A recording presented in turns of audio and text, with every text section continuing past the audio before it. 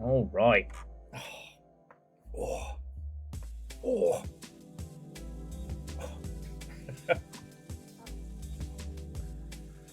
Okay.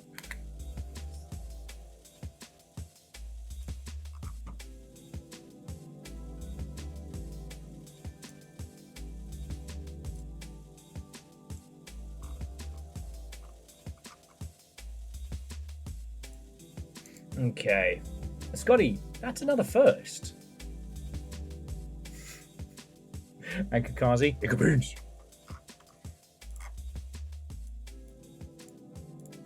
Sadly, I've been in a lot of pain the last couple of nights, so I've got to turn the squats off today. They will return. They will return.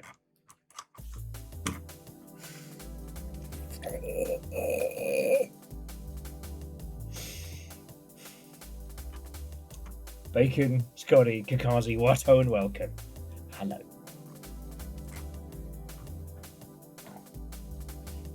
Yeah, I mean, I'm all for like pushing through and stuff like that, but I need to not destroy myself. I have to still function, at least to some degree. But Scotty, for a point, this puts you in the lead. You're at 4, Wolfcrad at 3, and then PVS and Fearless at 2, everyone else at 1. So, just saying, you're in the lead, my friend. And to that end, how are you all doing? Watto and welcome.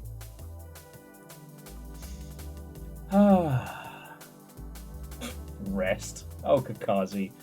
I just mean I can't do 60 squats right now. Rest. You. I did soak my legs last night, though. They were really fucking hurt. Well, one of my legs was hurting, so it helped. It helped. But yeah, Watto and welcome. Come on in. I'll summon Blue Sky and Discord and everybody in just a second.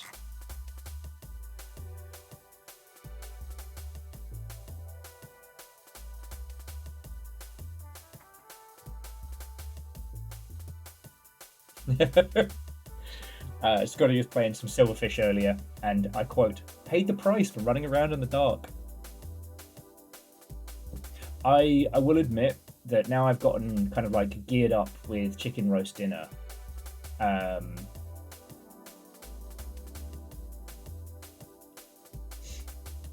no, a Velo, it's a whiteboard. At the moment it's just got Jess's fancy drawings on. But we've been using it to great effect. Legend, Watto and welcome.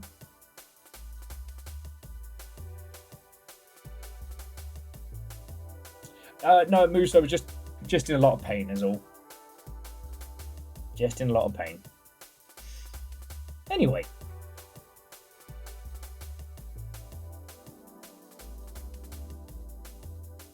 I mean, one good thing, Scotty, and I don't know if it's in the live build, but you can hold a flashlight and a pistol at the same time now, which is very helpful. But, you know, that bit when night comes and you're out and you're lost and all you have is that shitey flashlight duct taped to the front of your gun, or even the fucking lighter. I appreciate that the night vision is late game. But as much as I hate saying this out loud, I think there should be more things that scramble the night vision. So perhaps things like flares causing a what is it? Not burnout. There used to be this thing in the OG AVP, where as a Marine you could choose between your motion sensor or your night vision, but the night vision would completely wash out if you were near one of the flares that you could throw or near a light source. I think that makes sense. You know, I think things like flashbangs and stuff like that would be a lot more effective if they just fuck up your night vision. I understand I'm making a case for making my life worse, but I didn't realize how reliant on it I'd become until we were playing last night and I accidentally took the wrong hat with me and I lost my night vision and I was like, oh shit, what do I do? What do I do?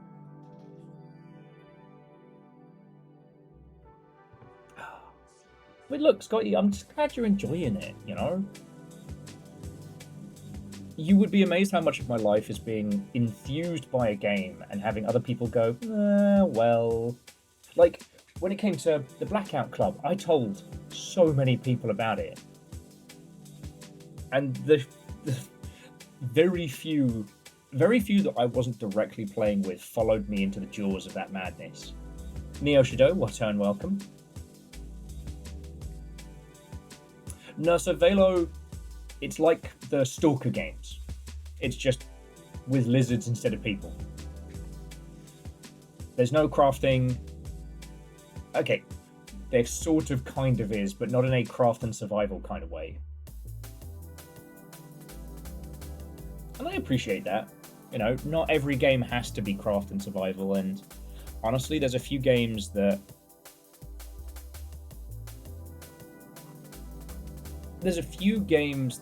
I feel would have benefited from a little less open world. Neo Shadow, sorry if I didn't say it, Watto and welcome. Same to Velo and Legend. And Moose, Watto and welcome! Greetings! How are you all doing?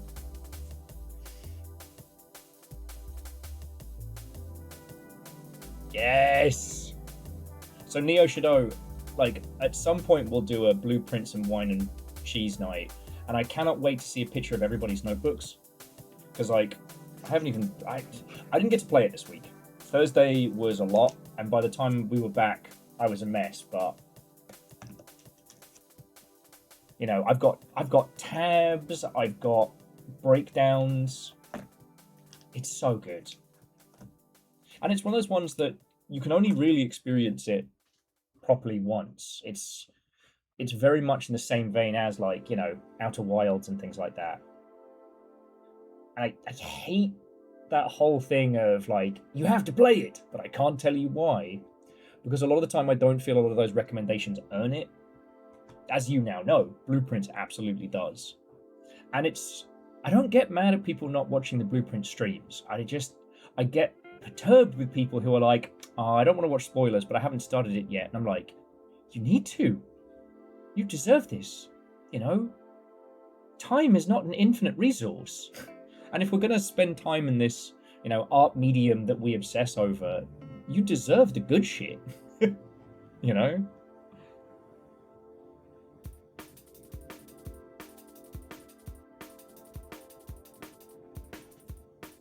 So yeah, Neo Shadow, that makes me very happy. And I'm glad that I could be the inspiration of, you know.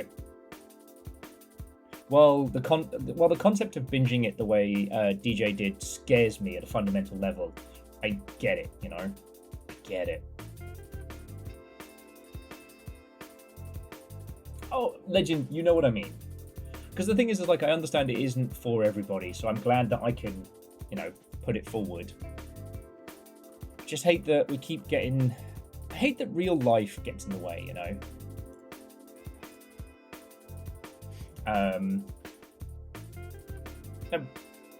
Like, we don't need to go into it. I'm still trying to work out what the bloody hell I'm going to do. But basically what happened on Thursday is I went dentist, and dentist went, you need to have 3 teeth out very soon. And I went, oh no. And then I came home. Actually, no. Again, if you weren't about, like...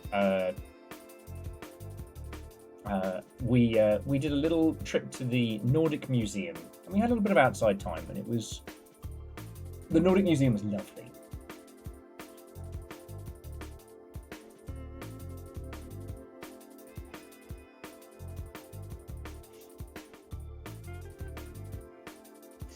And Velo, I know what you mean. It unfortunately has been kind of misused a lot, but people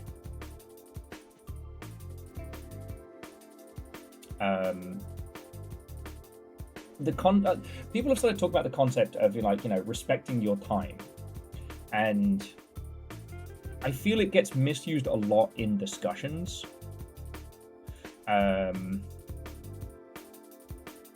Ultimately, I think that systems that treat your time as a thing that you should spend more money on, systems that attempt to, like, artificially inflate systems that really don't need it. Because the thing is, it's fine to play a long, stodgy game, you know? A lot of the time when users say, like, you know, this game isn't respecting my time, what they mean is, I'm experiencing friction that I want solved. And half the time in that, they don't actually want the friction solved, because the friction is the driving force. But Ubisoft and other large publishers, increasing the size of modern games, creating artificial timers that both slow you down and force you to come back. On the one hand, I kind of like tiny little unlockable passes for Venom in Marvel Rivals, for my Cyberpunk stuff in Arena Breakout. You spent like $5, but then you had like a little mini quest line you had to do to get all the stuff, which is kind of fun. But at the same time, I just paid you money, and now I have to keep coming back. With the Marvel Rivals one for Venom, you can't just do all the quests. You have to come back each other day to continue. And it's a bit like, hang the fuck on,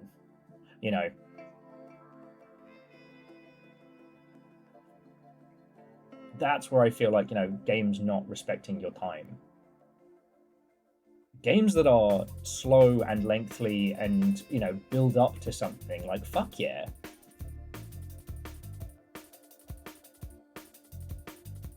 I would say weaponized FOMO is not a great example of a game not respecting your time. But yeah, Dom, Watto, and welcome. Glad you're surviving. For those of you that haven't done a UK heatwave, it sucks because British infrastructure is just not designed for it. If you're in London, London is just a great big tarmac and concrete heating pad. It sucks. We basically, last time I survived a London heatwave, we just made like a tent in the living room because the only place that had any like proper through air.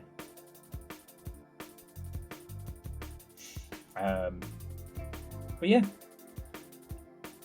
it does mean it's a terrible time to play graphics intensive shooters. Funny there was some kind of low poly shooter, maybe like an indie one, with kind of like a Feywild meets realistic guns kind of vibe. But where would we find such a game? Oh well. Right, let's let Discord know what we're up to. Shock and surprise them by starting at random times. Look, I'm not fluffing egos here or anything like that. It really does make me happy when people are like, "Oh yeah, like thank you for recommending this game." It was the best part of working games retail. Don't let Discord know; they'll riot. The peasants are revolting. Tilly Watto, and welcome.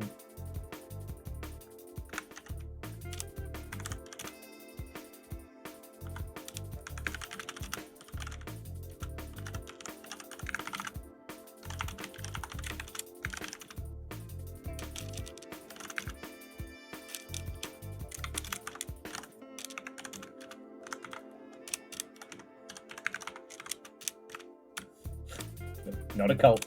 Not a cult.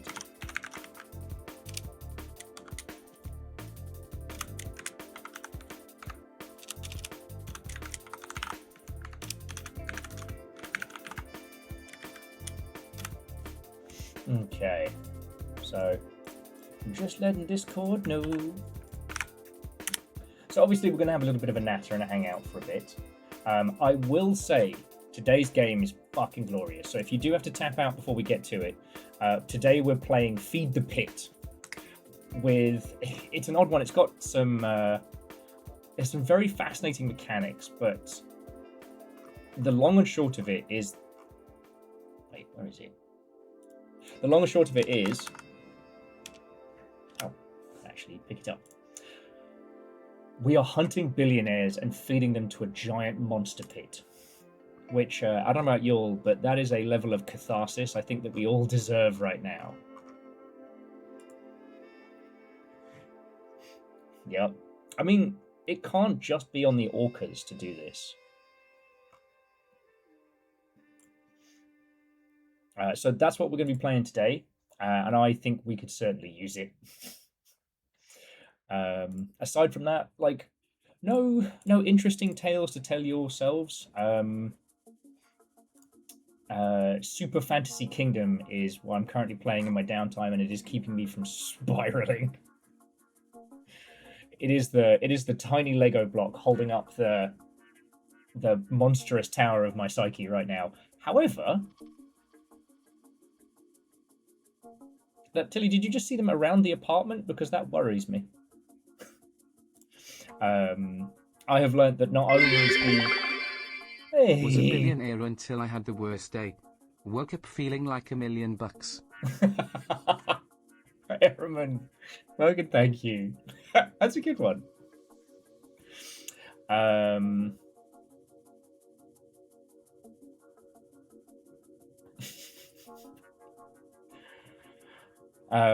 No, seriously, sorry. I guess your bit drop caused a little divide by zero there. Airman, thank you. All right, you fucking legend. I'll try not to be a feelsy mess again. But yes. Wow, I completely forgot what I was saying. Oh yeah, Super Fantasy Kingdom's doing a lot of heavy lifting at the moment, but it's keeping me going.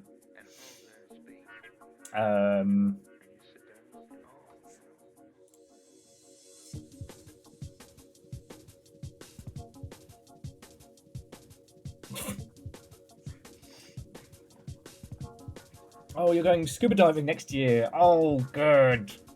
You know what? You can have all the scuba diving that you want. Oh, that was it. Yeah, just my one bit of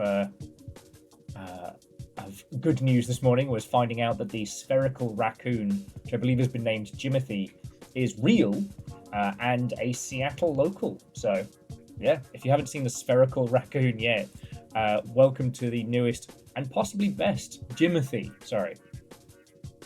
Wait, hang on. Responding to me from your blanket fort. I thought you were asleep. Jess has gone full like duvet overhead mode behind me. Jimothy mentioned, yeah. And he's a little sphere. He's just a little guy.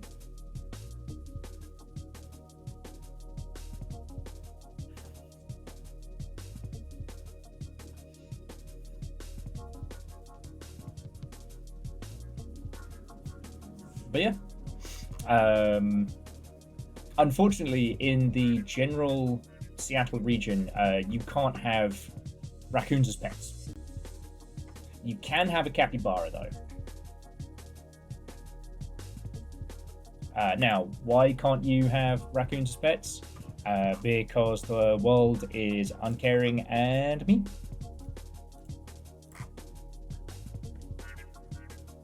There's an escaped capybara near you in Hampshire. Huh. And J-Post, I hope you're having a splendid time.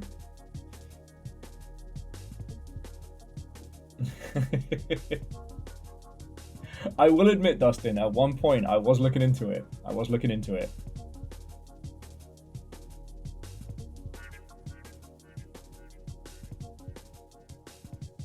So a capybara escaped from Marwell Zoo and it's just chilling and illin'. Good on it. I mean, it's no cocaine hippo, but it's fine.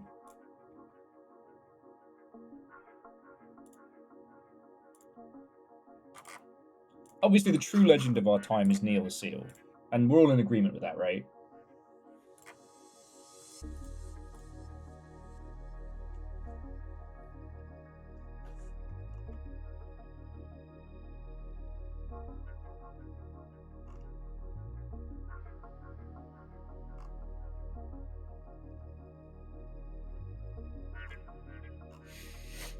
Okay.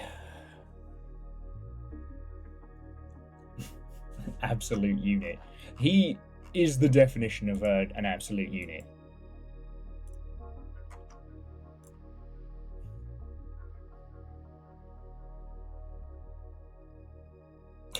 Scotty says they've had meerkats and wallabies escape all over the place in the past. I wonder how many are like actually living wild. Because I lived in West Sussex for most of my youth, and we didn't have too much in the way of escaped creatures. We did have what I used to call the pheasant underground, which is all the pheasants that survive the shoots every year, and you'd see them there with like missing an eye, hard as nails. Attention all guests of the zoo. Please be aware there is an escaped capybara on the premises. All vehicles will be checked upon exiting.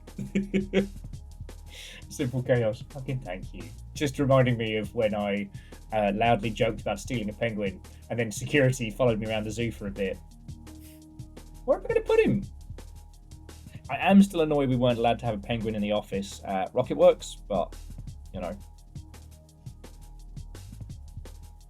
Because there were penguins swimming around outside. That was one of the wildest things.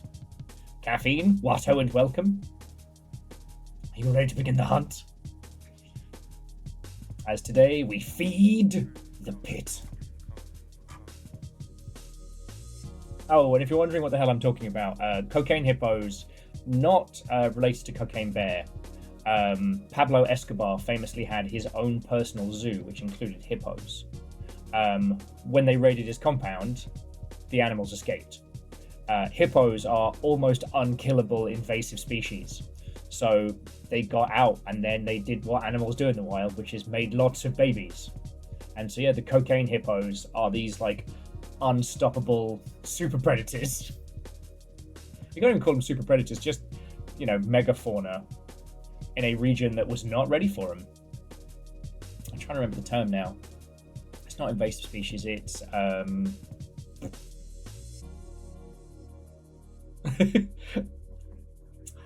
well, actually, so Dom, the reason why Dean didn't want a penguin is apparently him and his sibling had tried to rescue one when they were kids, and it took years for the stink to get out.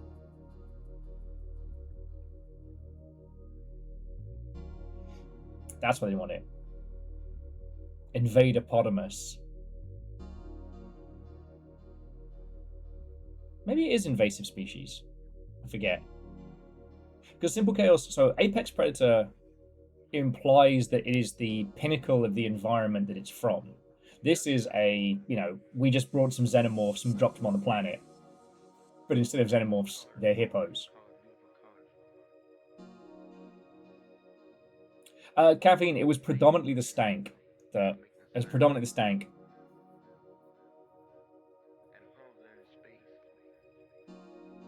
mean, technically, Don, that's how you and I ended up friendos, right? Because you knew Fred and Emily, and I met them technically at the CCP party, right? Memory is Swiss cheese these days. That's nice to re-remember. It's great, though, as my degrading mental faculties continue. I just get to tell you the same stories multiple times, like they're new. It's great. And you get to tell me all your stuff, and I'm like, oh my god, I didn't know that.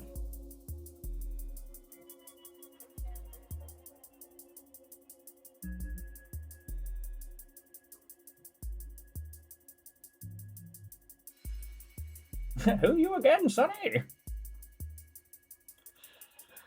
But yeah, it was a wild time.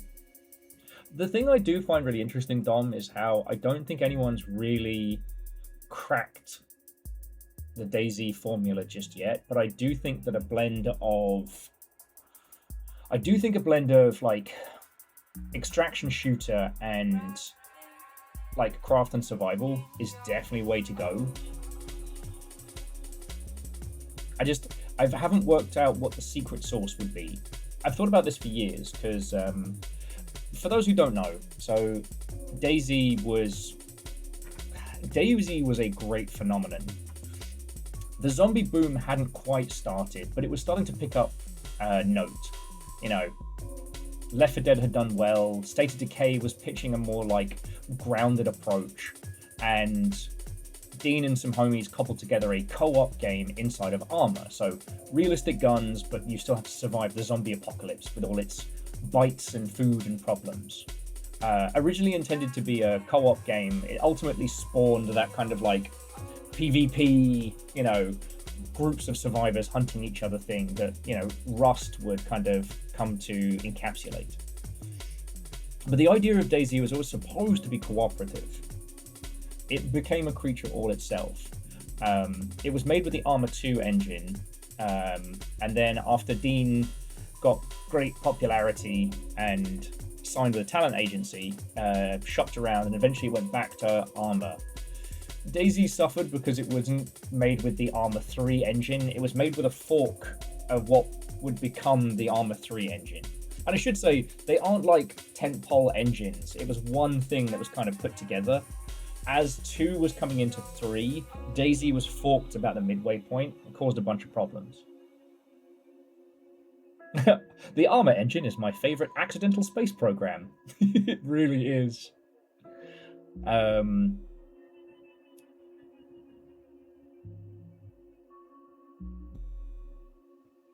Oh shit, well, Caffeine, welcome to the squad.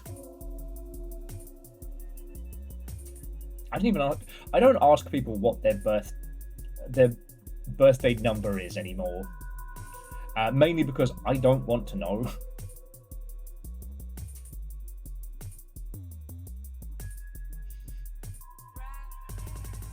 Anyway, sorry. So, Dean had a lot of I shouldn't say Dean, but there were a lot of ideas that people wanted to put into DayZ. Because after Dean left, Brian took over.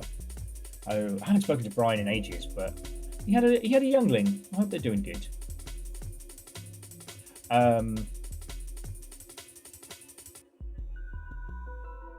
But there were lots of things that they wanted to put in. So they wanted to put in base building into DayZ, but they couldn't make it work because Arma is just not built for, constructible environments.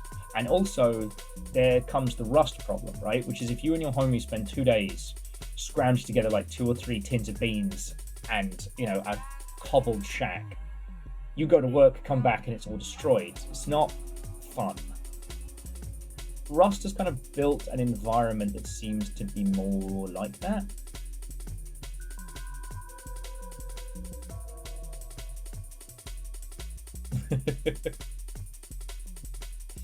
Kids, the lot of you! Shut up on there, Grandpa!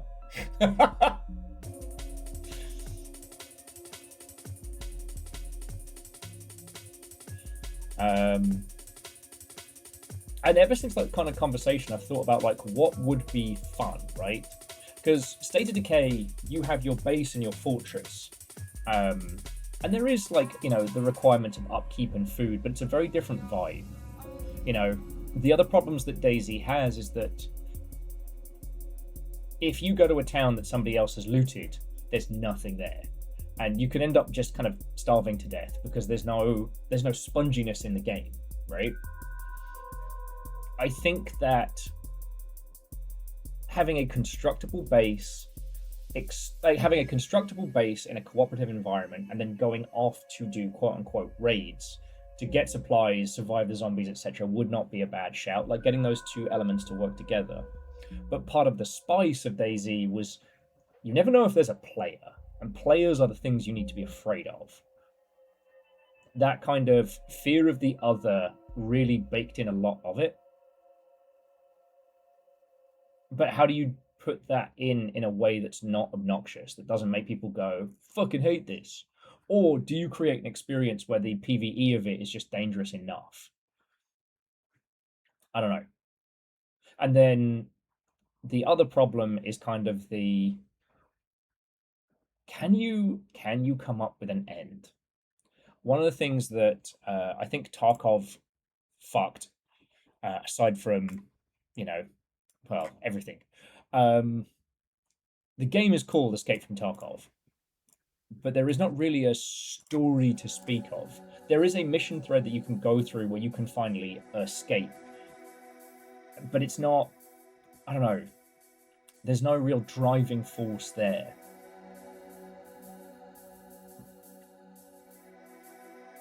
Oh yeah, Scotty was just saying, second most common way of dying in DayZ is starvation. Yes, and it's not fun.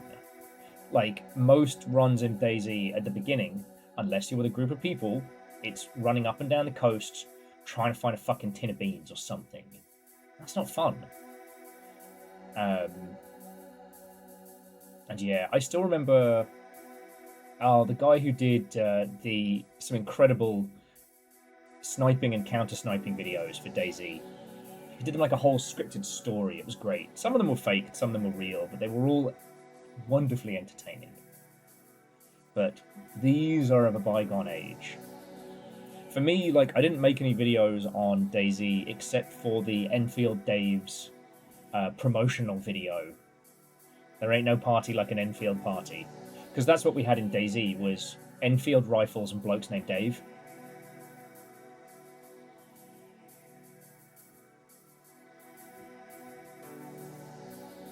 So yeah. At the moment, I think that Cargo Hunters is probably getting the closest to the experience that everybody else is scratching at. Because the thing is that unlike the Battle Royale craze, which was like a mod scene that could easily have commercial success, we're not talking about a kind of game that doesn't exist. We're all talking about different pieces of the same puzzle, and everyone's just scratching away at it with a fingernail. You know, extraction shooters are good, but they suffer a couple of problems, right? You know, if they're based on PvP, you have the curve.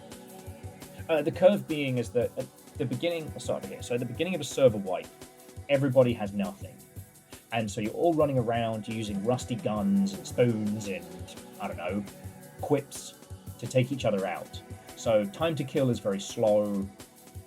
You can't always murder everybody you see, so you're having this like, will they, won't they, back and forth. And then as the time from here, from start of server wipe continues, the maximum amount of equipment that people can gain moves up like a curve. However, you will always drop off that curve because you have to sleep or you have to go to work. So it leads that there are a group of people that can accumulate equipment much, much faster. And because in extraction shooters, when the difference in equipment, oftentimes the winner of an engagement is whoever has the better gear.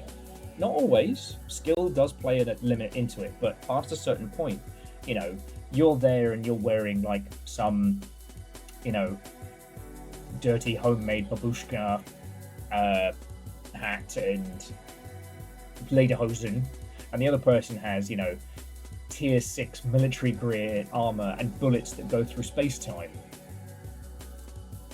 Oh, to the real Jan, what and welcome. Nice to see a true elite here.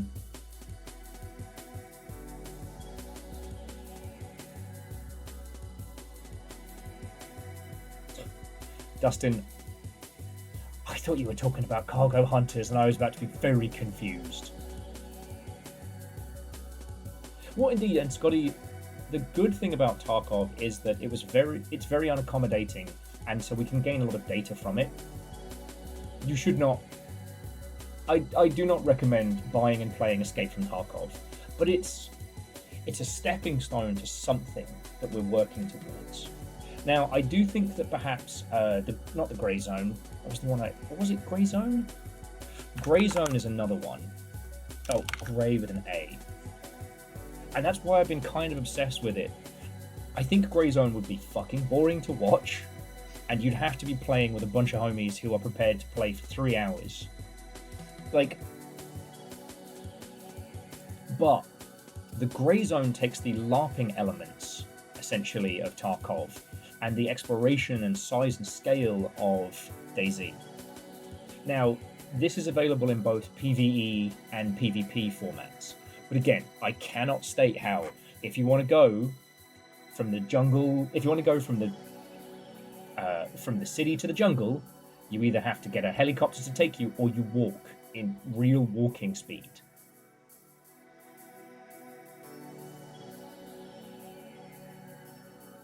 Oh, well, Dustin, I mean, I know you've already done the right thing. Sorry, I almost said the patronizing, like, have you put some ice on it? I always get annoyed when people say that to me. It's like, yes, it just hurts. Let me complain. But anyway, Grey Zone here, it has a lot of the pieces. But it's still not quite there. The questing system is very MMO style. Go here, kill 5 dudes, collect 5 things.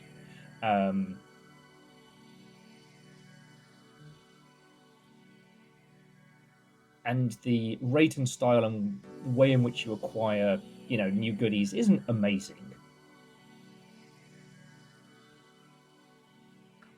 Oh, see, there we go, Tilly. This is why I don't give medical advice. You're right.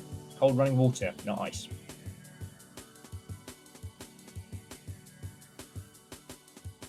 Now, the problem is a game like this is very expensive to make. Every one of these matches is taking place on a server, and they have to split the servers between PvE and PvP. So, like, the overhead and logistics of this is hard. It's also why they can't add anything too wild, because they've got to keep everything synchronized. Ultimately, something like a Sea of Thieves server, they can spool up and spool down, right? There's no permanence in Sea of Thieves, but in this, there needs to be a level of synchronicity. Again, even if there's no PvP when you're playing.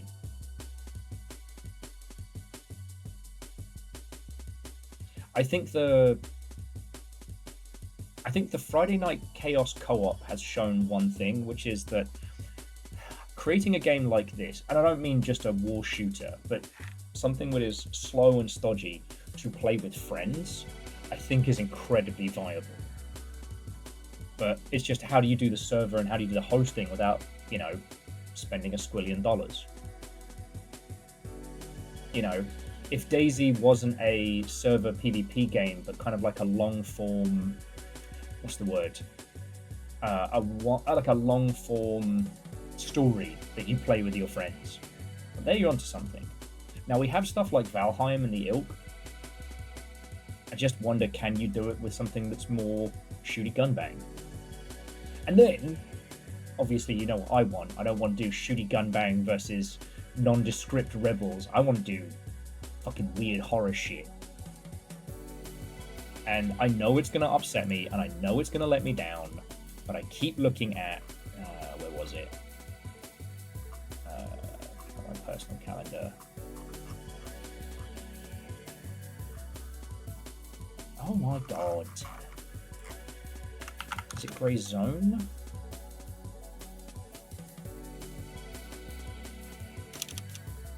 Darn it.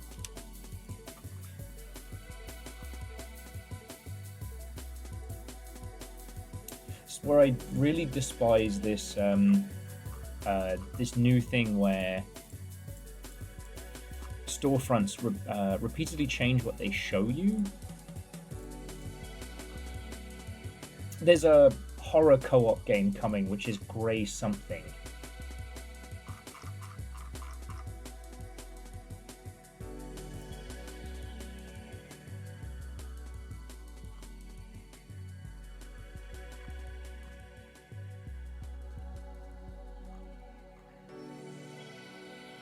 Alright, I give up.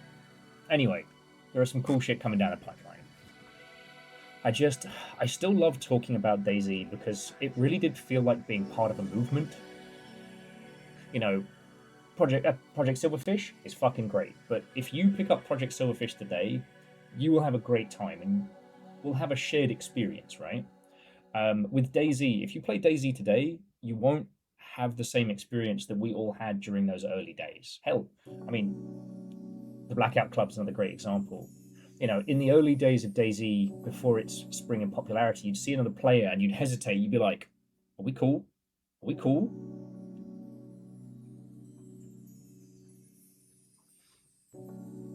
Now, it's almost been fascinating to see how human behavior has affected this idea. No, it's not Grey Planet. It's realistic shooty gun bang, like, operatives, versus like Cthulhu shit.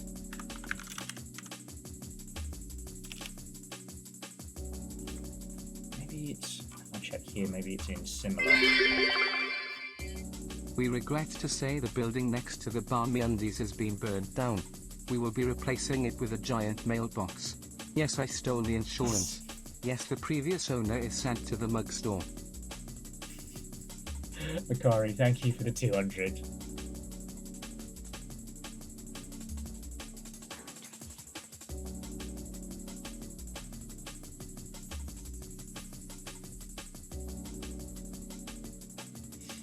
No, seriously, Akari, I apologize. I've kind of been out of sorts of late.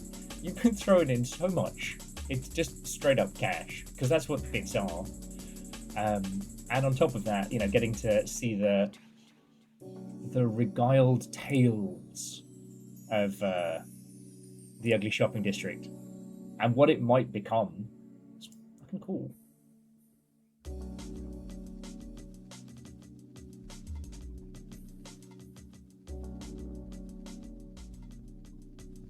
You know.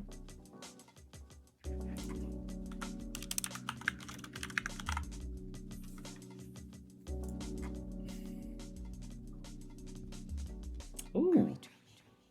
Oh, please no AI. Oh, so Avenger, not grey space, but grey space looks fucking cool. This looks rad as shit. Light is a luxury, sanity is vital. Group up with your friends and escape the crumbling medical organization in grey space. Yeah.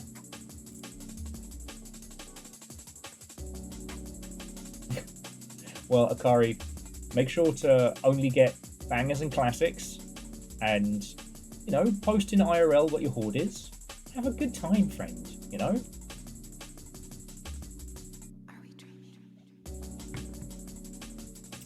This is gonna irk me something fierce. This is why you need to give your game fucking cool names and shit. Because now I'm trying to find this.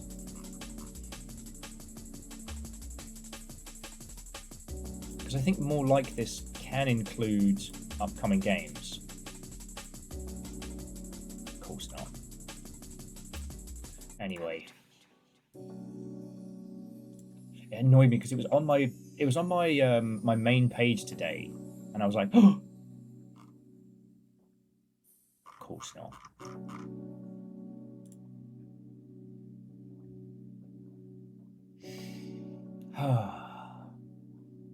But yeah, so like Daisy felt more like a scene. Like I didn't like a lot of people our age, we didn't experience disco. And if you weren't in the greater Seattle region, you didn't really experience grunge. Punk had already become like constructed and deconstructed and commercialified by the time I could understand what it was about. There were loads of scenes, there were loads of things that sprung up from a certain place that we didn't get to experience, I still think that I probably would have really enjoyed getting completely fucked up at jazz bars, during its golden age. But there are certain video game stuff, certain like spaces that we did get to experience, and our age? Excuse me? I'm in my cough stretch wrong. Oh shit, my back prime. Spot on, Vershi, spot on.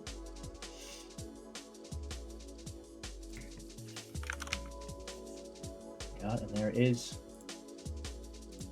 Do they have any videos on the Armor mod page? Of course not. That would be too cool.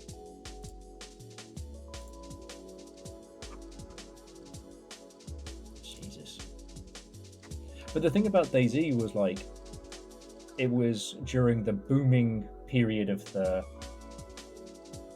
It was during the booming period of the like zombie expansion, and there wasn't anything else like it. You were learning this new style of play.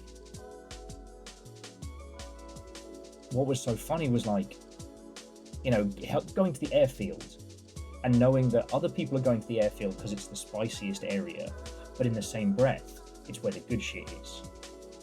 And if you were patient, there was so much you could do. Or if you were blasé, if you were tooled up, I'm not going to lie to you, friends. I'm extremely proud to tell you that I used to sit in the sniping nest near the airfield, one of the spots where people would head towards one of the best loot areas, with my rifle, my little scoped Mosin, and I would be a fucking menace. I'd sit there and I'd have my little cup of tea, and I'd just watch. Because the thing is like, I've lived a life. My reaction speed is not like it was in my youth. I can't beat people in a 1v1 gulag.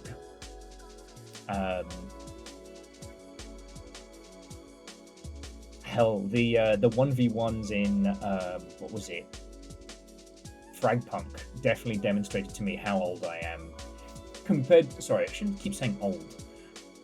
You don't get to drink as much as I do for 20 years and not consume illegal substances on many occasions and get to keep your reaction speeds like you're a 20-year-old. But with this, I had patience. You know, DayZ has no time limits. You can stay up in that nest for as long as you have beans and water. And one good shot to the noggin.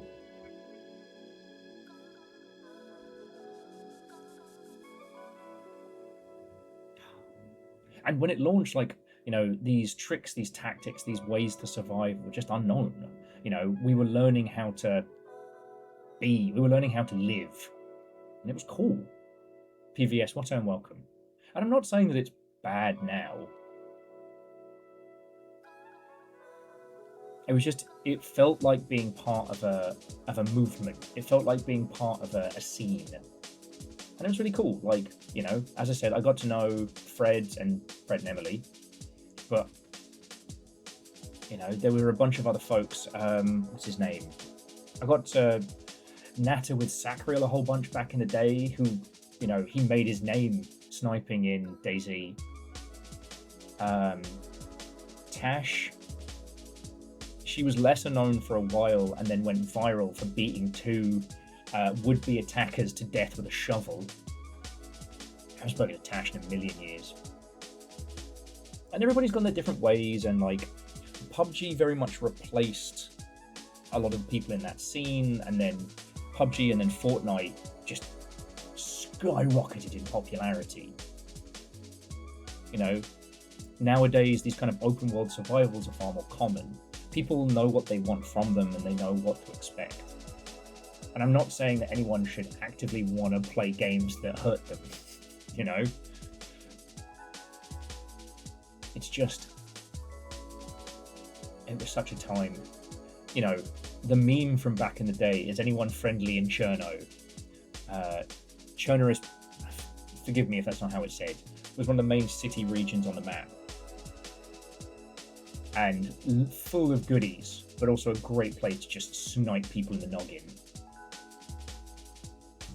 God. But anyway, the things that we've learned from DayZ and the kind of experiences that we want to make for people, I think are really cool, you know? We haven't perfected it yet.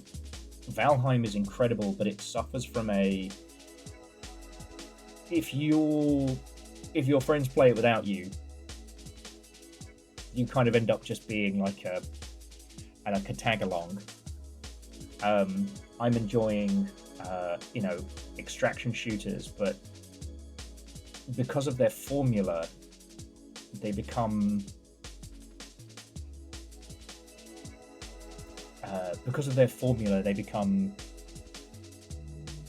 more of an abstraction than a role play, than a. I really like Arena Breakout, but you're not embodying a character, you are playing a game. Does that make a weird sense? You know, you can only spend half an hour to, I think, at max 40 minutes in a map. And because everyone starts at the same time and everyone starts around the edge, there's a right way of doing things. You know, sprint to the areas with good loot, grab them as quick as possible, and then either fortify and wait for other people to try and jump you, or, you know, murder the other people trying to get the good beans. You know what I mean? You can't sit up in a tower with a cup of tea and wait. Because also, in a multiplayer experience, you know, me being the cup of tea bastard is great for me, but would probably suck for someone else who just spent 20 minutes gathering goodies, and then it's like, oh, finally, I should bring this beautiful tin of beans back to my starving family. Clack. What was noise? Dead. You know? So that's where PvE stuff comes into it. But how do you create PvP experiences that evoke that same chaos, that same fear, that same, like, on edge? Because I have found that a lot of the extraction shooter spaces, if you play them in PvE modes, you can kind of just put a podcast on and just zone. No, I'm not a crazed gunman. I'm an assassin. What do you mean, what's the difference? One's a job, the other's mental sickness. Just put mum on the phone.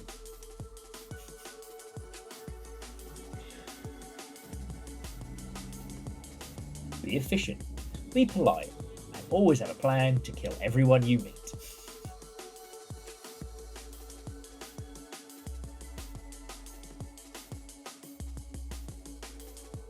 Because the other thing that I think that DayZ has encapsulated really well, which it encapsulated for me at its peak, was like coming into a village from the outset and like looking at the village and trying to work out how much trouble it's going to be.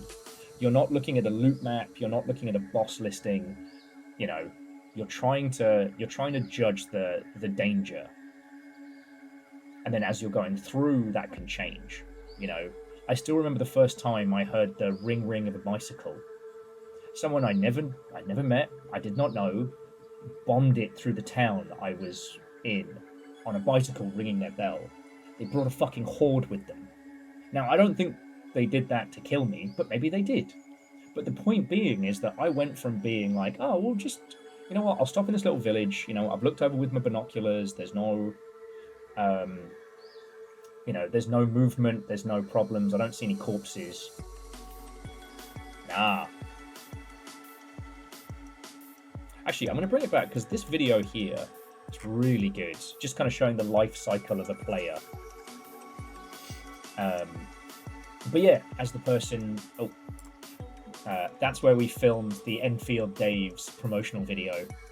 There ain't no party like an Enfield party. But,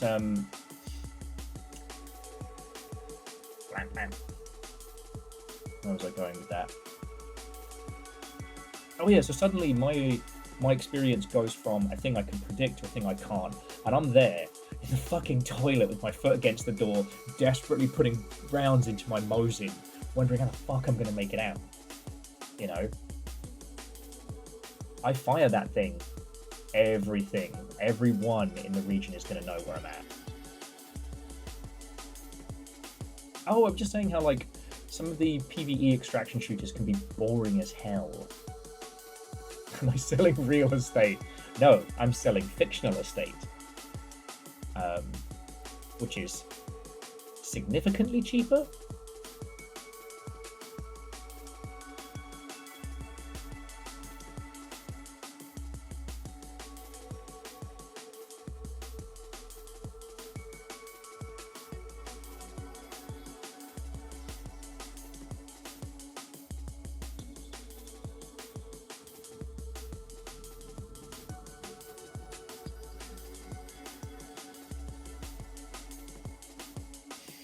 Okay.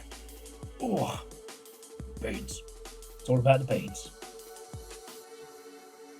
I will say, because I know I talk about Tarkov a lot.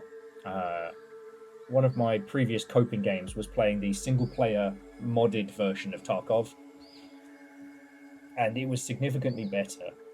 But what's really interesting is that if you play the game without other players, it's incredibly dead. Like, Tarkov is entirely reliant on there being other people scarier than you out there trying to kill you. But if you mod the shit out of it, you can add that same simulated experience, which was interesting. I don't know. Sorry, I've gone way off topic. Thank you for letting me rant and ramble. I guess I don't know. I miss it. You know? And I'm not saying let's all play DayZ again. We could. It wouldn't be the same thing. It would be a very different experience.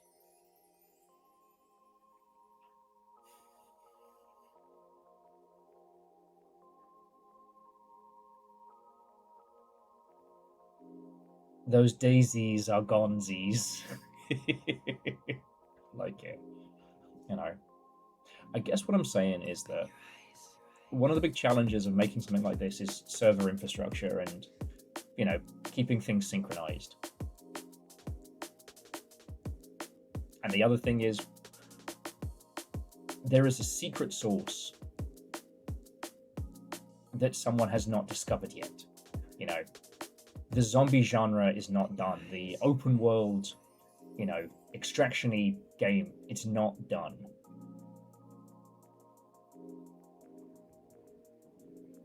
We're not.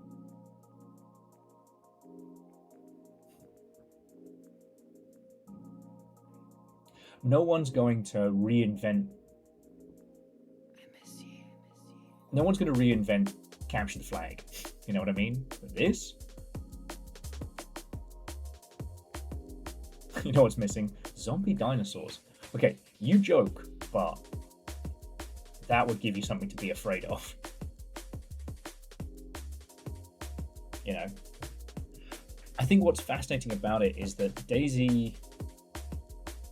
From DayZ, they coined the term emergent narrative, which is a fancy way of saying that you make your own story from things that happen in the game.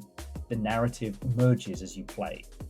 Kind of like EVE Online and stuff like that. That the story is... The story is yours. And... I don't know, I want to see more of the extraction shooter and cooperative stuff embrace that. You know? One of these days we're going to play co-op Cargo Hunters and it's going to be glorious. I remember that fucking plane. That plane was woefully put together, so the chances that you would just fall through it and die, extremely high.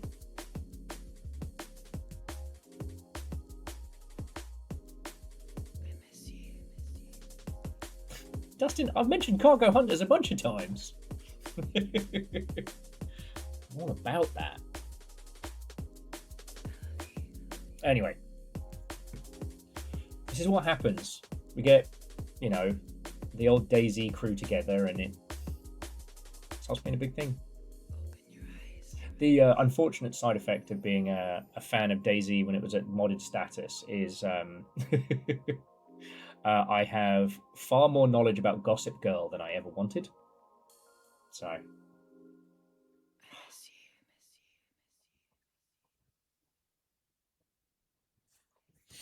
Okay. So, aside from that, so how you all doing? What you playing? What you up to?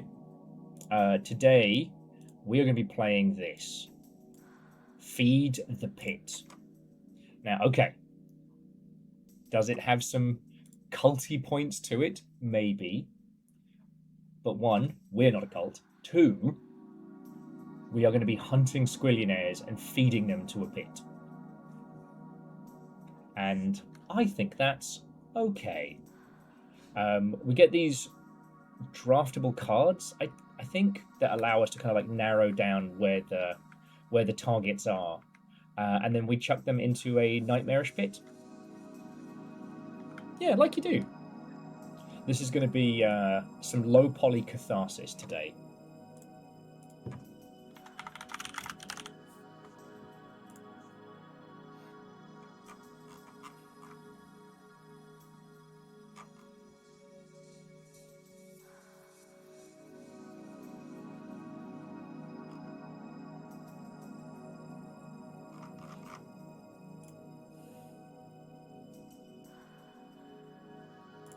Okay.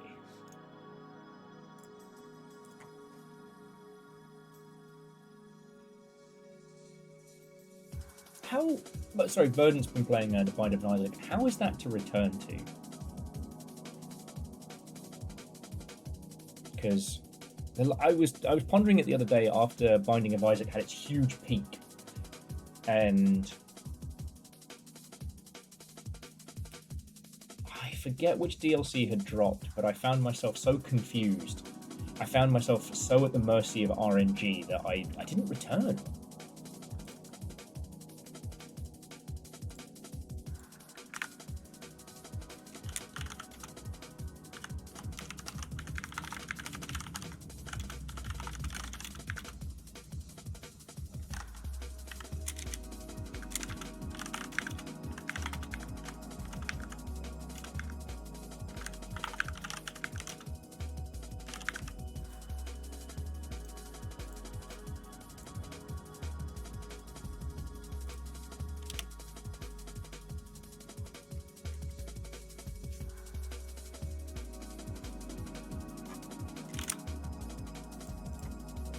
Okay. And I have informed the Greater Blue Sky of what we're up to. Megalyn started another Pacific Drive playthrough. I haven't scratched at the DLC. I forget why. Because I really enjoyed Pacific Drive.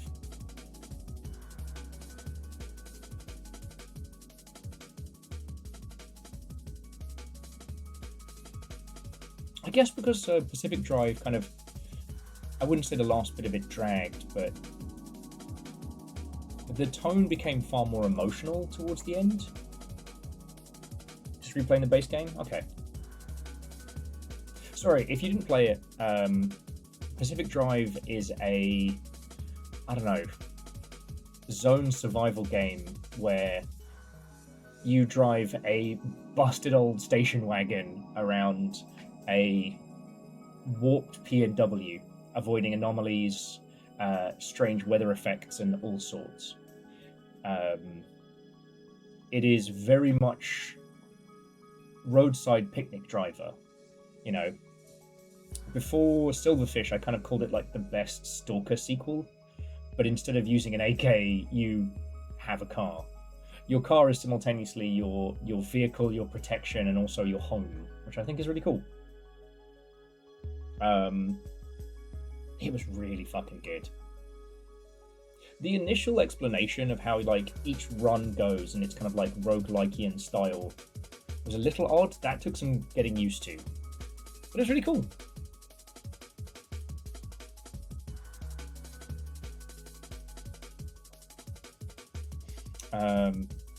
I'd love an excuse to return to it. I really would.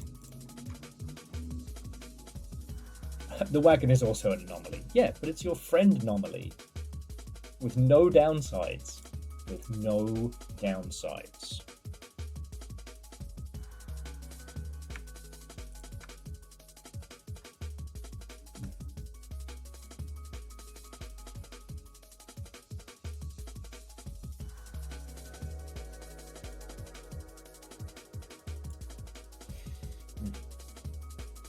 Sorry, I was just looking over, I was going to just change the game over to Feed the Pit, and Twitch is like, you could stream to horizontal as well. And I'm like, but why?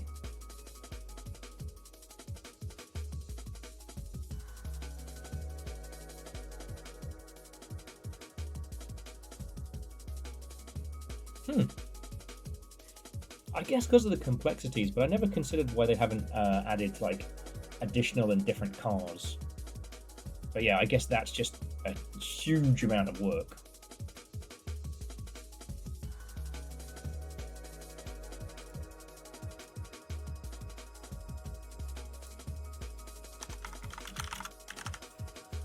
Sadly, we are not the #1 Feed the Pit stream on Twitch.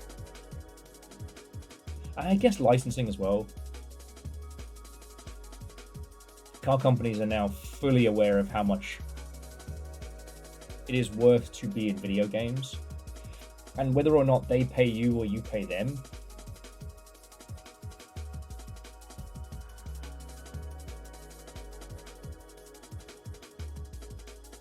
God, I've never worked on a racing game, so I'm kind of curious as to how that all goes down.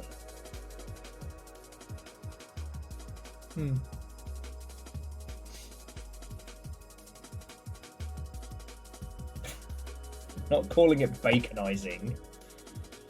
Yeah, Streamer Royale.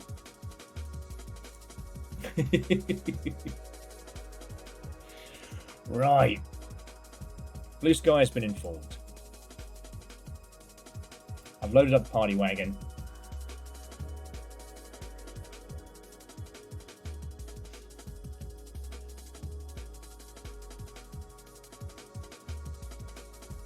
Okay, so they were saying that there was a period of, if we're not your cover car, then we don't want to know for racing games. Because I can't remember how the original Need for Speed did it. God, it's been so long.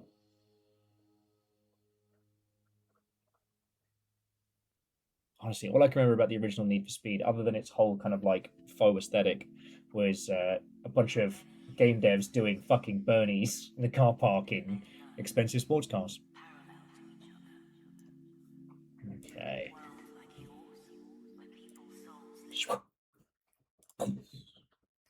Yeah.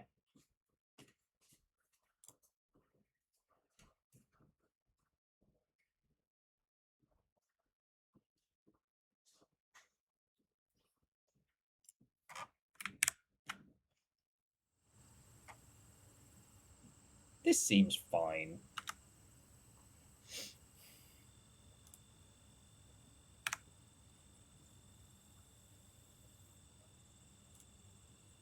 Okay.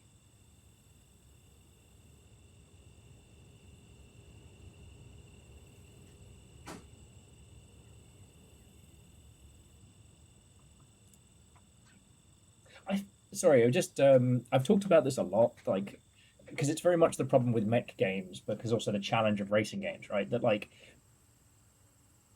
making a quote unquote new mech game is quite hard because people like giant robots, but they like very specific ones. You know, if you make a Gundam game, you can be bloody sure that every person who comes to the table is going to be like, "Oh, I want my very specific Gundam. I want this one. It was in a novel once. I want this one that was a model kit, that was a concept art." I'm literally that. The Nightingale is my favorite.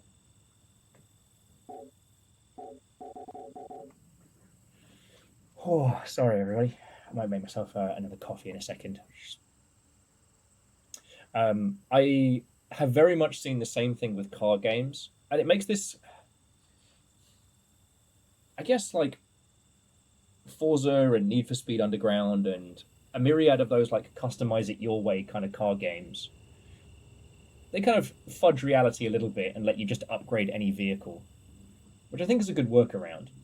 But ultimately, people come to car games for specific ones. Like the Lancia Stratos is mine, and I picked up, what was it? Was it Wooden Rally? If I can spell. Super Woden Rally Edge, and I found this one because again, it's got my car on the front, and in the title art and whatnot, it's a really cute kind of like classic top-down rally game, and it's really fun. Problem is, to get this vehicle, I would have to play for 50 hours, and even then, I can't use it in the early ones because it uses kind of like a Warhammer style point system. Like each vehicle is so many points, and then as you upgrade it, and each track you can only have a maximum of so many points. I'm just like, why can't I use my cool things? Why can't I use my cool things?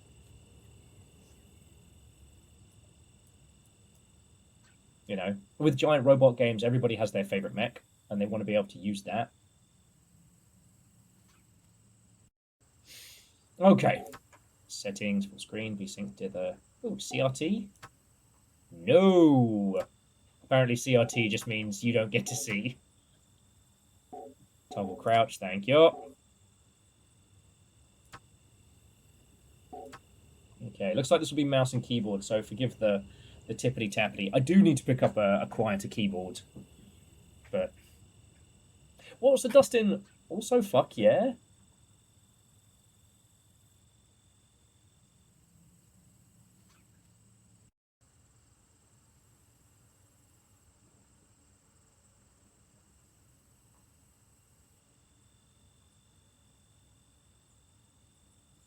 Oh, sorry, Dustin was just pointing out like we actually have like disability representation on the fucking start. I mean, we could certainly talk at great length about how the concept of full functionality being put forward by people who wish to steal every dollar we have is part of capitalism's conspiracy. But that's another story.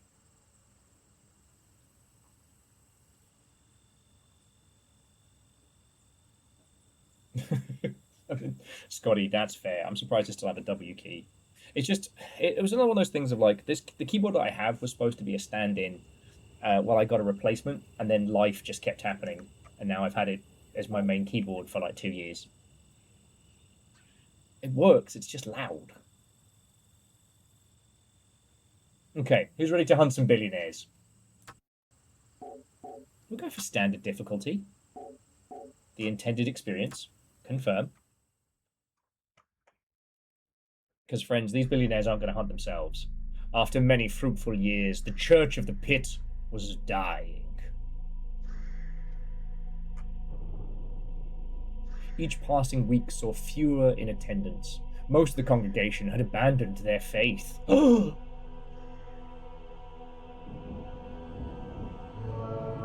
leaders decided to take drastic action and make humanity aware of the church's existence, he said, adjusting the audio.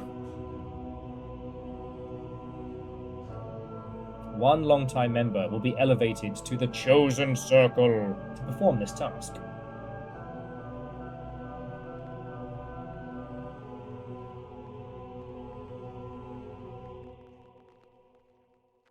That selected member is you! Congratulations! Congratulations on your promotion.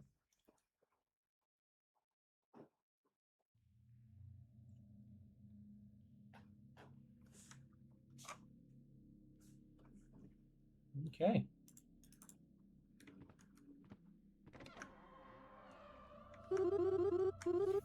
Please take your seats, everyone. Fill in near the front. Linda, Marcia, oh, lovely to see you. Daniel, how's the knee? Oh, you're doing good. Ah, Dave. Oh, you cheeky chappy. All right.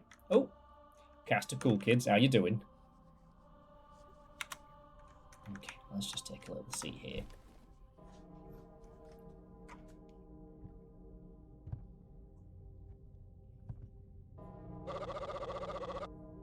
We have all sinned against the pit.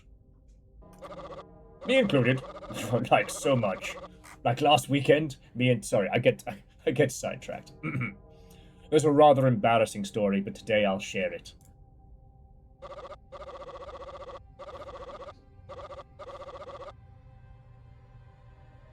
Long ago, my parents gave me this toy, a little red truck. We were inseparable. Then one day, back in foster care, another child stole the truck from me. Fucking Derek. I commanded him to give it back and said I'd kill him if he didn't. And he laughed, of course. Children do. I could not abide, so I picked up a rock off the ground and bashed his fucking head in. Jesus. And he fell, and blood started pooling. I took my truck back and ran. That rock put him into a coma, a long one. Would it have been so bad to just let him keep it? I ponder these questions every week as I grow to Derek's bedside and draw penises on his face. This is the power our possessions hold.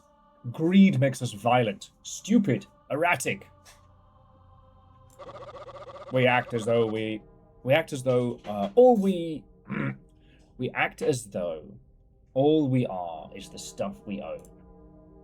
But is the rock okay? And our Elijah, the pit, offers a place to discard these possessions. That we may focus on the only thing that matters, my children, brotherhood. Hi, yeah, custodians here. Could you please stop throwing random junk down the pit? The pit does not appreciate it. What distracted you this week? Please form a line, and we shall throw it into the pit, I think. I wasn't really paying attention there. It's no secret, our church is dwindling. We're on the verge of losing everything. But today, this member becomes the seeker, and they will save our church. They will feed the pit, and they will spread our beliefs. And they'll stop in at Chili's on the way back and get us some takeaway. Yeah, Chili's mentioned. Oh, here, mate. Bite down on this. Ready? Ready for what? I was talking about chilies. The devotion of this magnitude requires equally significant sacrifice. We're taking his penis. Thank you, Seeker, for your dedication. Oh, that's my gaming finger. Oh, now I can't. Actually, no, that one's fine. I got my left and right mixed up. Welcome to Eliza's chosen circle, Seeker. Today, you will get to meet the pit. But first, I'm gonna get some food for it. That's what Seeker's job is. See, got to go through this. Well, a person has hidden in one of these squares. Which one? You need to find me. Pick up a card. Alright. Alright, are they north or south of me? Good. I only answer questions from the cards, so pick a square.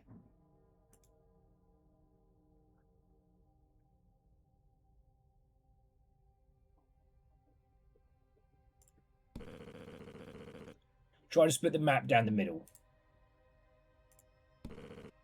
That's you. Ask your question. Alright, are they north or south of me? They are north of you.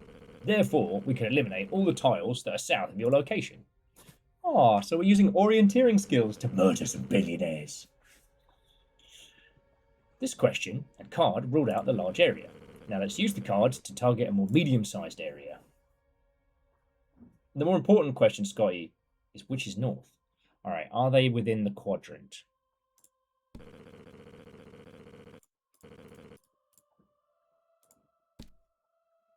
Are they within the quadrant?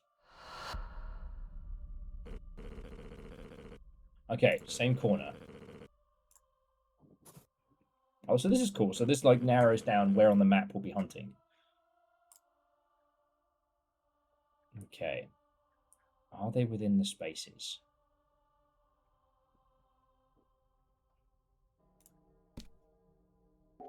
Are they within 2 spaces? No, I'm not within 2 spaces of you. Okay. Now that you've narrowed down so much of the map, let's try this one. Oh. This is a finder card. Unlike the other cards, which check an entire area, this will uncover exactly where they are. As long as they're within the shape, that is. So cover as many squares as you can. Alright. Are they within the column? So I've checked this side. I am not within this column at all. Okay. So that means we've got... are they within the same row? Okay.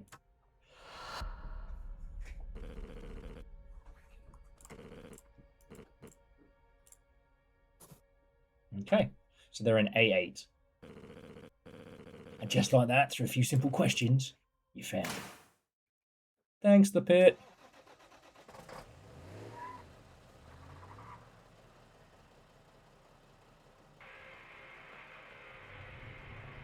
I guess I don't get to drive this time.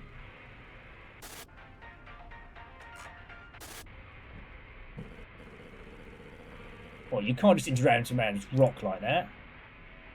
Sorry. Nah, don't sweat it. Life's short.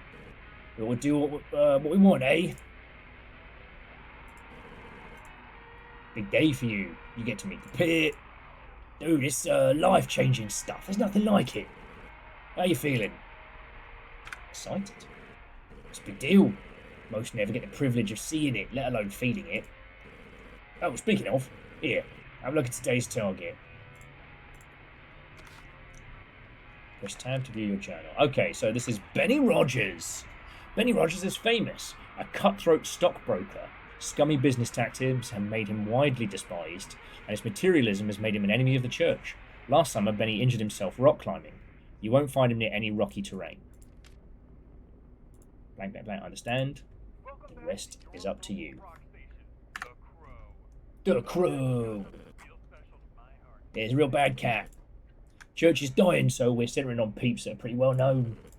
My theory is that killing guys like that is bound to capture some attention. overthrowing the establishment, you know?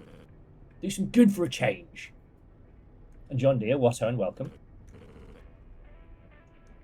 Okay, and yes, Patch Rabbit, I did immediately push the buttons to see if I could change the channel again. Alright, we're here. I always noticed that back in the days of playing like good old Grand Theft Auto and Saints Row and things like that, that if I wanted to just chill and zen out, like any of the metal or punk channels, I could just play those and drive calmly. But as soon as I put on the classical music channel, oh, it's fucking guns are blazing. No one lives. Like, why is it that, you know, thrashy butt rock made me drive calmly, but Ave Maria and everyone's fucking dying? Alright, check. Can you hear me? Scouting earlier. I didn't see any weird creatures, so we're good there. There's a really important party in 3 days. I want to grab some supplies, so just gonna go get the stuff now, eh? I don't believe in day shopping. Oh, crap. Almost forgot. Grab the watch from the back of the van. Get in the back of the van!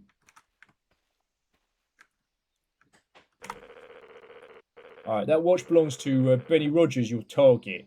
Never find him without it. Head west along this trail. There's a blue guy under the water tower. I'll be in the van on lookout.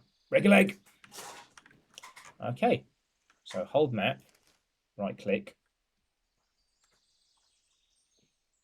Alright, so never eat shredded wheat. So we know he's up this way.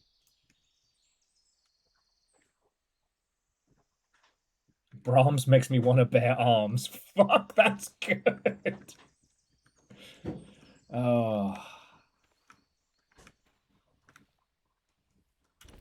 Maybe I just never truly left that one incredible scene from Hitman Blood Money, where you come out of the casket.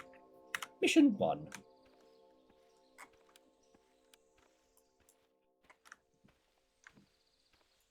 I'll right click to view the map. Alright. Wait, I thought he was on A8. Oh no, A8 was where we were. Okay, Apple's heel. Grab a couple. Reactor online. Sensors online. Weapons online. All systems nominal. Neat. It's the Holy Boss Crusader. Fucking thank you. 21-month streak. 55 months. Now, I don't know if you know this, Holy Boss, but 55 months is almost 1 whole year. And that's very impressive. No, Holy Boss. Like, seriously, thank you. Seriously. Chopin makes me want to bust a clip open. It's a bit of a stretch. Brahms bearing arms might be your... Okay. Anyway, head west to the... West to the water tower?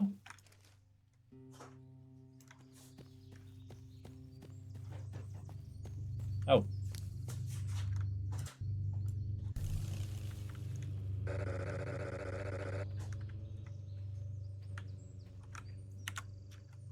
Hang on.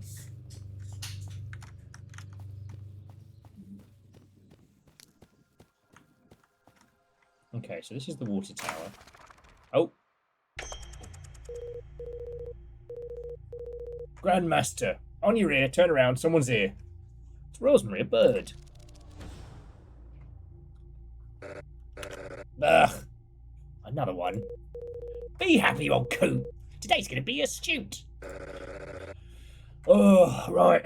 Welcome to the game, kiddo. I'm the Grandmaster. I'm made partially of smoke. Don't ask questions. This is my talking bird. Not like that. Everyone in this will be from London. Got 3 voices, and that's it. This is my gorgeous, irritating bird, Rosemary.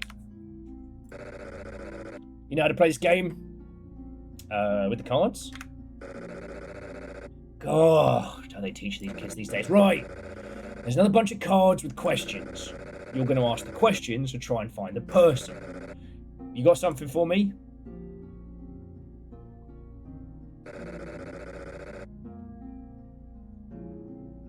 People are connected to their possessions. True hot. Chopin makes me want to go chop in. Was right there. Debussy makes me want to cut Lucy. Jesus. Oh, never live to look at Gary Busey the same way again. Look, one of my favorite tropes in media is an old ethereal creature from beyond time who actually feels like it. You know, this bloke, the doorman from The Good Place, Death from Discworld. I don't know. You consume so much horror. There are so many horror trope characters that copy, like Pinhead, for example, that don't get it. Like, if this guy is a strangely immortal creature made partially of smoke, he's fucking tired. He's exhausted. He's so sick of these young cultists coming up here and making him do his job. Bark makes me want to watch the lights slowly fade away as I choke them. Am I doing this right? We crossed the threshold with Hitman and we can't come back.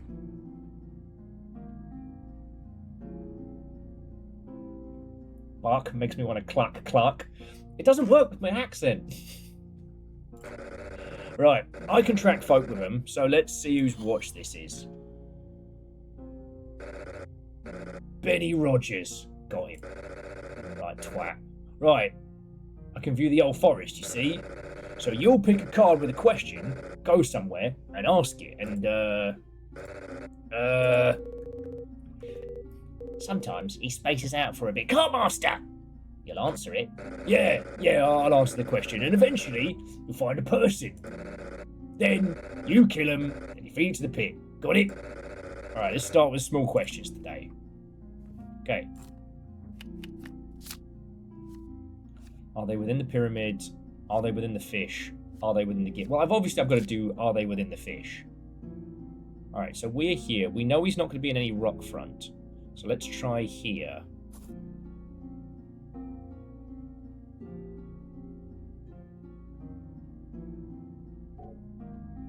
Hang on. Wait, no.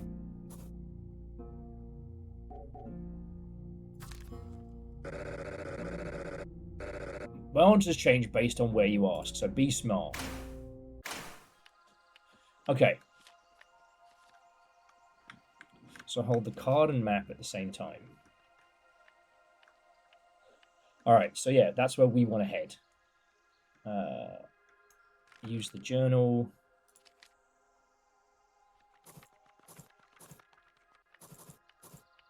Okay, so circle's where we need to go.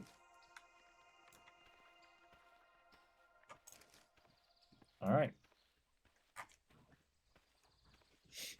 Zoning out mid-conversation. It might be the realest shit. Now, it does seem like as we get on, that because these forests aren't normal, there will be creatures we have to avoid with hunting patterns and whatnot.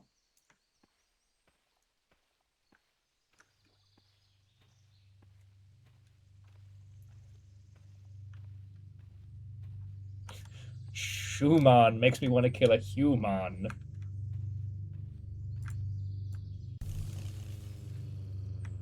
Right.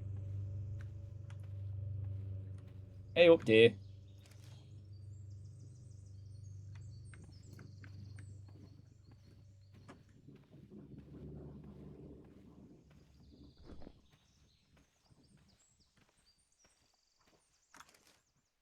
Okay. There's a fucking statue here. It's got a statue to himself. What a bellend. Alright, so we're here. So then we go...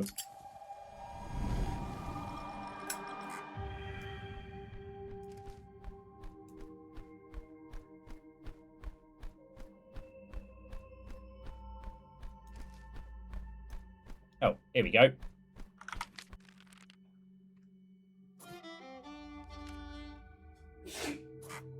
They are not within the fish. Okay.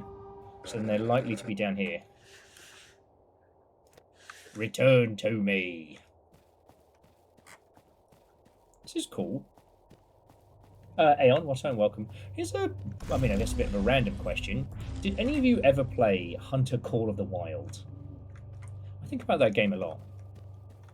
Just because, like, it's not actually a game about hunting, it's a game about tracking, and, well, hanging out with friends. I was going to say drinking beers with friends, but you don't need to.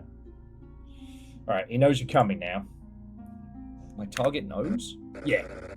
That's how this magic works, kid. They'll sense something's coming. Be it a rigid shiver up their spine, or a feeling of being watched by 1,000 eyes. Yeah, they know. And if I had to guess, I'd say they're hiding. Could be a bush, could be a tree, could be a rock. Who fucking knows? Well, I mean, I do, but the rules don't let me tell you. The map's only got one space, so yeah. Let's get a move on. Okay, so...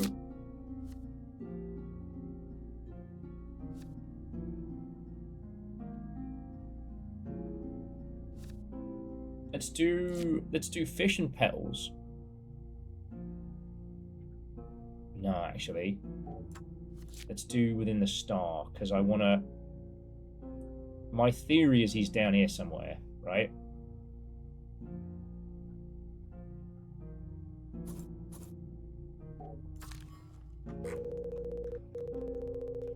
The forest is ever changing, and things move around at will. So watch your map, because this geezer won't stay still.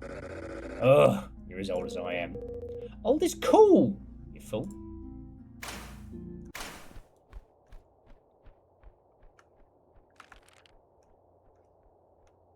Alright. But we can take the little portal here. Every line with a rhyme from the crow.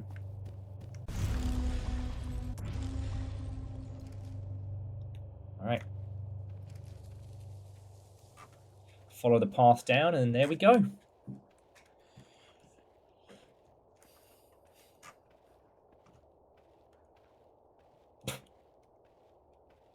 Simple chaos. That is both hilarious and also the nicest thing anyone said to me all day.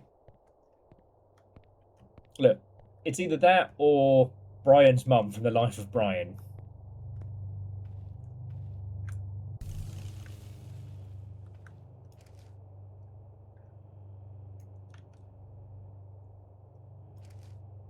Alright.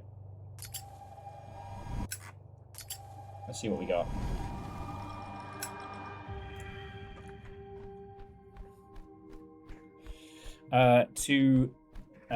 Shut Hut. So this is Feed the Pit. I don't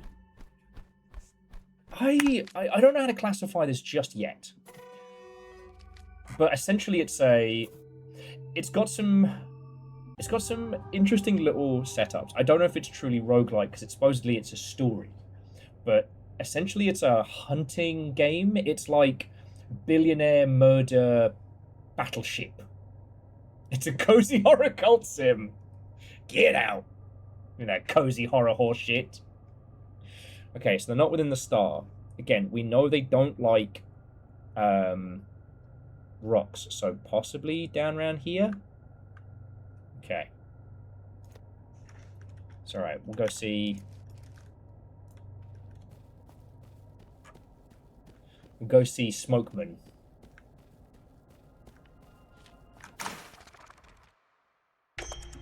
You missed immersive silverfish House of Leaves. Fuck off. It's a crowsy horror cult sim. Alright.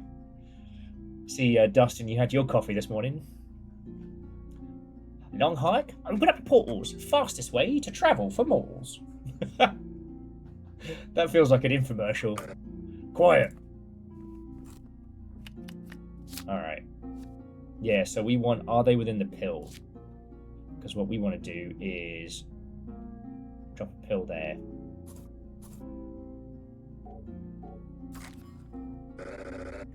You're getting close. Used to be thousands of hiding spots in play. Now there's only hundreds. But yeah, so I guess to the hut, the only thing that you missed was at the beginning we played like a Where Are They on a much larger map.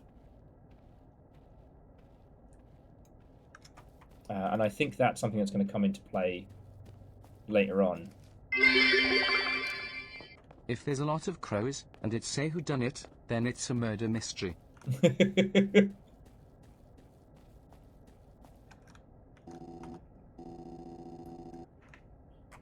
Puns, thank you for the 200. Sorry, I popped up on a park ranger building like, hello?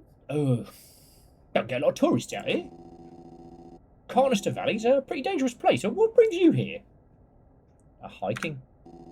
Oh, well, there's pretty good trails around here for that. But, you know, you shouldn't stick around too late. People go missing here. Valley shifts every night, too. It's weird stuff. Well, anyway, have yourself a good day. Don't forget the bug spray. Be safe. I'm going to do a murder. Sure, be what and welcome.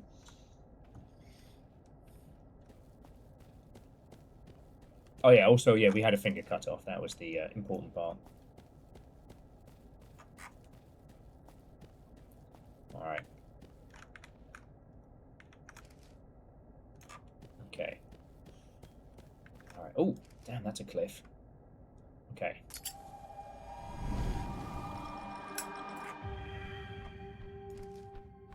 Alright, so now we've burnt the card. The crow will come give us the results of our minesweeper but murdering a billionaire nonsense.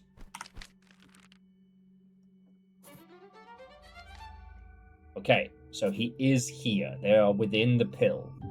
And we know they hate the cliffs, so it's within this region.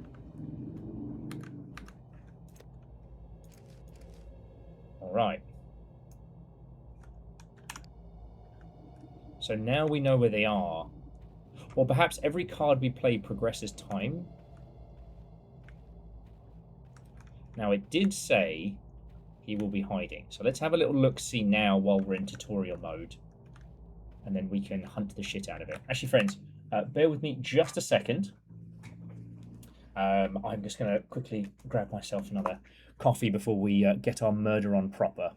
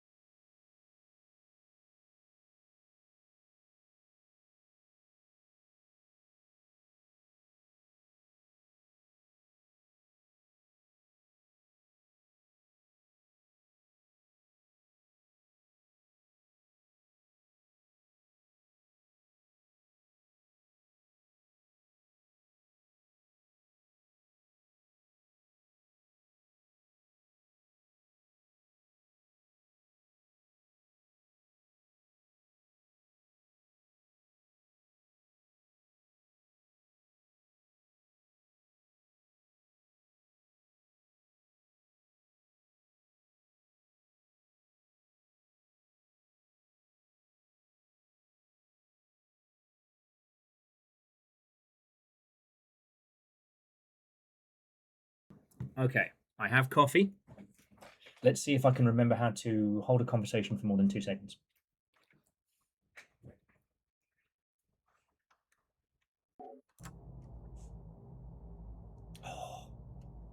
Sorry, Favor6 says they've been playing Pluto, so they don't want to talk about missing fingers. That game's feckin' good. Ooh. Was ist das? Oh, it's the water. It's just reflecting. Okay. So there's the deer. He's not by the water line. Alright, so he's around here somewhere. You guys, you seen a rich bloke around here?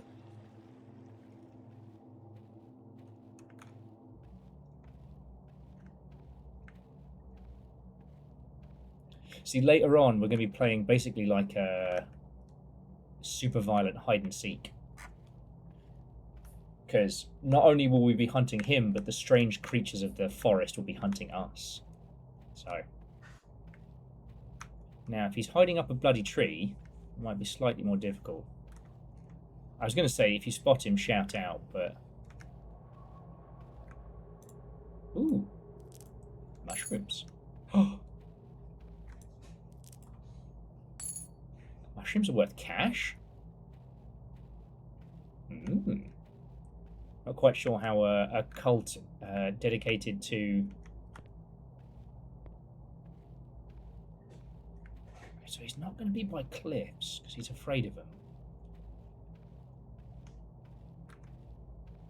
them. A cult dedicated to anti-materialism feels about... Okay.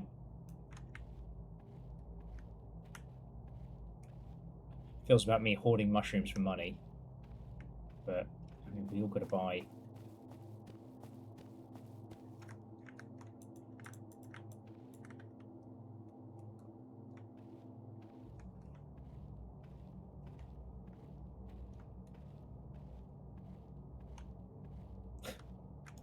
It's not material, it's liquid.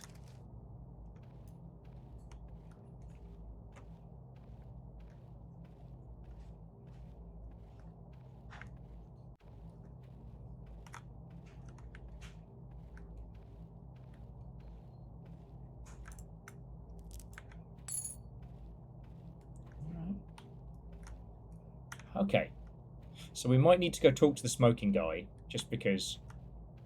I feel like we've checked, and wherever this bugger is hiding.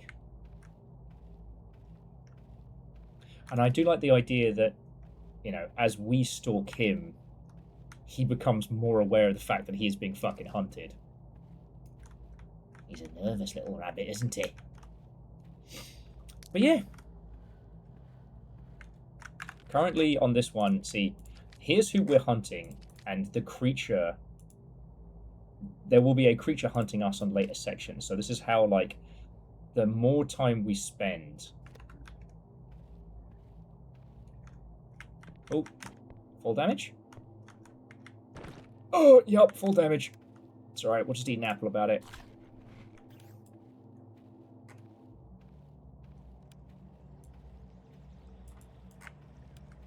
Okay.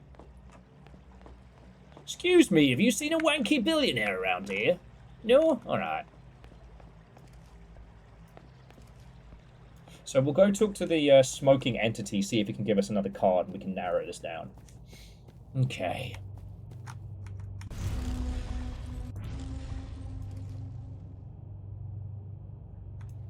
Oh, talk to Park Ranger. You still doing it? Get out of here. Fine. Leaving you off my Christmas card list.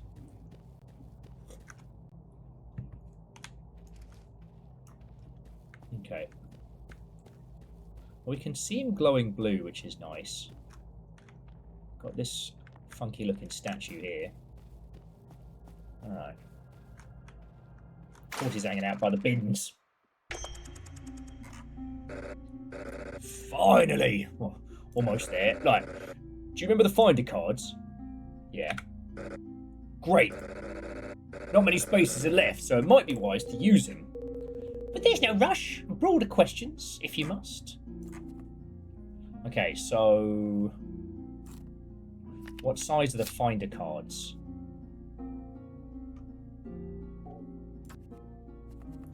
Okay, so we get to see what we could have.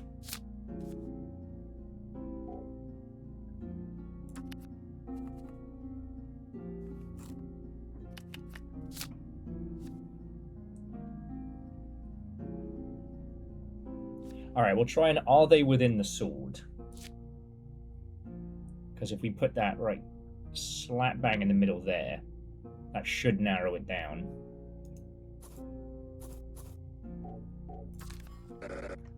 Very well.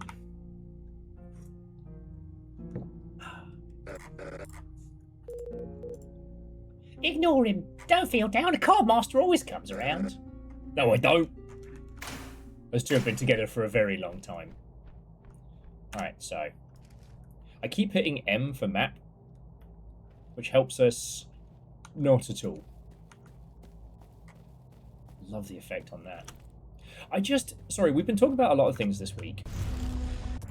And one of the big ones, I just keep thinking about how much cool shit we can now do in games that we couldn't before. So, I kind of, if you were there, you know, Thursday was a bad day. There were some beautiful moments to it, but Thursday ultimately fucking sucked. So we went back to play the greatest RPG of all time, instead of continuing with Blueprints, because I was already late and just not doing good. And the thing that struck me in the greatest RPG of all time, well, sorry, it's a remake of the end of the greatest RPG of all time. They have scenes where the gamer, who's leading the charge against those filthy devs, is projecting his manifesto in pieces in the environment, and I'm like, holy shit, that's live video being projected onto onto a space in a game. Like, what the fuck? When you think about like what Remedy must have had to do to get those kind of like phasing in and out visuals into Control, I think some of them were in Quantum Break to an extent. But like, look at this. Like, we have functioning textures. We have like diegetic in-world stuff. Like, that map isn't UI. That map is within the world, same as the card. I was thinking about it and how like Metal Gear Solid is still heralded as one of the great games, and it is very, very good. But creatively, it's still, what if Escape from New York was also a spy thriller? And like, do you know, you could just make your own Metal Gear. You could just do that today.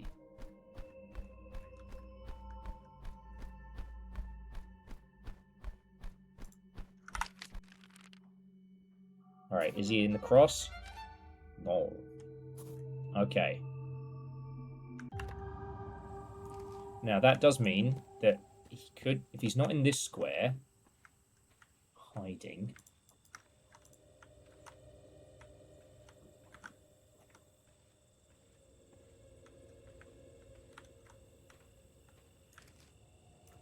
There are certain kinds of games that... There are certain kind of games still that we can't make. So, like, the thing I was talking about earlier with wanting to make, shooty gun bang, where it feels more like an adventure for you and your friends, taking a PvE extraction game and thinking of it not just as an extraction game, but thinking of it as, a journey, a story that you partake with friends, I think is really cool. But the big constraints on that is not a creative one, but a technical one, right? You won't find him near any rocky terrain. All right, so he shouldn't be in H4. Is there any of him to hide here?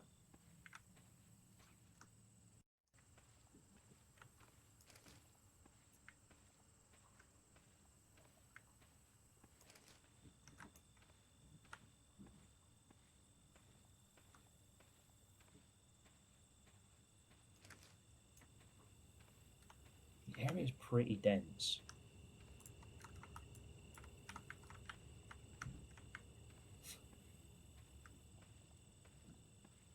Dear billionaire that we are hunting for sport. If you are curious to the frequency of these cards I am using to hunt your life, it is merely to instill as much fear as I can, as if I were basting a turkey that I shall proceed to have sex with. That's right, I'm going to fuck the fear turkey. Stop that incessant clicking. That's when you choose to throw in a fucking sub. Favor 6, fucking thank you.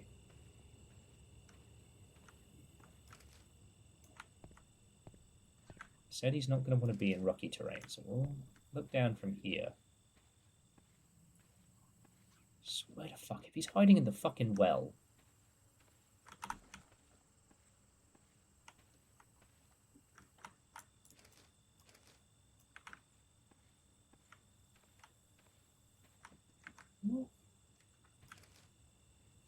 Alright, let's go see the smoking bloke again. Because I've checked, I can't see him. I wonder. So, Aeon, with how it works, I don't think that the billionaire is going to start running until...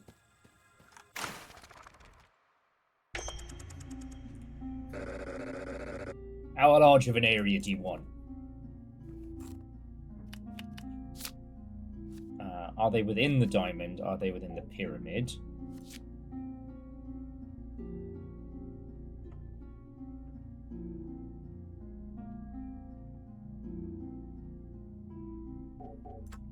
And let's see what we get with the finder cards. Oh no! Favor 6 has sadly lost the email address for Shooty Gunbang Dev. The account is blocked. Oh, how long have you been gifting them fucking subs? For 7 months. 7 months, Shooty Gunbang Dev. Shooty McGunbang Dev has been a... Okay. Are they within the horseshoe? Alright.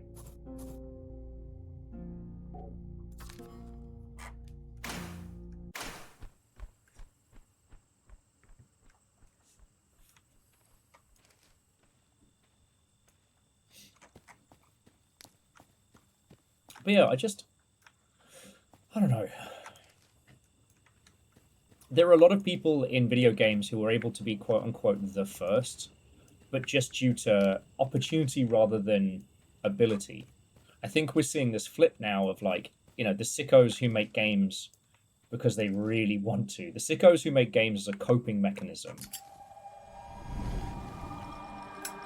Those are the ones you got to watch out for.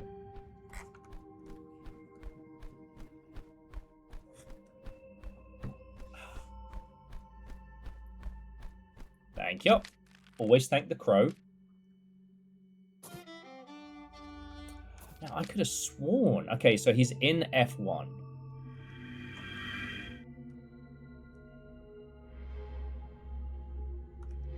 It's the dagger from Devil Daggers!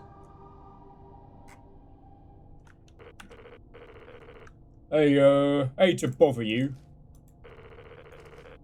Something's moving around up there. I'm laying low, but try to be quick, eh? Ist, Tarl, knife hand again. Search for footprints in the area. Aha! Found him.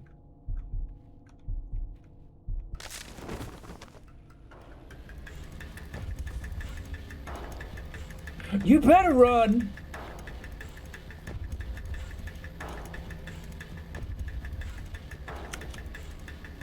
He's getting away!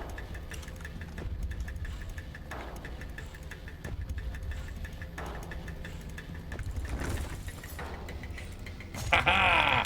Stab!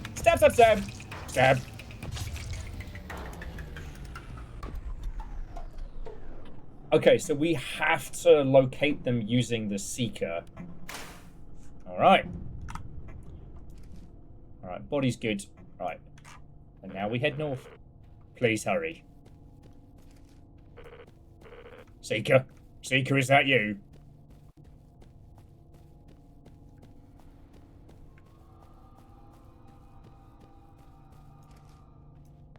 I don't think that was me.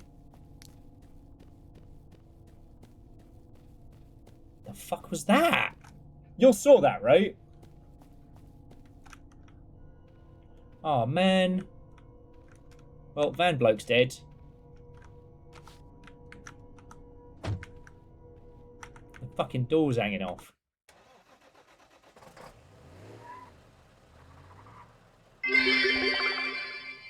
Another body for the meat store.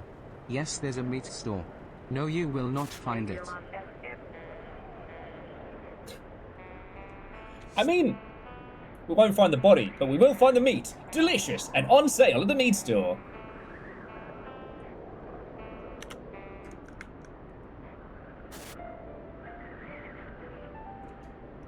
Ah, the calming sounds of classical FM. Classical FM, inspiring you to fucking kill somebody. Yeah, no, yeah, can't tell me to turn the radio off now, jerk.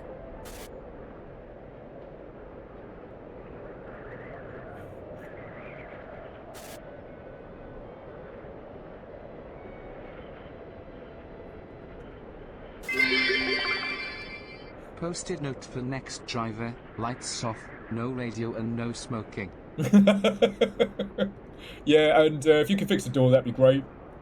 Scotty, how I know you've worked a delivery job.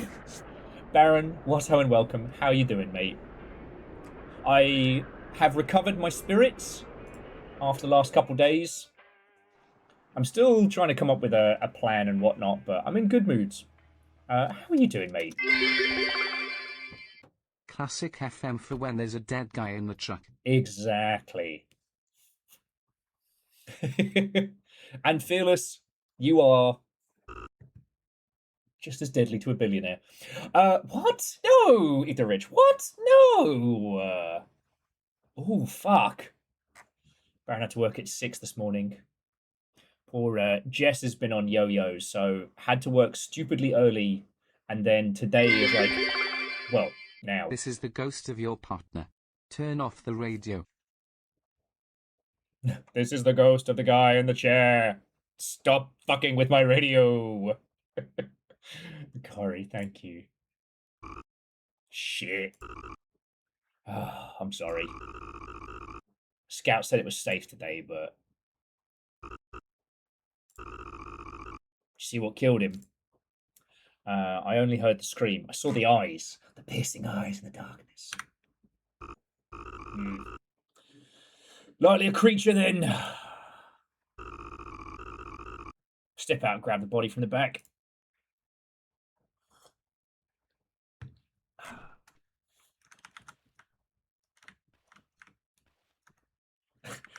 ECC, Elijah's Chosen Circle.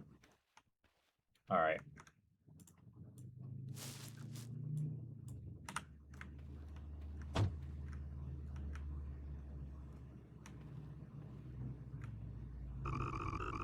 I'll take care of this. You can head down the lift. Oh, and congratulations.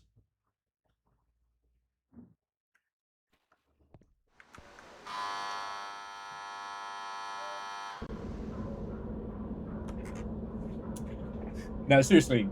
Simple Chaos, Akari, everybody, thank you.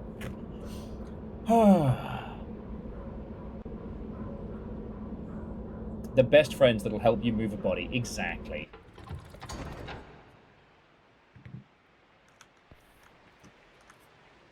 Damn. This is kind of rad. Ooh.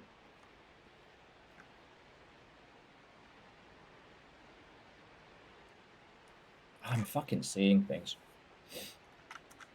Okay.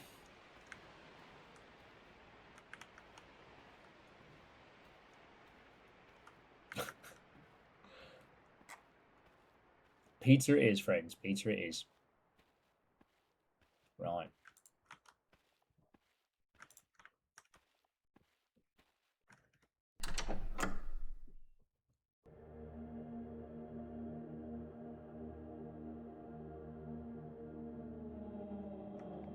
All right.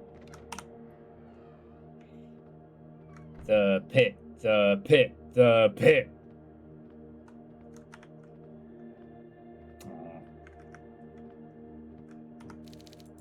It has been turned off. I used to frequent a metal club back in the day called The Pit, and I miss it sometimes. I miss a lot of things. Congratulations, my child. Papa? Congratulations. Congratulations! Congratulations! Congrats! Welcome. This is safe. Congratulations, Seeker. You are worthy of meeting the Pit. I'm very proud. Let the ceremony commence.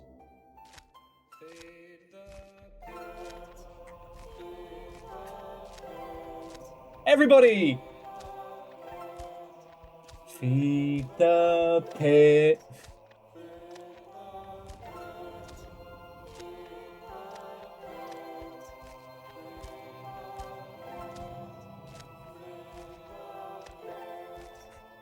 Feed the pit. Come on, everybody.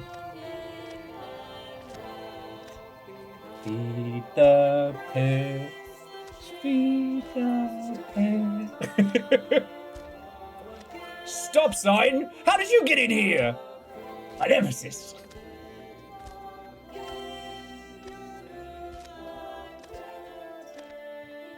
Remember, Kaz, the pit loves you, but everyone else thinks you're a cunt.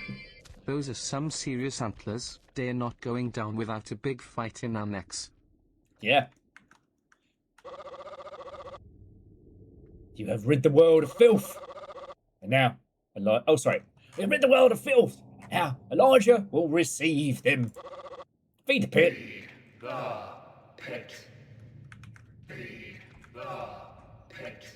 It's like wrestling. Feed the pit. Feeding the pit is my final move. And yet, he still says it's not a cult. Not a cult! Feed the pit. Feed the pit. Feed the pit. Feed the pit.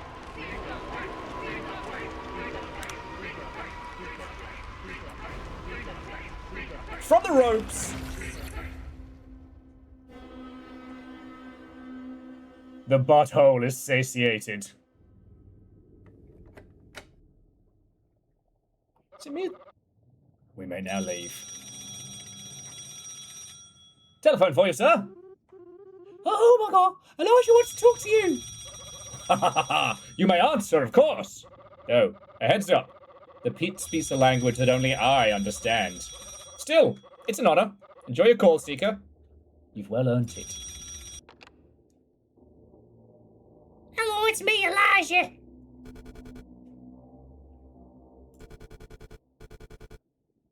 Help me.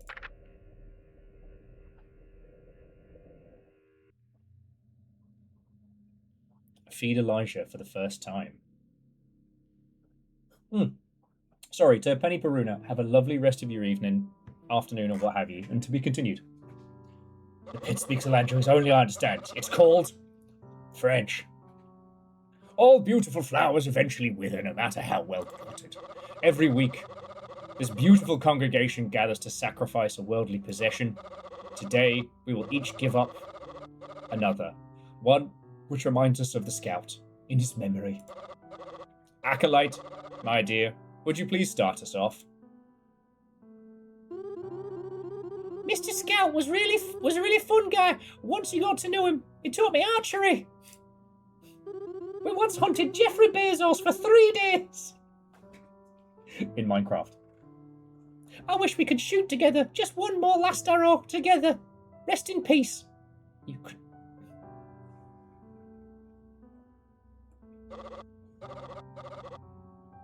Very nice.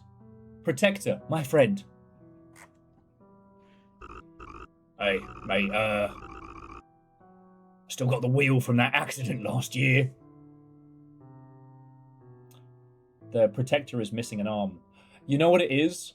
Because they've all given something up. You told me to hold on to it for later. Not really sure why, but here you are. Don't know why we stole that car wheel. Right, janitor. Howdy there. Ain't sure I spent enough time with him when I should have. But I still have the game kit he lent me. Don't throw the DS, dude. It was real cool of him. Thank you, pal. It's got fucking Fire Emblem on it. Fuck. Thank you, son. And son, medium. I have no memories with the Scout. Oh, well, Seeker, you were the last one in. Perhaps you'd like to share his final moments. Yes, I could do that. The floor is yours. To start, he said not to interrupt a man's rock.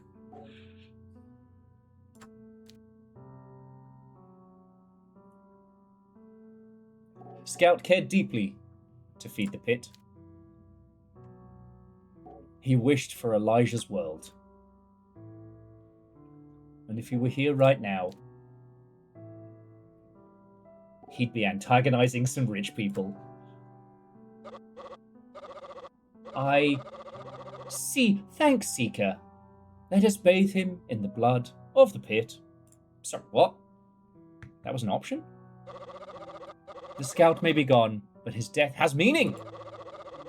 He led our new Seeker to free the soul of Benny Rogers. Fucking dick. Blow him up with fucking missiles. You're fucking sweet. The news has gone worldwide of Benny's absence, and most are glad he's gone. For the first time, they see our cause. They want more. Benny Rogers' death will give our old church new life. Greed, war, machine, the world will feed all to the pit. God damn it. Stop being funnier than me, you bastards. Hut with, perhaps you'd like to share his final moments.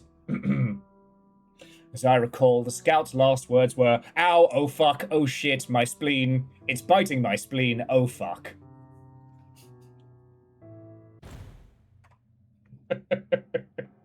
Oh, Scotty Allsworth, his final words were, I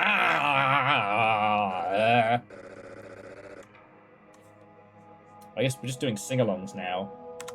Caroline, dear Caroline. Do you hear me anymore?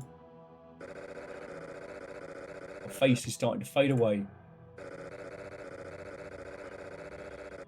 I only see the remnants of your deaths now. And I'm long past out of things to say. God can hear me from way down there. Please save me now. Sounds like banjo music. Okay. Rise and shine. Oh shit, we got a double bed each.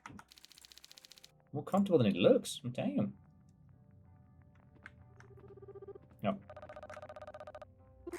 What a great way to show characters talking. Sorry, just that thing I have noticed a lot ever since fucking the finals of devs being like, oh, I had to use AI. I can't avoid voice actors. No, just to have them go like less is more. Sorry. I know you all know this. I'm kind of, it's a cheap hit, but still. And I made these gluten-free just for you, Miss Medium. All right, dear. I'll indulge you.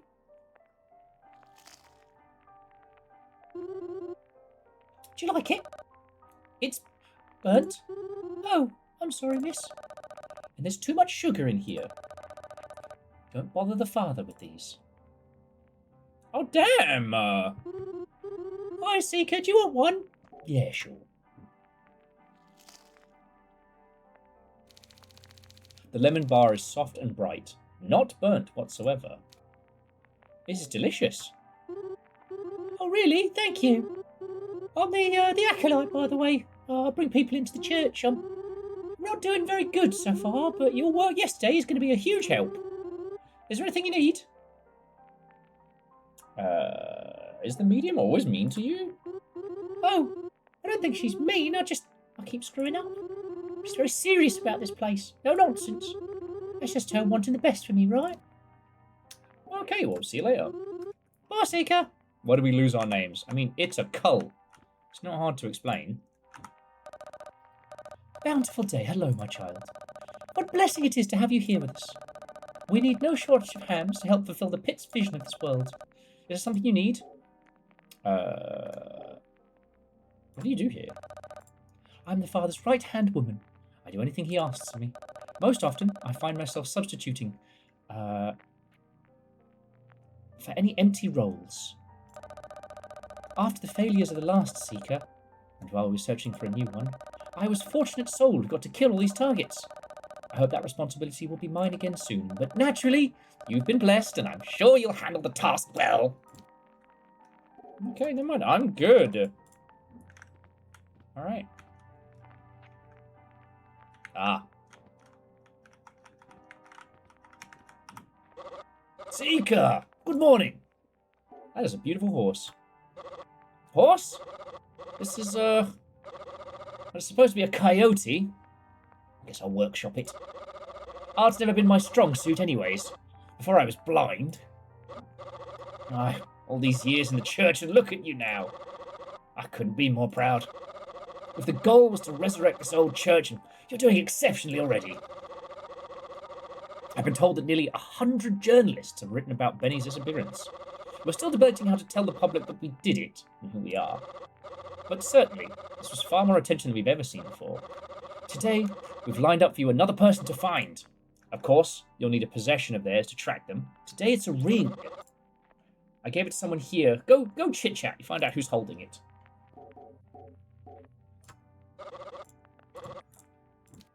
Okay. What's this upcoming party? Ah, yes, the party. There's 2 events that day as it happens. First, the Prospector is celebrating 10 years serving the cause. And secondly, we'll only be a mere 100 feedings away from the Breacher.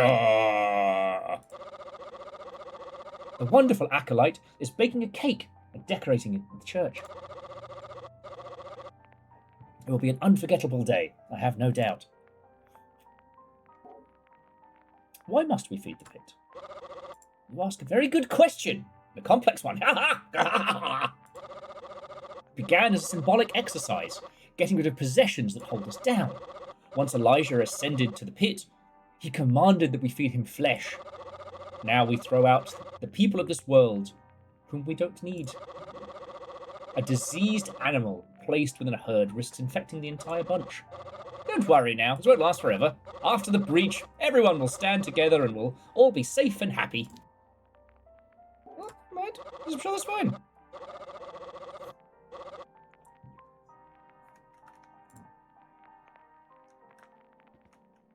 So, Scotty, I was thinking about it, and I'm just like... sorry, Scotty was saying that Scotty got what they did with the finals because, like, the commentary could have got repetitive, but we are the children of the monster kill.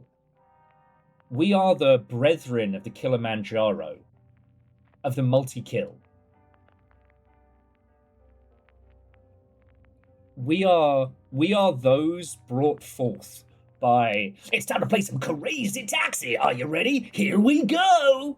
Like, creating something that a user hears a lot, that people hear a lot in games,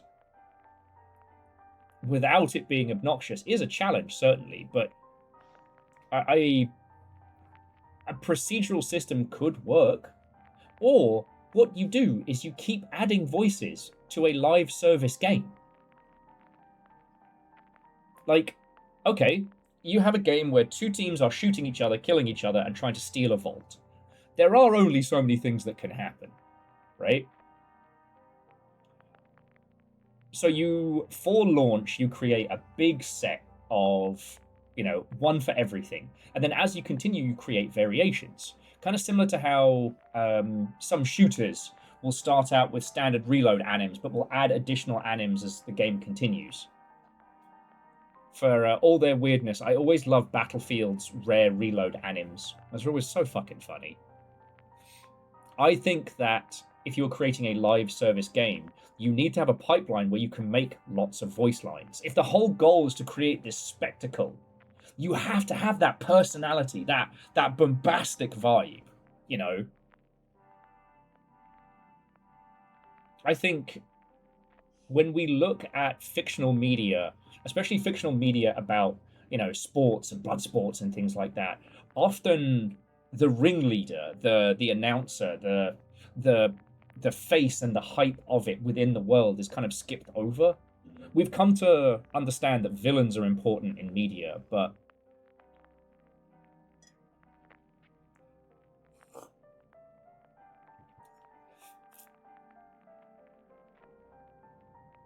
I think one of the things that has made attempts at recapturing that lightning in a bottle from what is it? Not Logan's Run, from The Running Man. They've missed that cheese, that announcement, that authenticity. I believe it's Stanley Tucci plays the frontman for the Hunger Games movies, and he does a perfect job. Fearless was saying they loved Shax's commentary during Destiny multiplayer. Some players don't realize how many different voice lines he has, and it changed depending on the game type and what you're doing. Yeah. You know what it is? And Scotty, none of this is aimed at you. I hope you know that. But I think what infuriates me so much about, people implementing, like,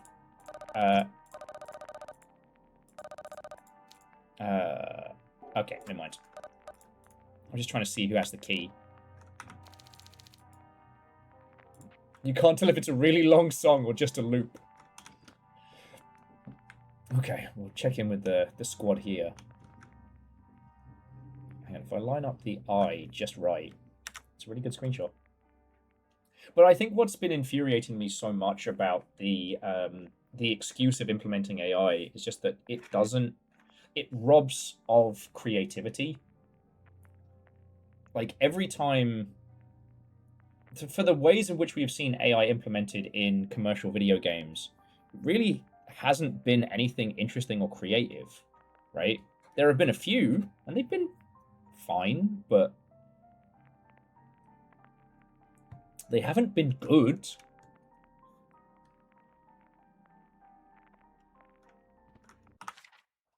Okay, Protector. I'll speed you on the next run.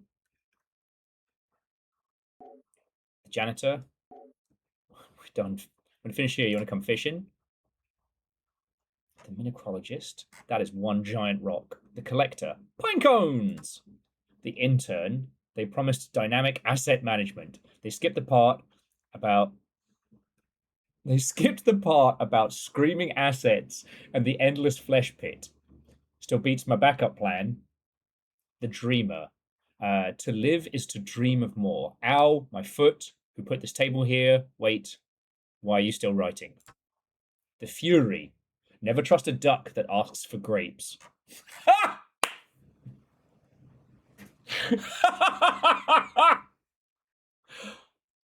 Yes. Hey, Baron. Have you got any grapes? The Keeper. When I sleep, it feels like the floor is breathing. The Slasher. Turn that smile upside down. The Jester. You gotta know where to hold them. You gotta know where to fold them. Especially when there's a pit with teeth. The Practitioner. Stalker. I know everything about her. The Theorist. Hear me out. There's lore behind you. The Cowpoke. I got some jelly beans. You like jelly beans? The Pit's Jester. I made the Pit giggle once, and now I'm its full-time jester.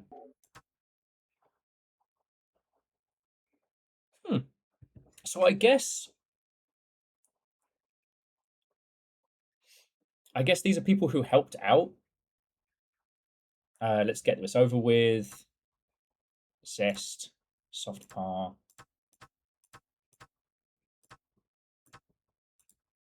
Huh.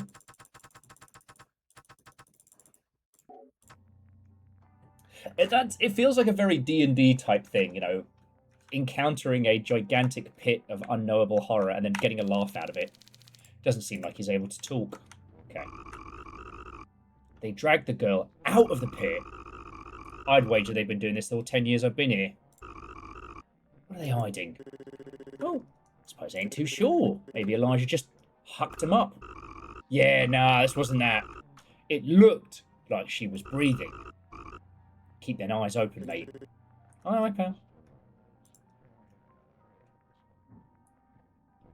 Okay, and once again, you have no idea what's going on with the show. They've got some little plushy models. They're kind of waddling back and forth to make a video loop. Oh, it's so hard. I need to AI generate videos for my game. No, you fucking don't! No, you fucking don't! Howdy, friendo. Got something for you. Father gave it to me as for your mission. Help you find your target. Patch Rabbit, I'm going to look into it in a second. Want to watch some TV? It's really good. Yeah, why not? My name's Janitor. It's good to meet you, Seeker. Check it out. This part's hilarious.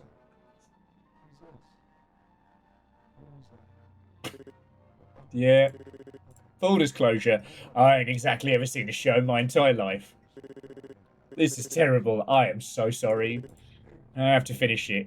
As justice for my lies. Well, I'm sure you got better things to do than sit here with me.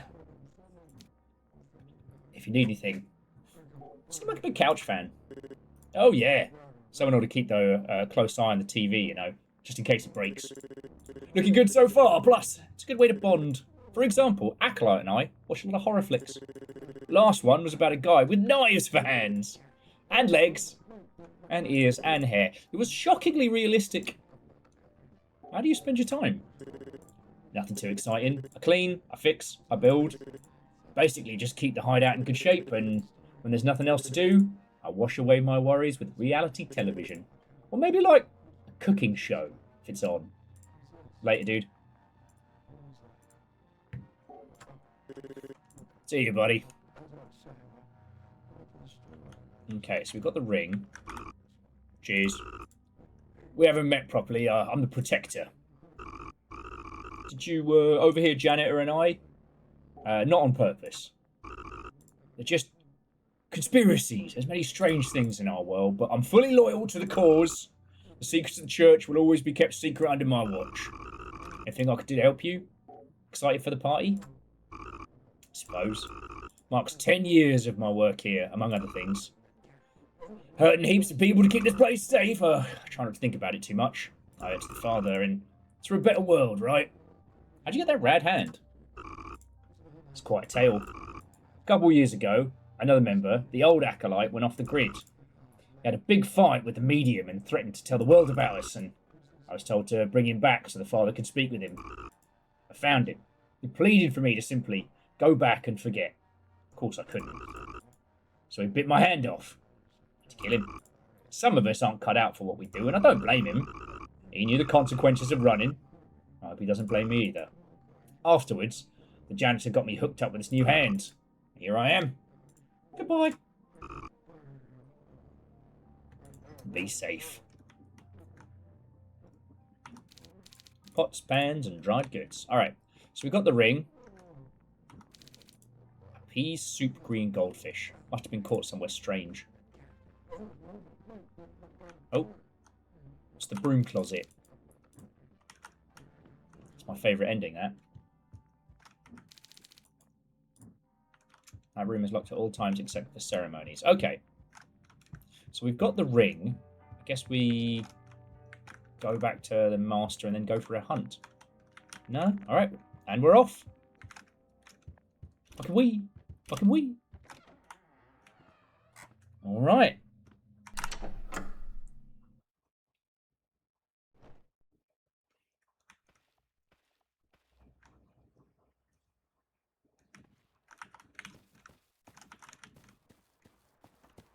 Oh, here we go. This is back up the way we came. Alright. Oh, we get to keep items from previous runs as well. That's cool.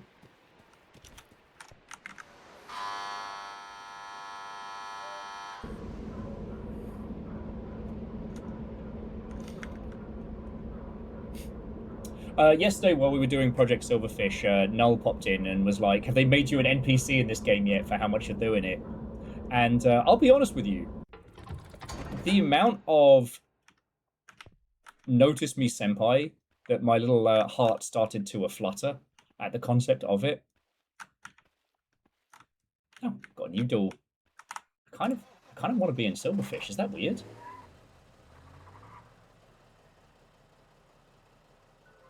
Could be.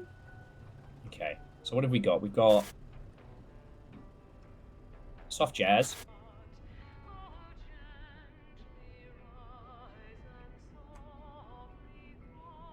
Is that Old Lang Syne? Oh, Nova, you can take the anime word away from the guy, but you can't take it out of his heart. Yeah, some happy bleep bloops before we murder.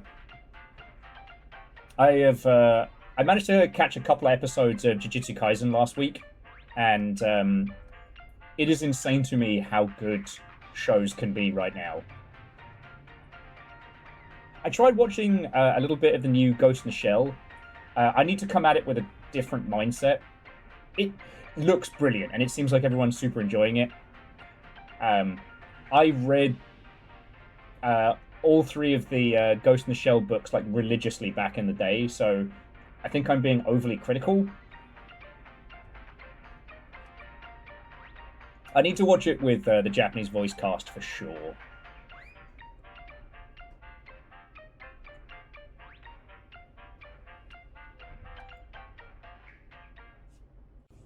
Okay. Weird tunes. That's my favorite. More coming up. I want to be a radio DJ in a game. I want to do, maybe not Three Dog, but I want to do the guy that Three Dog's based on.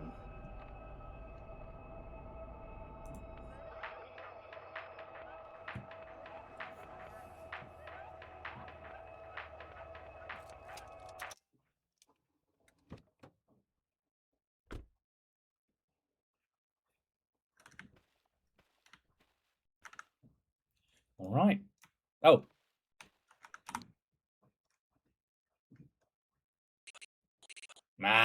Greetings. Welcome to the Carrister Valley gift shop. Your garb indicates you're with the church, yeah? For you, I have a very special selection. Browse with caution. You have $51. Okay, so deals a new set of cards in the case that you don't like your current. Eat this and you'll feel exactly 50% better. Grants a short speed boost that will help you outrun danger. Alright. Buy the dealer's glove. Be careful out there. Garrison Valley consistently rearranges itself at night. Buildings shift. Trees sink down and pop up elsewhere. And of course, there's the beasts. The valley is very alive. Fascinating stuff, really. Anyway, be well. Till tomorrow. But yeah, I have nothing against starting good old Witch Hat. I'm looking forward to it. I just, like, I haven't been able to watch... Alright, so when do we start? Okay.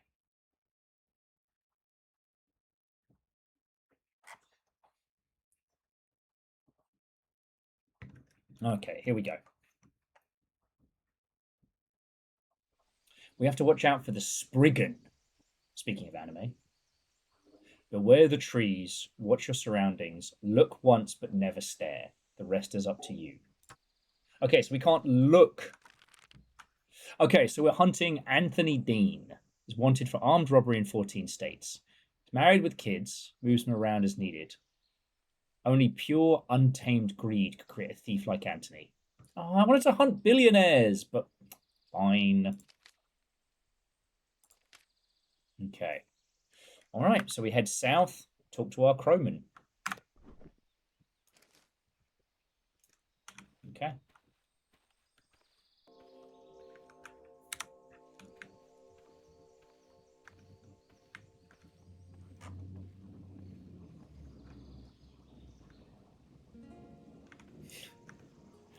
No, I don't know.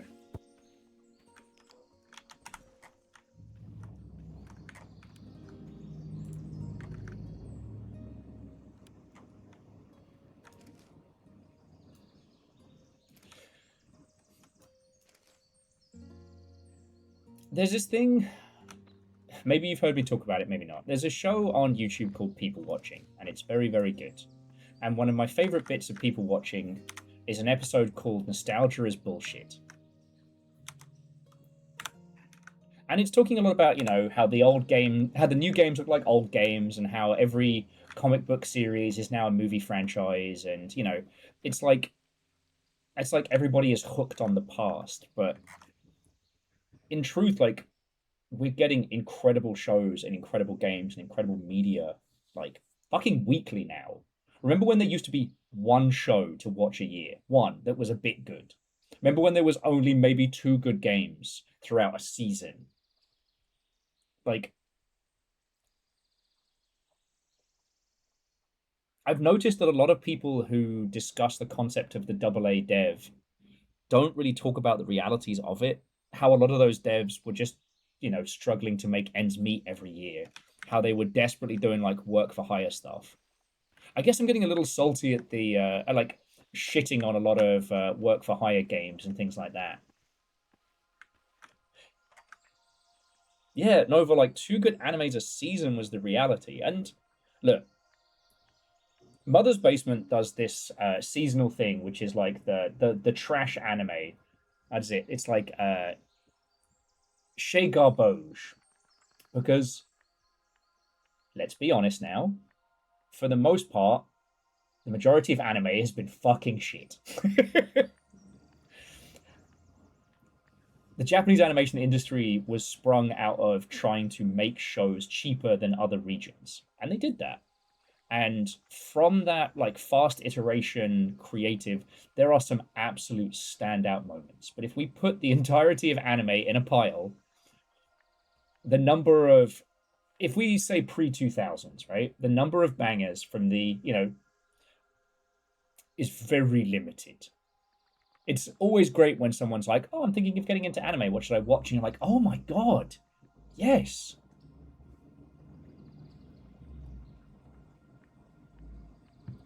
But the level of quality that we are getting now far outstrips the quality of what we were getting back in the day.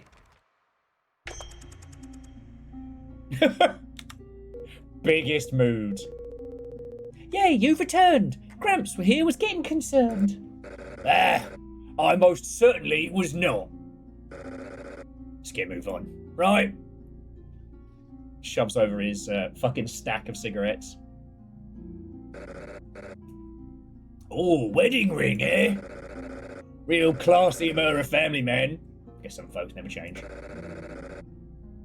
Let's see who this belongs to. Anthony Dean.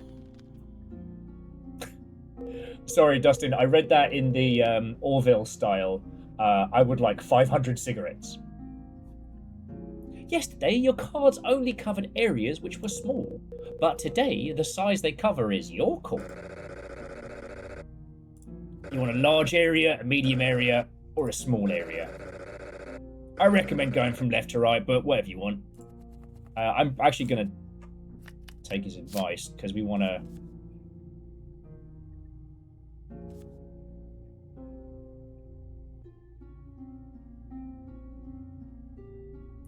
Are they east or west of me?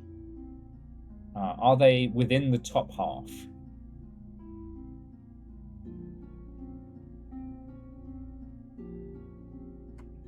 Yeah, I mean, Nova, exactly.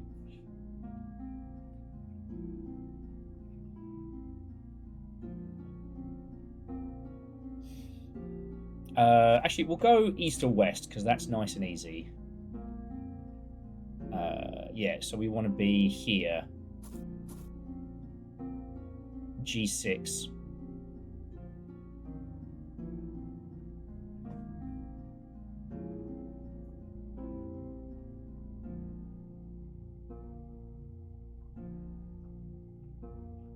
Actually, I'll tell you what, friends. Sorry, from I get from chugging coffee. Will you bear with me for 2 seconds? 2 seconds. A quick cheeky piss, and I'll be back in a second. I do want to keep talking about this one, and I'm not trying to like shit on old media and stuff like that. It's just like, look at this game, what it is able to do, and all the cool shit in it. one thing I'd really like to do is less focus on like, you know, remaking old games, but looking at concepts that were a bit good but weren't quite there. Like the explosion of Kingsfield and Kingsfield likes in the years after, like the Kingsfield games used to be wildly shit on. You know, one I've been really obsessed with is Vampire Rain.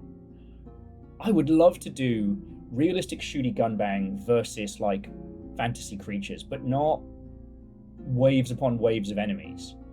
Vampire Rain was a third person. It was kind of a mashup of like Splinter Cell and I guess the early Rainbow Six and SWAT games. It's third person. You have to sneak around and murder vampires with a sniper rifle. The reason it's called Vampire Rain is that in this world, vampires are full on. Like, they have super speed, super strength, super smell. They can fucking kill you. But their sense of smell is dulled during a heavy rainstorm.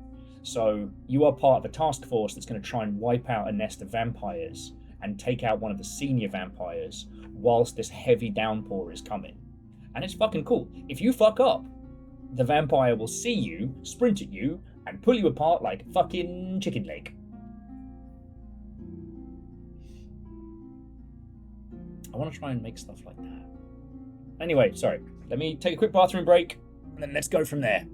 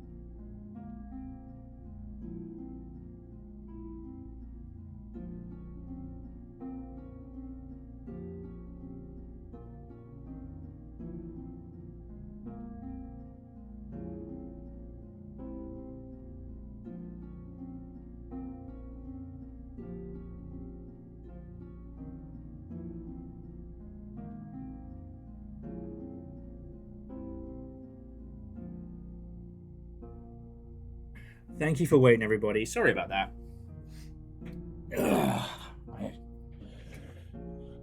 I've been trying to hydrate rather than die straight, and it comes at a great cost. Jumping back. You know, Fearless, I think you could have a lot of fun with something like that. You know, essentially creating like a pre or no a la carte style Helsing game could be a lot of fun, or at least taking that inspiration, you know, anti-tank rifles and cool fucking tech.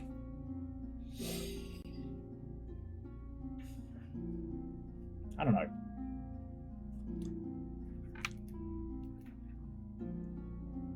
Actually, I mean, I do know. One of the things that's really interesting about games now... Oh, saw a scout die yesterday. Guess the place is still as deadly as ever. Maybe they'll get you next. Give me a little peace and quiet around here. You old fart! Would it kill you to be nice? Do your part and give some advice. Yeah. Just watch your tail out there, kid. You're being hunted too. Okay. Look but never stare.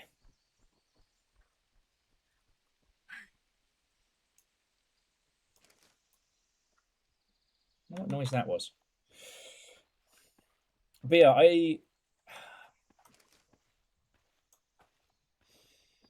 Yes, the park ranger. We'll go say hello. It seems time progresses each time we burn a card, so... Keep walking. Fine. Maybe I bloody will. Dick.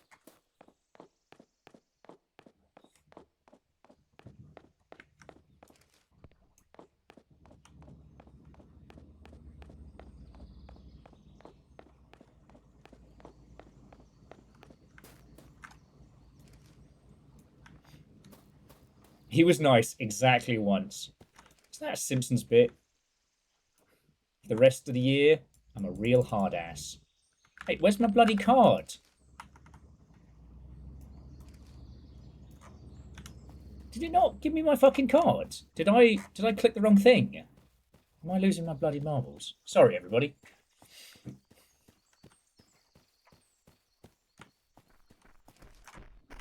Oh! Fuck!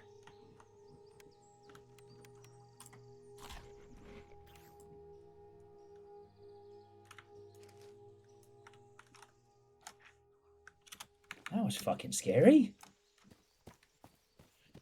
Whew. Hopefully you won't get anything resembling just a straight up game over. Okay, can I have my card, please? Hey! Nicky up, Watto, and welcome.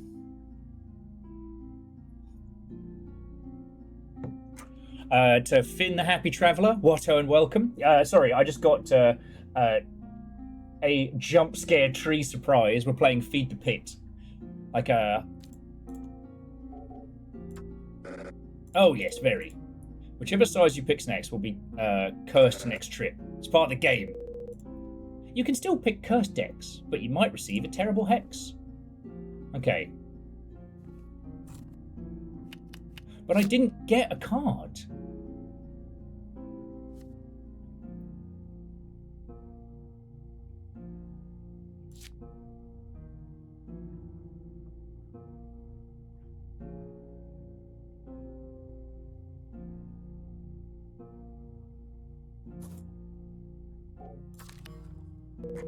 So, sorry, Nikki, how was your stream? What were you up to? Tell me your tales. Yeah.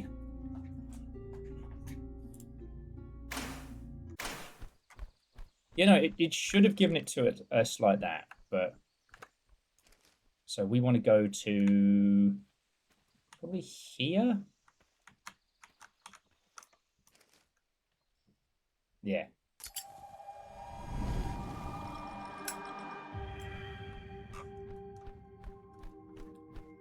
So yeah, to those of you who just joined us, so this is Feed the Pit. We're hunting... Well, at this moment, we're hunting a career thief. But previously, we got to hunt a billionaire. It was great.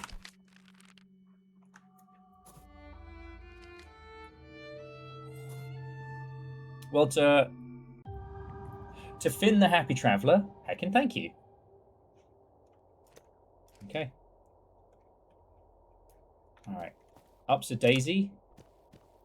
Let's get this going.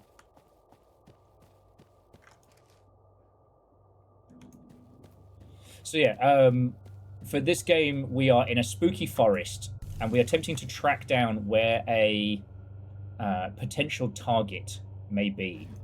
Oi. Look but don't stare. If you see the trees moves, you best beware.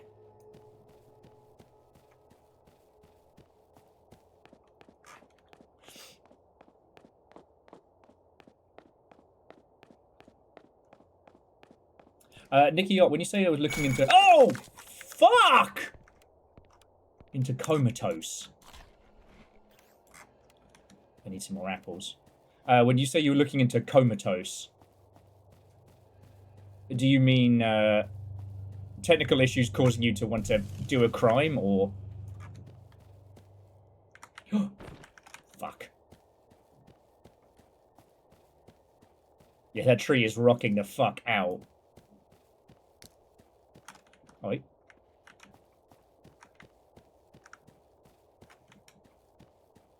It's a Spriggan. Yeah. Look but don't stare.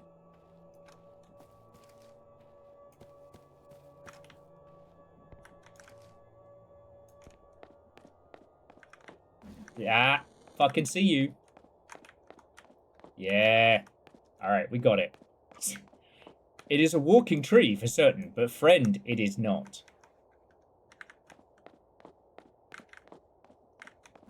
Oh, you son of a bad word.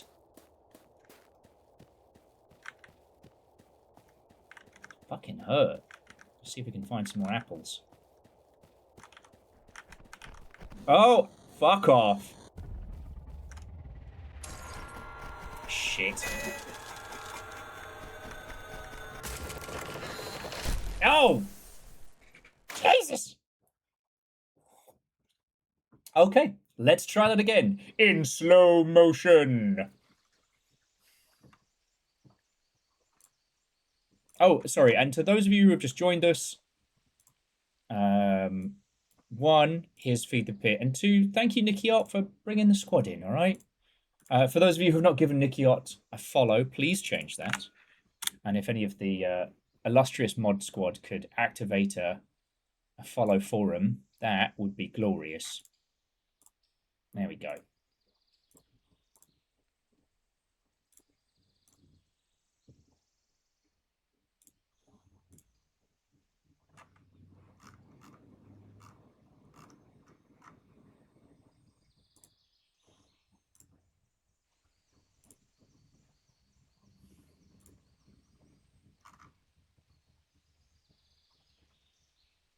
Ooh.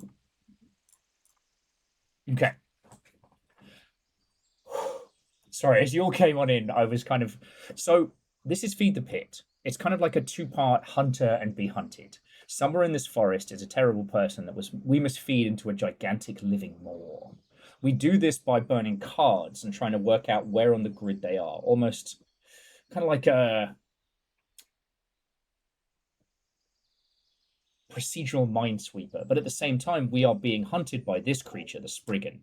Now, the Spriggan will try and jump us.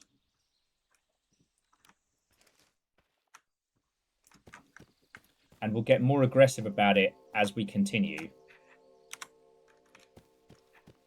Billionaire Bloodbath Battleship. Thank you.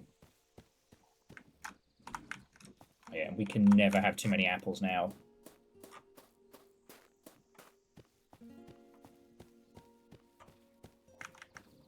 You are never alone, as long as there's trees nearby. I can't tell if that's supposed to be comforting or a threat. That is entirely up to the trees. Did you meet the Spriggan? Yup. It hates being seen, makes it hostile. Though, it'll also get hostile if you don't look at it. You'll figure it out. Valley's full of nasty friends like that, so don't get comfortable. Okay, so none of these are cursed so far.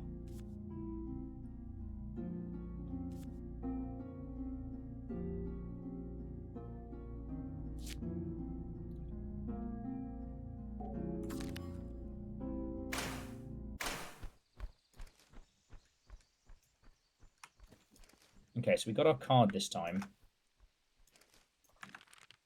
We want to be about there. The circles where I put in for we need to head. Okay. So whilst it's a tree, you can stare at it. It'll try and creep up on us when we're just doing our fucking thing. So we've just got to keep looking around. There's a little bunny. You shouldn't be here, buddy. Keep walking. All right. Apparently the trees like him, so he's allowed to. Chorby says they finally finished yassifying all their games library research. Couldn't be more done. Waiting weeks on feedback. Summer pains. What did you end up doing as your projecty thesis-y thing?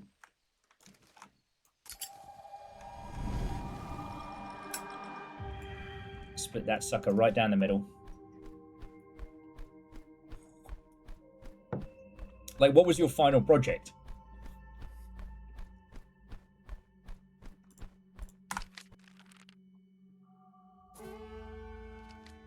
Okay, so he's not down here, but he is up here. All right. Oh, interestingly, when we get our asses murdered... Wait. Sorry, I actually have to whip the mouse around a little bit so we don't get killed.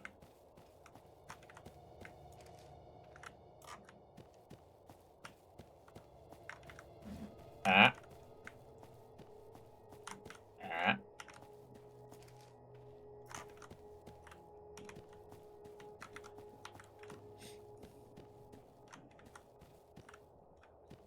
So your capstone has been making a collection policy for the Video Game History Foundation to fill in the gang. That's cool. How large of an area do you want? Well, we know large is now cursed, so we want to get ourselves a fancy medium. Okay.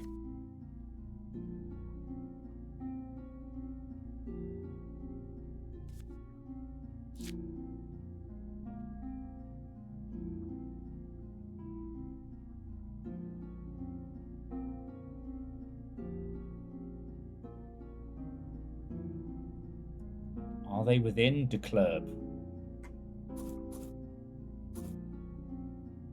Yeah. Alright, we're going to see if they're within the club.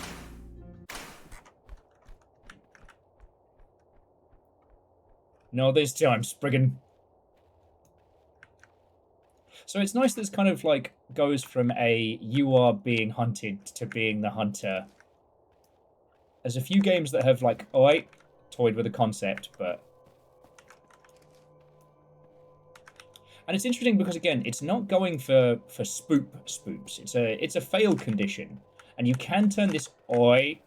You can turn it off. It's just when we're in here with all the fucking trees.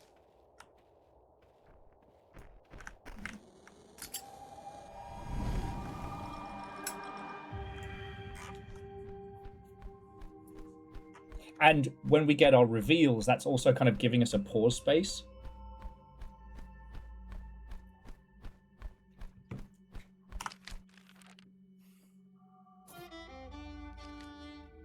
Okay. So, Dingus is inside the club. Alright, so we've got to go just east for a run. Oh, damn. We got to... Why is there a spider? What the fuck?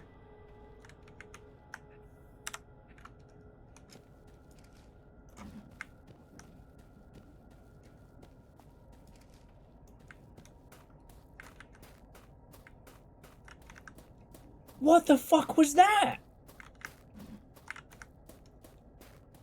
Just a little one. Yeah, I'm dealing with, you know, Woody the nightmare fucking shrub and Giganto the spider bastard. G'day.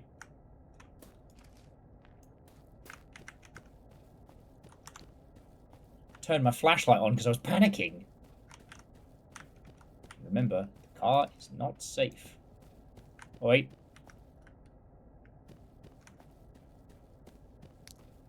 Oh, wait.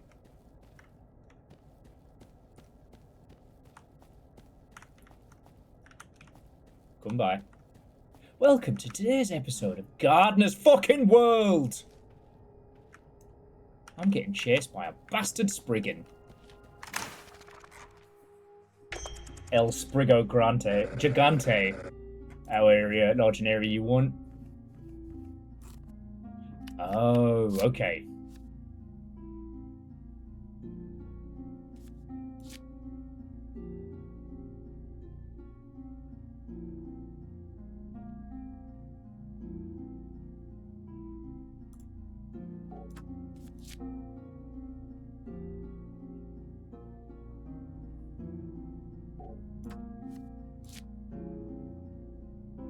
Yeah, so I'm going to go for the... Are they within the spaces? Because that'll lock it down to 3 to 4 little areas. Actually, if we do that one...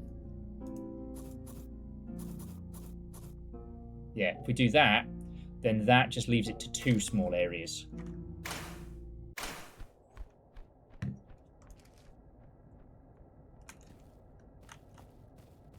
Don't you do it. Don't go touching my butt. Don't go touching my butt. Please leave my butt untouched. Don't go touching my butt. My butt's not to be touched. Oi! Oh, fuck off!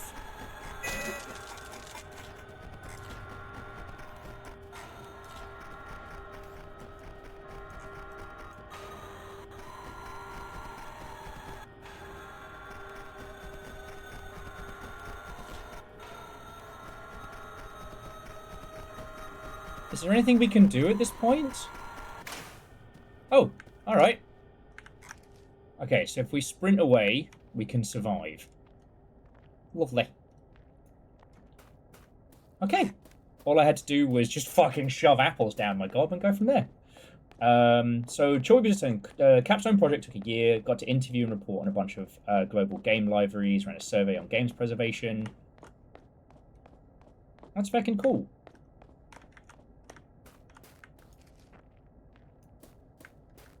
I mean, I find the discussion of games preservation to be so fascinating because, like, whole swaths of games, get lost because of reasons, you know?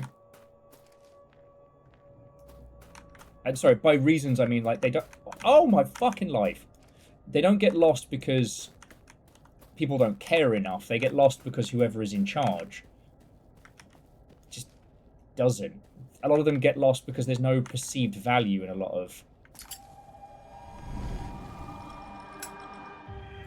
those games.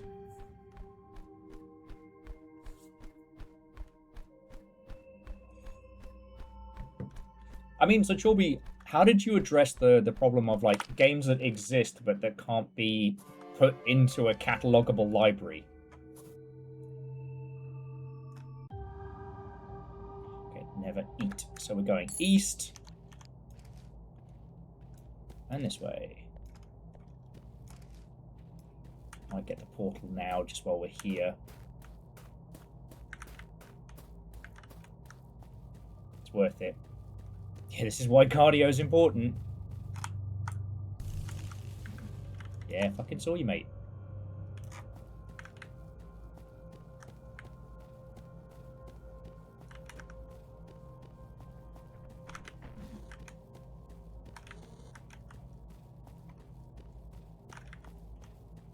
At least the audio cues are good enough to let me know if I'm, at least if I'm paying attention.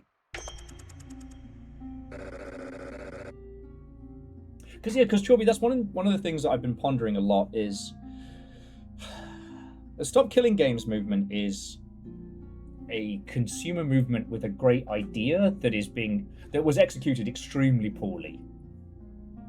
But it does raise that question of like, what do you do for games that cannot exist anymore? Not games where they just turn the server off, but things that can only exist in the waves of the internet. Because like they kept using the Crew 2 as an example. When Ubisoft turns off the servers, like the game still exists, you could reverse engineer the servers, but like, you know, when they turn off the website for WizMud, there is no WizMud, right? And it's not like you can just reverse engineer a game you were playing. It was something that they were running. Okay.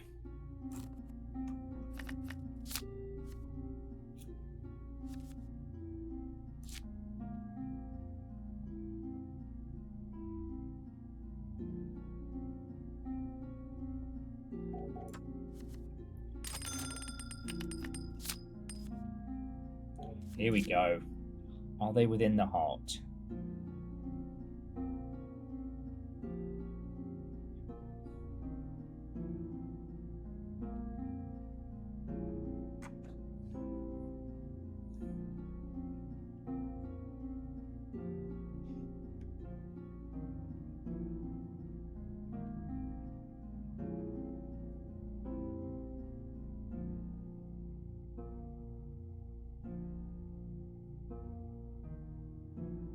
Yeah, well, so DJ Coil, like, once modern games reach the point of needing that kind of support, that's where it's going to get, you know, curiouser and curiouser.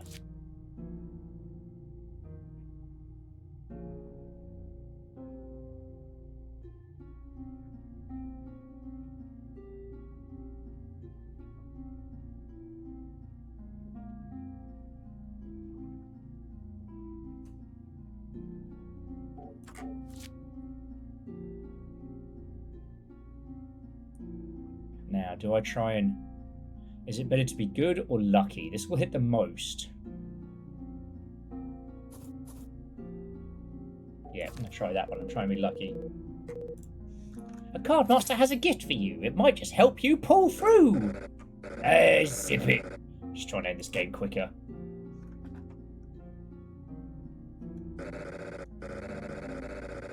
When you roll this, it'll eliminate one of 12 spots on your map. Go on now.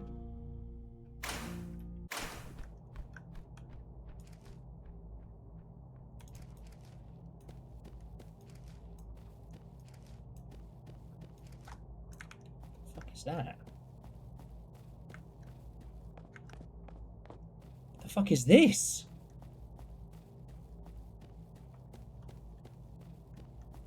Sorry, I went to go use the card and I saw a glowing cave with these crystals in, right?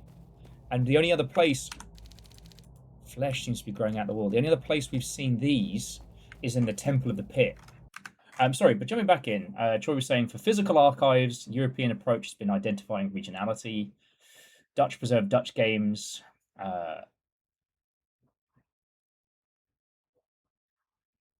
Yeah, I actually haven't looked into what the status of the Embracer archive is. I don't think the Embracer archive was started with bad intentions, but boy howdy was that we have more money than sense. Just kidding, all our money is made up. No, so all I was thinking is like, in the documentation and archival process, there will always be some things that cannot be archived, and I think that's the point where, I don't know, documentation and essentially oral histories have to come to fruition. Have to come to bear. I mean, given enough time, I think there will be a good YouTube documentary on pretty much every, title and its impact, which is really cool. And Simple Chaos, I didn't see the caves marked on the map. Like, yeah, there's no cave entrance. I only saw this because it was night and glowing.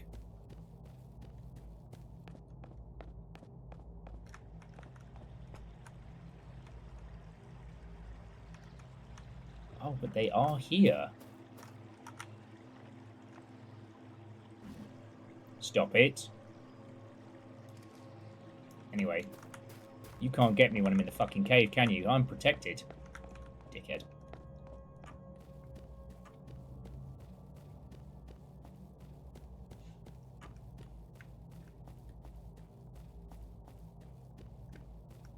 Because, I mean, I think it's the video games being released right now that are going to have the hardest time of archival, because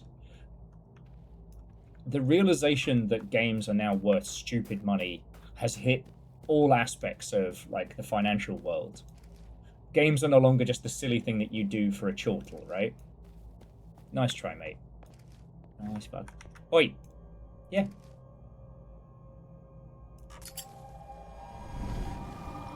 Alright, if he's not here, he's in one of two spots.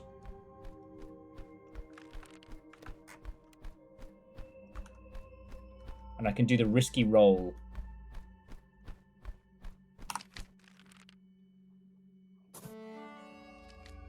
Alright, we got him.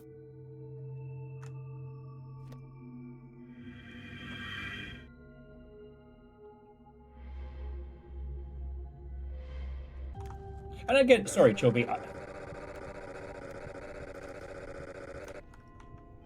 I know I'm not telling you anything you don't know. Okay, look for footprints. Footprints found. Son of a bitch!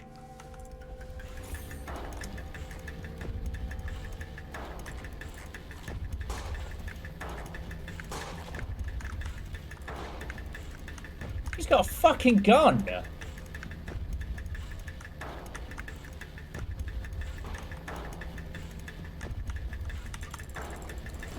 Yes! I cast knife! I cast knife!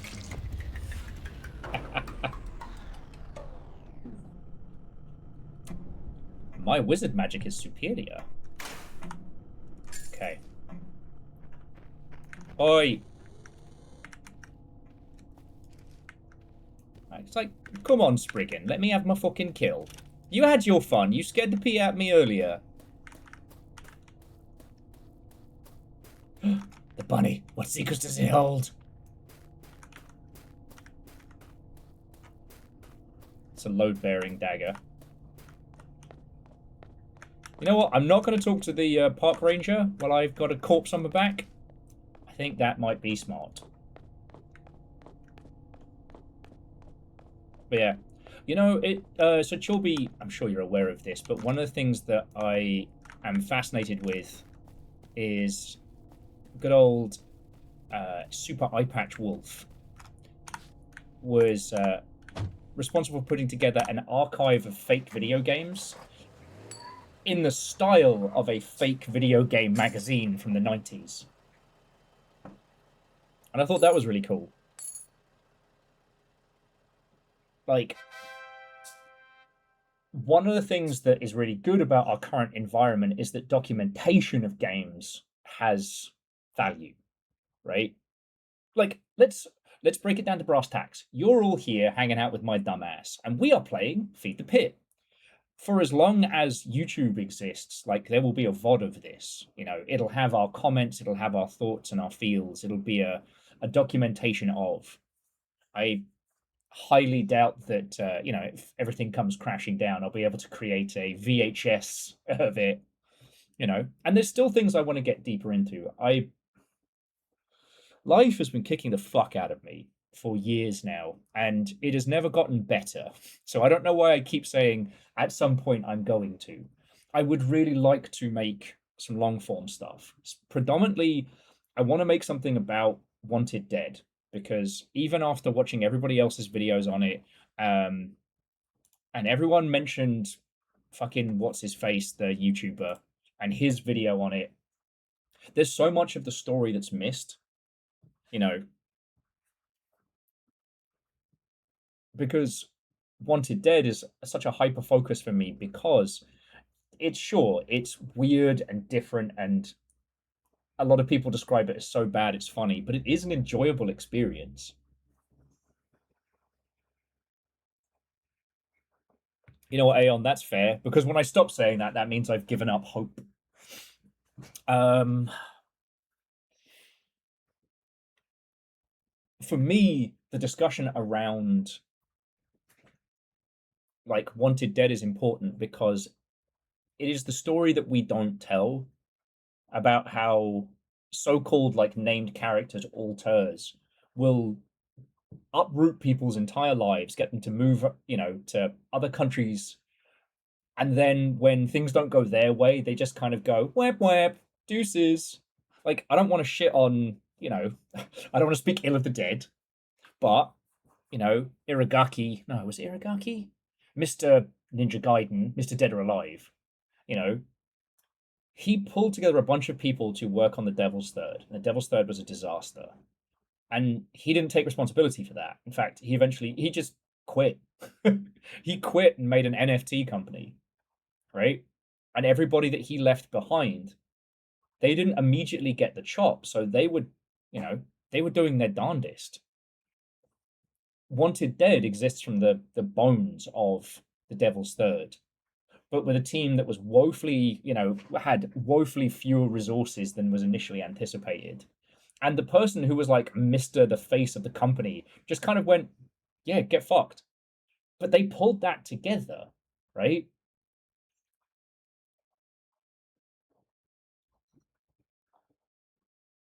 Because I guess this is where we're a different kind of group on the internet.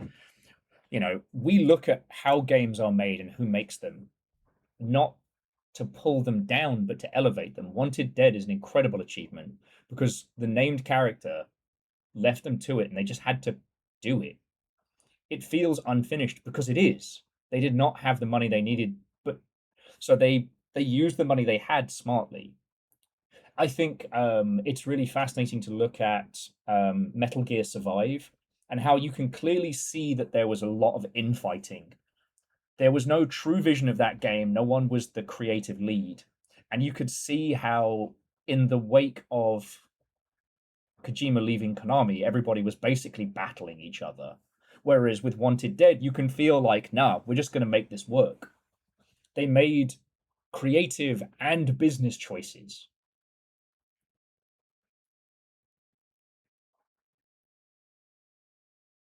You know?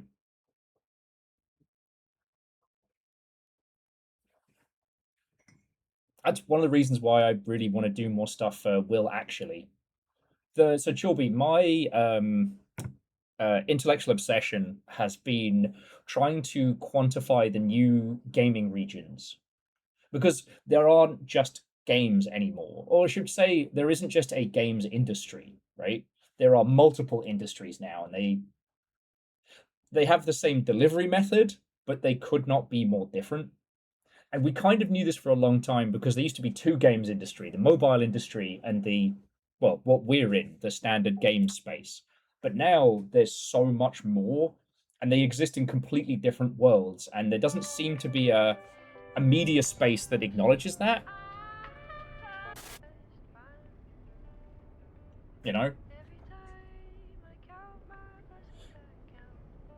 I do think it's also interesting that because a game can't exist without a player, that archival is completely different.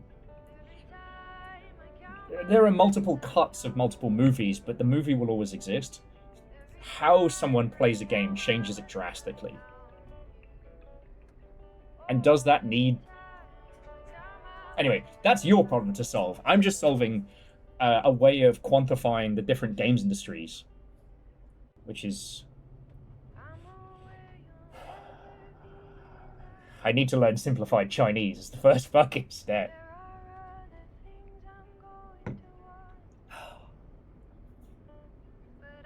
What do you think a British bad Chinese accent's going to sound like? The idea of, someone, a fluent Chinese speaker listening to me bundle through it with my dyslexic accent and all that.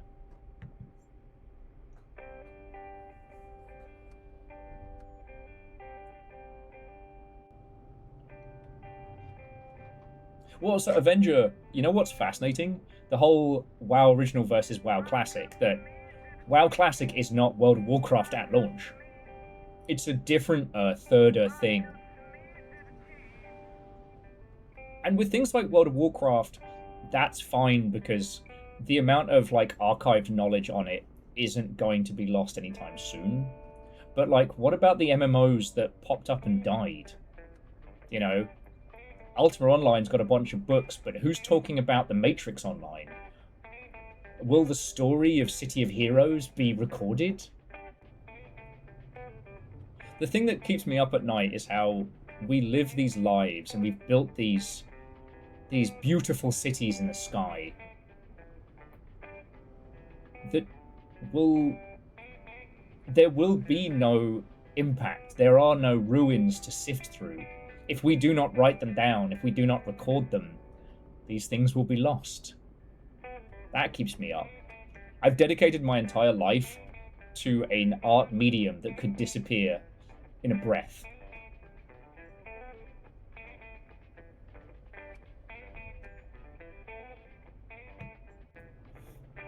Okay. Gotta change the channel before I start getting too philosophical.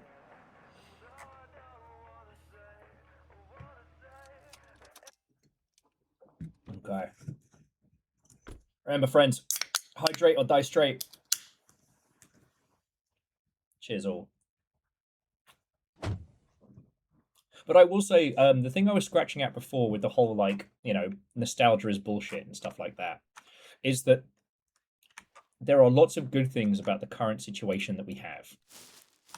So right now, there are uncalculable numbers of dickheads like myself streaming to Twitch, making gameplay for YouTube, etc. Like, we've democratized, or perhaps I should say we've kind of gig economied. Or maybe we've just given everybody the tools to record their stuff. If you want to right now, you can go and watch a no commentary playthrough of a game. And that is incredible, right? When I think about how long it was before we got things like trail cams, or there is a guy on YouTube who just does walkthroughs of beautiful parts of Tokyo. Just high definition camera and just walks. And it's gorgeous. You know, there are parts of the world that we now have, you know, archived and recorded. Baron launches Project Silverfish. Alright. Baron, I am fucking loving it. I made it, I think, as far north as you can on the test build. And I've seen things.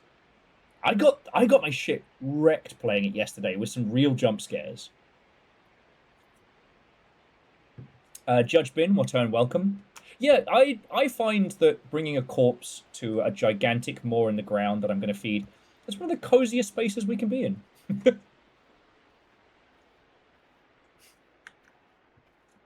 Sorry, Baron, one of the traits you can choose at the beginning is called a mixed bag, where you just get a bag of random stuff at the start of Project Silverfish.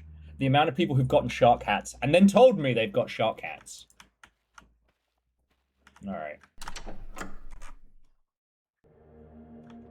Alright, who's ready to feed that pit?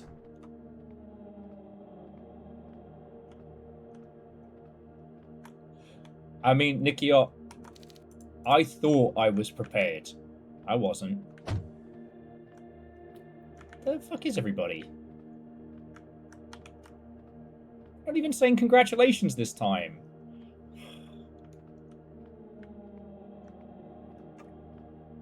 See this? First time I go out, bring them a fresh kill, they're all like, oh, you're so great and special. Second time, like I've just farted beans. Simple Chaos got a shark hat, a bottle of whiskey, and a grenade launcher. That is emergent storytelling. An emergent character.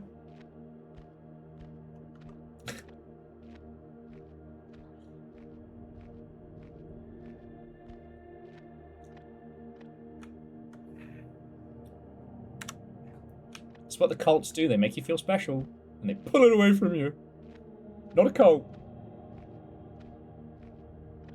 Be the pit. Be the pit. Be the pit. Be the pit. Feed the pit. Feed the pit. Feed the pit. Feed the pit. Feed the pit. Feed the pit. Feed the pit. Feed the pit. Feed the pit. And from the top rope, down the hole.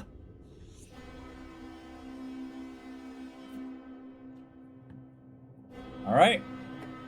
Only 102 more sacrifices to go.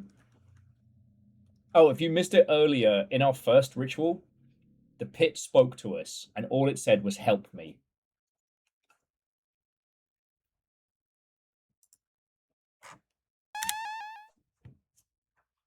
The fuck? Coyote Co. All right.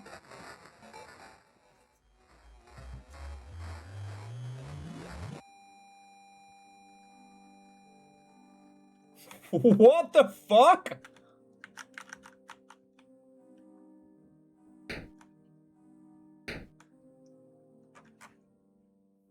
But yeah, Chorby, if you haven't seen it, the Eye Patch Wolf book on fake video games is incredible. And I think, at least at a tertiary glance, like, that's the kind of archival stuff I love. Hang on, before it gets any weirder, let me show you something. Now, I bought these years ago, so please don't think I've been spaffing money on pointless shit. But I bought these. I have both books, and these are Game Boy Works, and it is essentially like a document of every classic Game Boy game, and a little blurb about them in a little bit. Obviously, things like, you know, Metroid and things like that get a little bit more writing, but it's every Game Boy game produced. There's 2 volumes of it, and I think it's really cool. Now, for me, like, the DMG-1 that was where I got my start. That was the first piece of video gamery that was mine. And I don't count LCD games, because they were cheap, they were bad, and I played that Sonic 1 to death, and it breaks if you get too far, so you can never complete it. He said, not talking about anything specific. And I'd definitely like to see more books along that line. The problem is going to be once we hit the digital age. I don't even know where to begin on that one. Perhaps, you know, people of genres. I really appreciate Errant Signal's Children of Doom. Ket and I wanted to do that, but for Diablo, like a million years ago, and I would love to create something kind of like, almost like the hip hop family tree. But, you know, these are all dreams and flitting ideas on the wind. Sorry, I keep referencing things so fast, and I forget I don't talk about them a lot. So,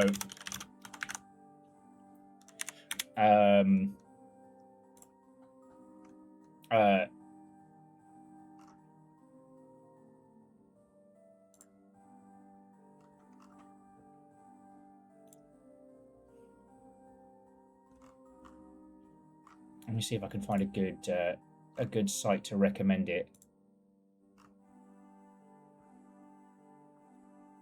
God damn it, Amazon.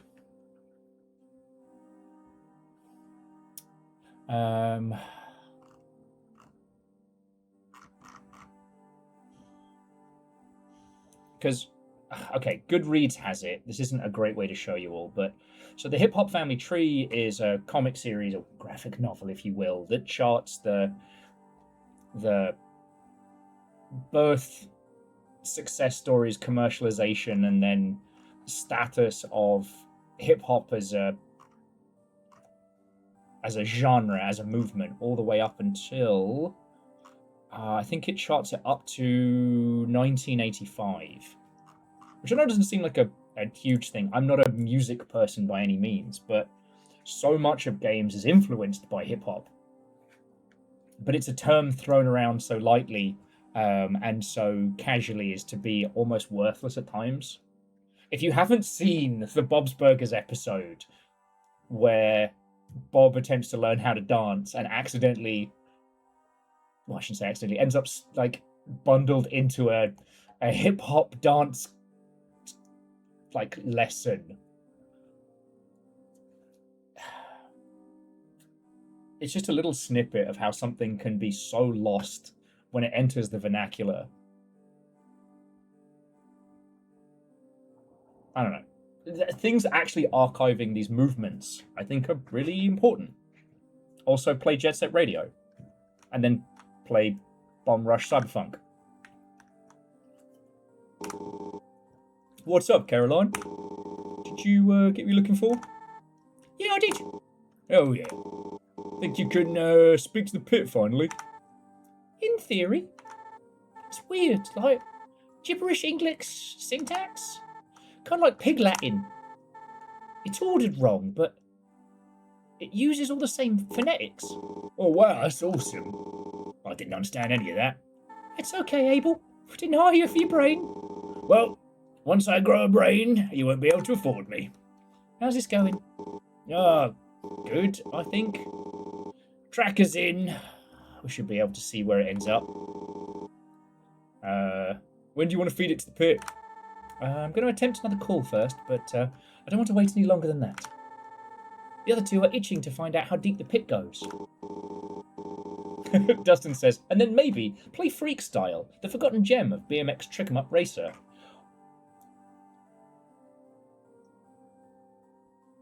Or perhaps even the strange 3D platforming parkour game of, what's it? Gecko's Get Up. Getting Up?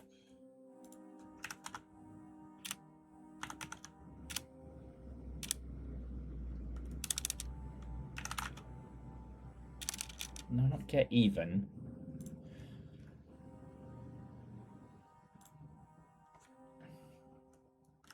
Mark Echo. Thank you.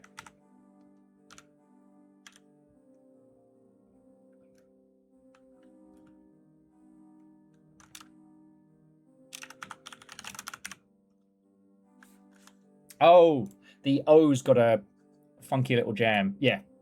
Mark Echo's Getting Up. Contents Under Pressure. A very strange game about tagging. Anyway. So, sorry, Chorby, I don't mean to get arty-farty about it. It was just earlier on I was talking about, like, or was it last night? As my sanity degrades, my sense of days and times meld into the background. But I was talking about how there are certain... Oh, it was today, because we were talking about DayZ. But there are certain games that, if you're there at the time, it's not just a passive experience. It's a movement. It's a culture. It's a moment. You know? I was talking about DayZ and how that wasn't just Oh, Abel's saying, oh, what if you throw it in one pit and it comes out another pit on the other side? Man. I was talking earlier about DayZ and how, you know, when the mod dropped and people started getting wildly into it, how as everybody learnt this new style of game together, it felt like a movement. And so many careers were made from it and so many things changed.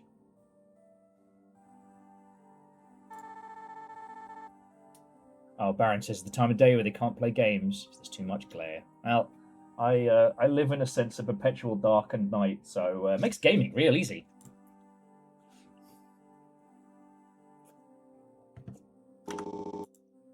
Tobias talked about putting a tracker on you too, so you stopped disappearing for hours. My friend is the woods. The woods is my friend. Alright, so that's creepy. Gotta say, the writing for this is brilliant, but it seems like we're remembering the first group of people who found the pit.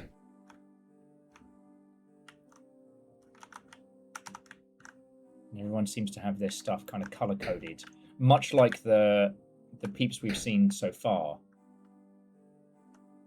Okay, there's the bird. Caroline, hey, how are you today? I don't think my mood. I don't think my mood on the best day could compare. Sorry, I don't think that my mood on my best day could compare to yours on any day. But you're the bestest ever, and I will love you forever. Love you too, girl. Did you get Fred yet? Yeah, wait, no! I still have 10 meals to go. You reach down beside her and grab a handful of birdseed. Lifting it to her, she gently pecks your hand. She looks even happier somehow. She's just the happiest fucking bird. Thank you, Caroline. Now feed me another 9. The packs seem to indicate whoever was the bird's owner in blue, which we've seen. We have the green pack. And the orange pack is there. Now, it's been noted that some people have joined the quote-unquote cult. The green is the acolyte, who's the newest member, which means it can't be Caroline. But one of the people in the cult's inner circle is essentially a wheelchair-bound mute. Tobias, hello. It's a bad time? No, it's fine. Uh-huh. You gonna be nice to me now? Right, yes, I apologise for earlier. This is such exciting work, I may have been a bit overzealous. Starts a cult. You're not moving slow, you're just being thorough. Oh. So I said I didn't choose there. She said it's alright, it's fine. So is this a tentacle?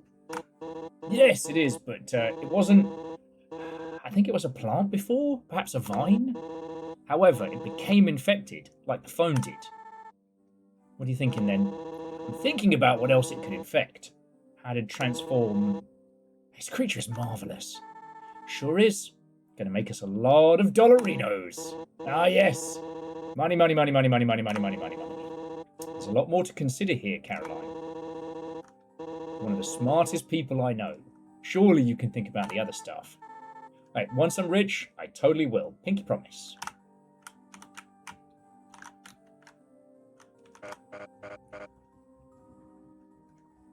And this is Elijah.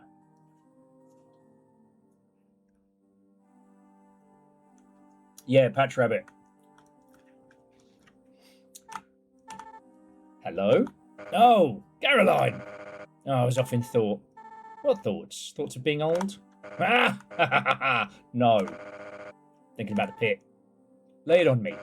Well, it's sentient, right? And the roots grow deep. Very deep. An animal that big, stuck here, underground, it's got to be starving. And it's huge, monstrous thing, and yet so peaceful. It doesn't try and eat us, even when we feed it. It seems reluctant. Makes no sense. I think we're missing a piece here. Maybe if you'd let us dissect it a bit. Alright, don't start. We're not doing anything that might hurt it. It'll understand, and it's huge. Probably won't even feel it. I said no. Do not bring this up again. Alright, figures. Okay. Move. I'll go ask it all these burning questions. You think you got this language this time? Only one way to find out. Alright then. Immediately goes the way I'm not supposed to. Oh no, actually that was the way I was supposed to. Let's just check behind the door real quick. And there's the shovel. So it appears this was the group that found the pit.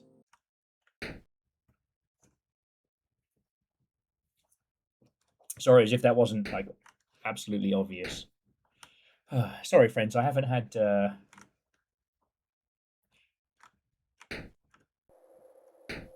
Okay, sup, Pit? All right, come on, please work this time. Hello? Are you able to understand me?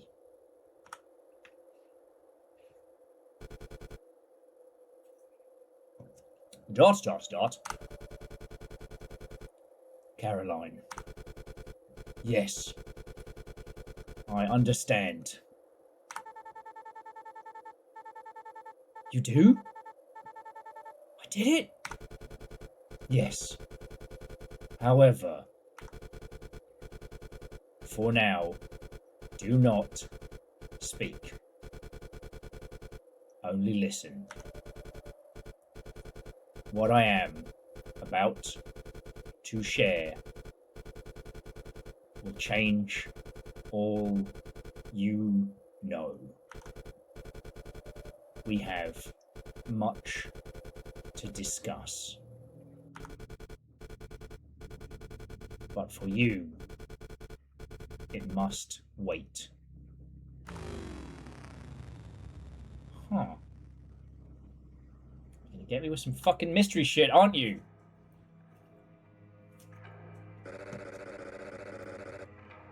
Who do you think you are?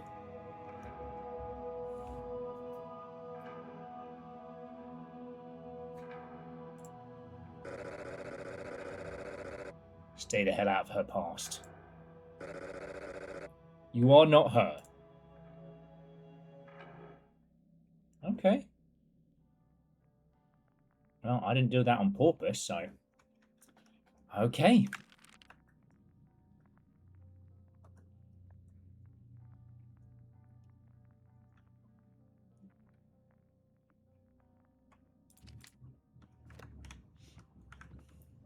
You stop dreaming about a person you've never met, you turd. Okay, sorry, I was just... You'll know I love talking about the art of games, and the thing about archival and history and emotional impact is it's kind of like this... It's this world of pure... not creation, but celebration.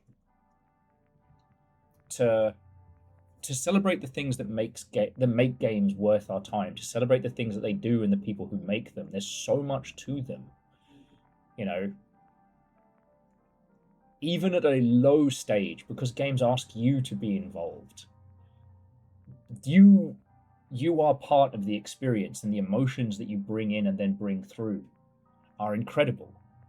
One of the reasons why games as a whole tend to form the strongest communities is because it's not just your interpretation of the text and my interpretation of the text hanging out in a squad. Like, if you get into Dungeon Crawler Carl, I know, reset the clock, but if you get into Dungeon Crawler Carl, you'll have a great time. But we're all experiencing the same media. How it affects us, how we choose to interpret it, and how we choose to share that is kind of cool.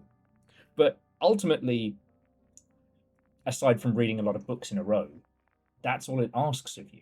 With all of these games, it asks us to be, it asks us to do. And when we have finished games, we have gone through an experience together. Does that make sense? We didn't watch somebody survive the Haunted Mansion. We survived the Haunted Mansion. You know, it asked us to climb the mountain, not watch somebody, I don't know, Bear Grylls it up a mountain. He drinks piss.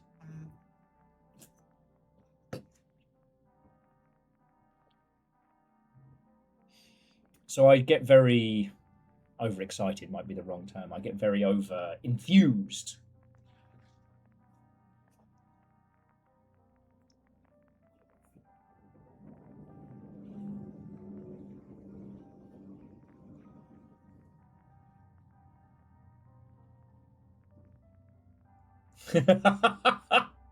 We didn't watch someone take baby steps while having to pee. We took baby steps while having to pee. Yeah. And while the amount to which those experiences can differ, you know, if you play a very linear shooter and I play a very linear shooter, our experiences will probably be quite similar. But then there are some games where the ways in which we play them and experience them could be wildly different. But again, that camaraderie is born of a shared experience. You know? Like, there's this fascinating thing when people talked about Star Wars back in the day and how it was a phenomenon, like people getting back in line to rewatch it. It was that, like, mind-blowing. That experience of going through it, not knowing how much it was going to change things. bonded folks together, but we have that same kind of camaraderie over even some of the most basic games. That experience, that emotional experience, is built into the box.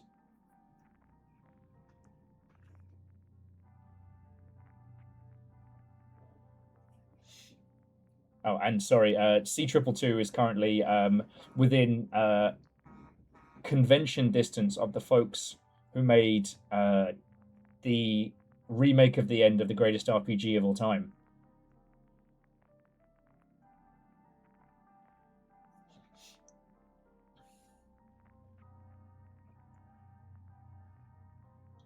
We got the message.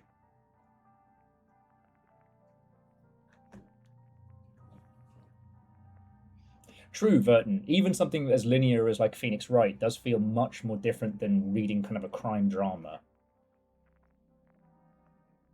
And so, you know, she'll be talking about archival and talking about things like Vermis and things like that. Like, whilst one is the celebration of the history of games, and one is just pure unbridled creation. I get a little bit over keen. You know. I need to stop coming up with ideas for books, and I need to start fucking writing them.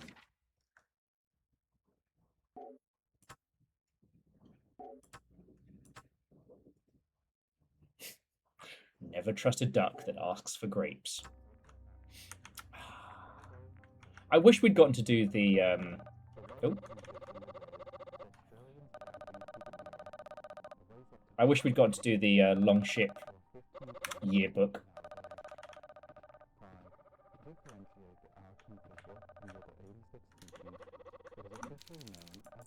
Seems like the Protector put it on a bird watching show about the kingfisher. Huh. But yeah, I would love to create a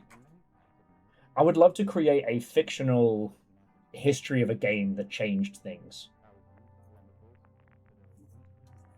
Pick little snippets and kind of retell a story, but ultimately, I know at some point I'm going to have to make a video about the Blackout Club.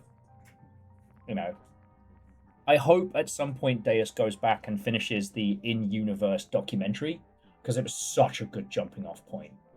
But also, someone needs to tell that story, and if not us, then who? You know?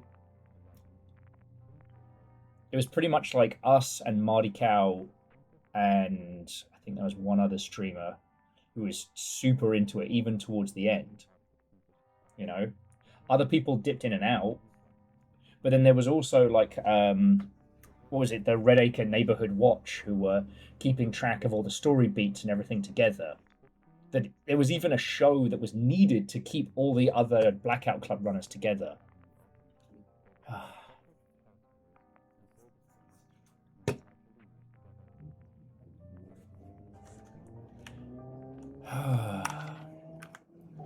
My kingdom for the time required to make these things. Why must you coddle the acolyte? She's not a child. I feel you offer her far too much attention. Medium. Come on now. Is that jealousy I detect?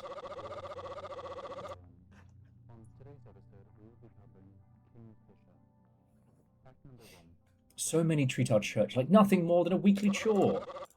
And then they go home and forget. But the acolyte, she loves this place like a home. Show her a level of dedication, and you might receive the same attention.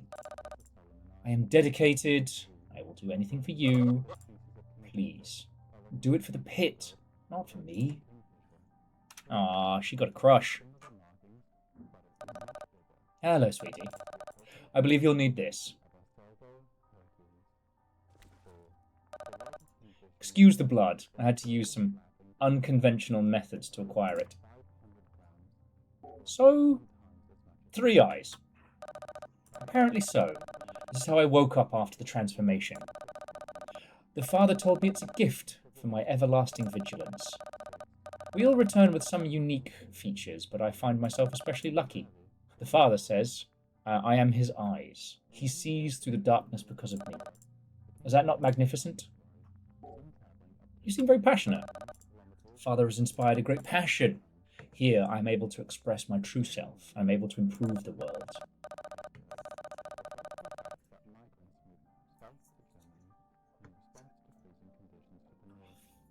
I am, on occasion, a bit blunt, but I see no reason to reward mediocrity. We must be our best selves, all in service to the holiest of creatures. And catch you later.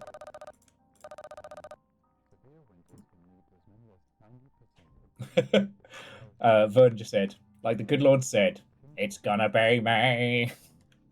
And that message was for you. Oh. I would say that you are not blessed with creativity, you are cursed with it. And some days I envy those who are content with their lot. Because I will never create all the things that I wish to. And that's, as the jammiest person I know, I do this, and this is how I don't die. Like, what the fuck am I lucky?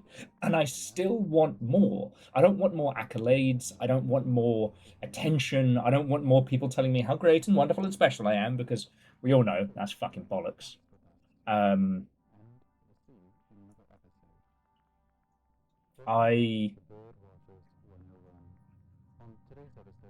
I feel these things need to exist, and I want to make them.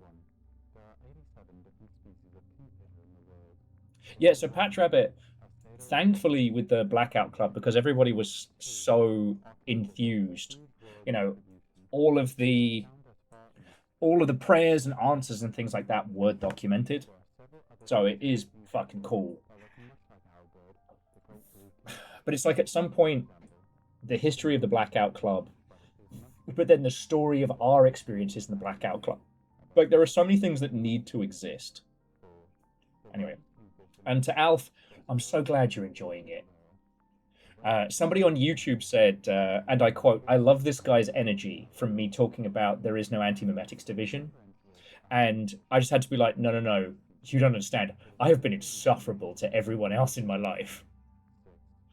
One thing that I really appreciated was from reading the book that the little short films on YouTube, which were really, really good, were doing little subtle things that you wouldn't know unless you read the book.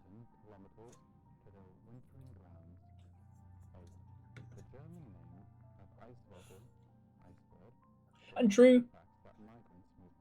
I mean, Aeon, multi-year projects are kind of like the joy of creation.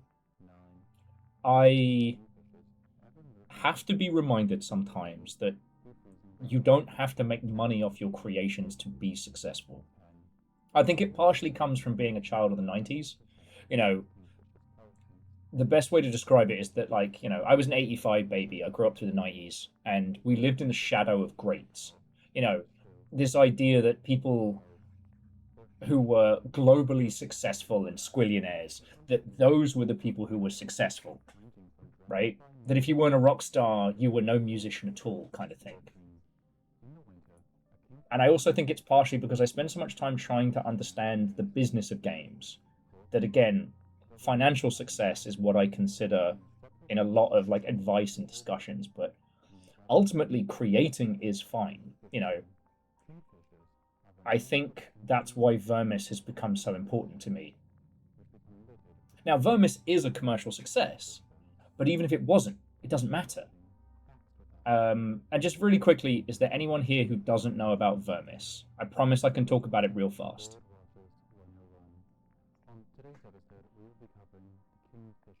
And yeah, Patch Rabbit, jumping back, that was one of the problems with the Blackout Club, is that some of the interactions with the gods were just fleeting. You know, clips, VODs can disappear, clips can disappear. You know, without full-on archival process, it can be lost. Okay, so Alf, very, very quickly, Vermis is a fake video game. Vermis is a book that is the strategy guide to a game that was never made. And the game itself appears to be some kind of like Kingsfield, Souls-like, super stodgy, super complex creation. Vermis is full of weird lore and strange pieces and all these intersecting bits of nonsense, right?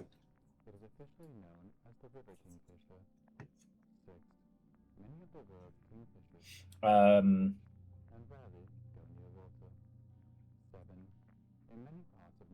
it is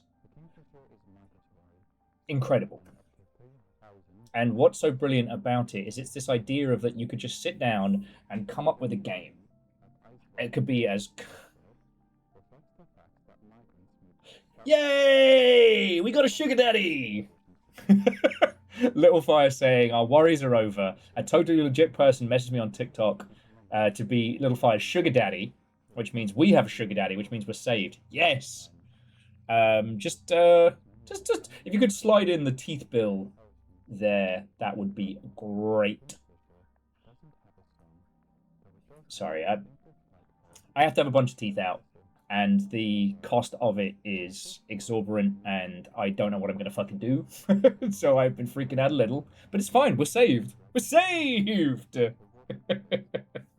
Anyway, jumping back. Alf, Vermis, and I think it's... hang on. I'll just show you. Because Little Fire actually got me Vermis for either Christmas or my birthday. And I nibble on it. I have had to stop myself from just, like, reading... Oh, your book is in the mailroom. Okay. So, yeah, this is Vermis. Lost Dungeons and Forbidden Worlds. And it contains all these, like, little breakdowns, like, character stats, enemies, etc. But then once it starts getting into, like, character backstories and then, you know, guides on how to unlock story beats and things like that. Yeah, this is one artist doing the whole book, and it's this idea that you could come up with an incredible game that never, like, just the idea of it, and then write a guide as to how you could navigate that. Mailroom? Why not female room? Sexism. Vershi, thank you for the 200. Fuck yeah.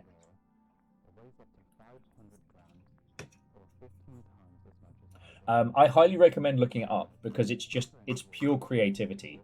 And there's a few other ones that they have. Where's... God damn it.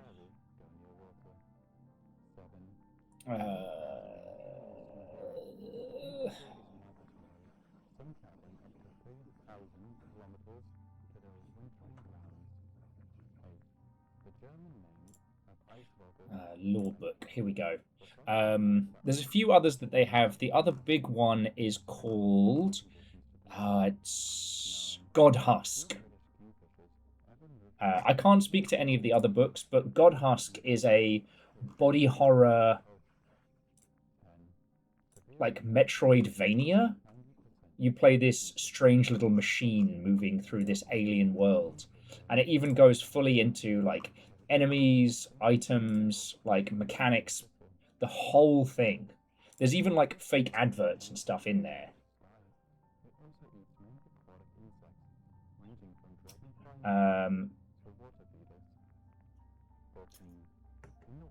You know what? Fuck it, because we're talking about it.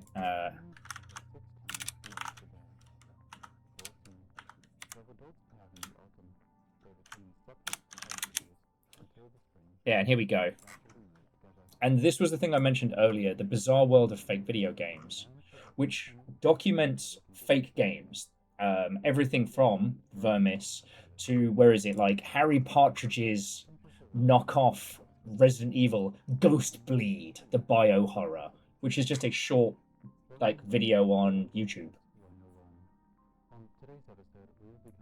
Yeah. What, and Fearless, how much fun was it? Like, I remember as a kid coming up with like game ideas up the wazoo. You know, the hard part about making games is making games. Right. Good morning, Seeker. Have you heard? We're exploding with attention. Most folks agree Benny Rogers had to go, so, my dear, thanks to you, we got people lining up to help serve our cause. I believe you made a fantastic choice.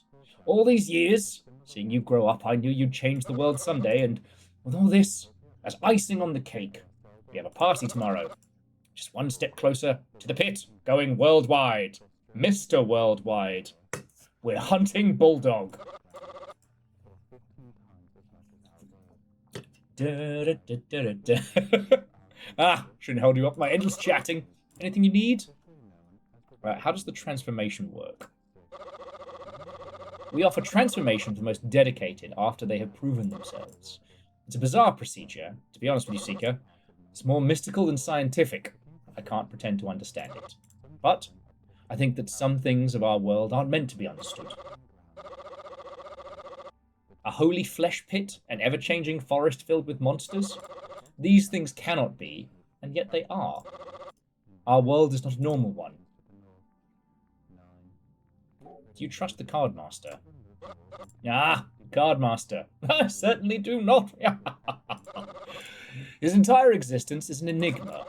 A spirit man trapped in the valley, unable to resist answering the cards. As I understand it, this is just how he's programmed. He seems compelled to fulfill the purpose, whether he likes it or not. And he indeed hates our cause.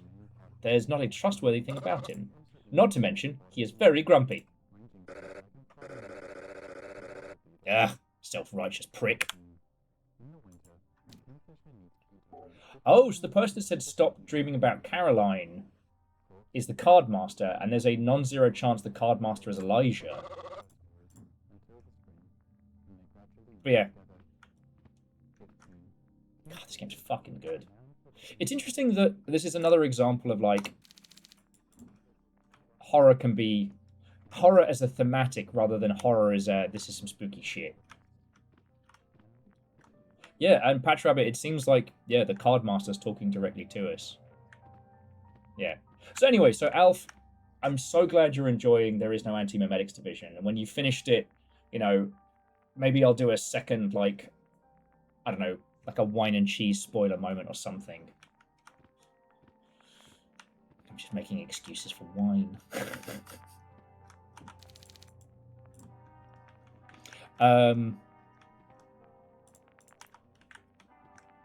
But I have this... I think somebody reading a book that you recommend is one of the highest compliments you can pay somebody. Like, taking your time and a bit of money and putting it behind something that somebody really cares about is... Oh, and Alf, I got super spoilery in the video, so... And you can pop your thoughts there if you want.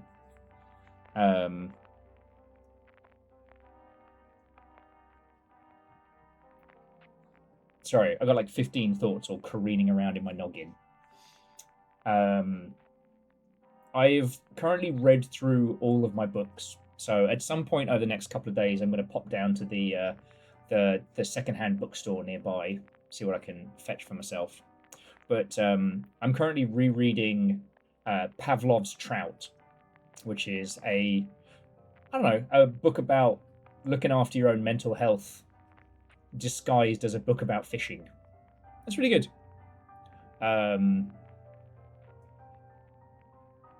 But the thing that strikes me is that the book is... I got it from a fucking Goodwill for like $2. The book is in immaculate condition, and it was a gift to Jim. You know?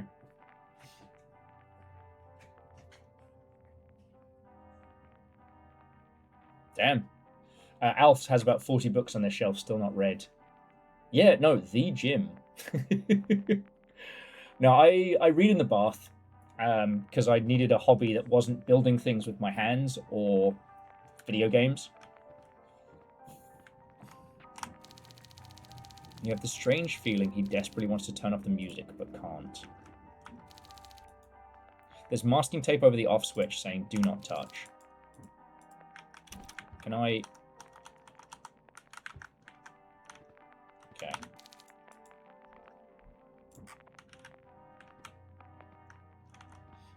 Alright. Howdy! Fake Pit was looking a bit worse for wear. Looking good? Ah, I've got an idea. Bet you $20 I can scrub faster than you. You're on! Minigame! Now, Is he tricking me into cleaning for him? Yep. In 3, 2, 1, go!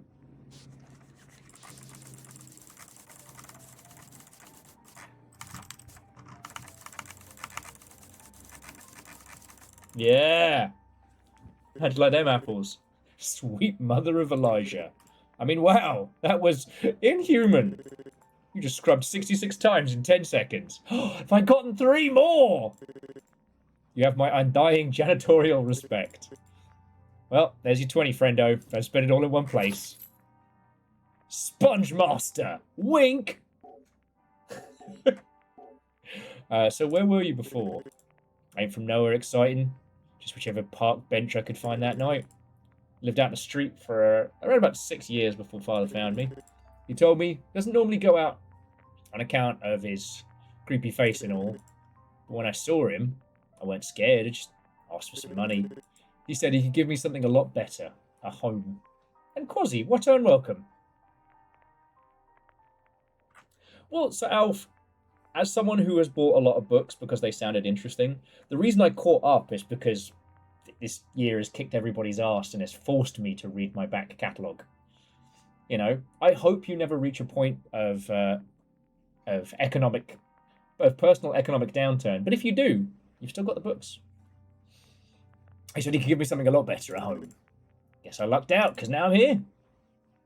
Why keep that phone on the pit? It's a tad strange, since the rest of us around here can't understand the language, but Father can. Guess because he was chosen, I guess. He communes with the pit pretty often, making sure he's doing only as Elijah desires. Sometimes after a chat, Father comes back with the craziest ideas. I still remember when he told us Elijah wants us all to wear red from now on. Real shame. I was getting ready to add black and yellow stripes to my robe. I would look smoking. Later. Yeah. So, Quasi, and just quickly to those of you who just joined us, this is Feed the Pit. We're hunting billionaires and throwing them into a gigantic maw. It's a weird game, but it's fun. You draft cards to track down your prey in the forest, but the forest is always changing and different things are hunting us. How are you? For once, I'm not actually rushing off as you get to hang out finally. Darn it. Hang on. There we go. Sorry, I bumped the sensitivity button.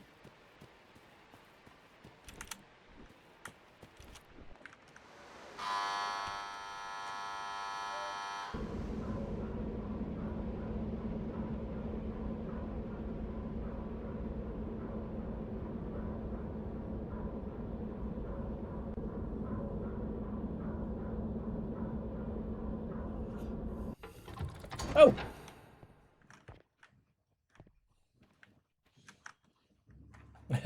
And Quasi, yeah, that's not you though. I haven't been able to stream as late as I have in the past. I also, like, life keeps kicking my ass. You know, I want to get back to, and I'm getting closer to it, to like noon starts as a standard, but, you know. Oh. Cookies, I guess. Okay, I'll pick up some ingredients in town. I wish we'd just not make a big deal out of this. Nonsense. 10 years is a huge deal. I'm going to make the biggest deal out of it ever. Oh, wait. Do you want the cookies decorated like little birds again? Hell yes. Oh, yeah. How goes it?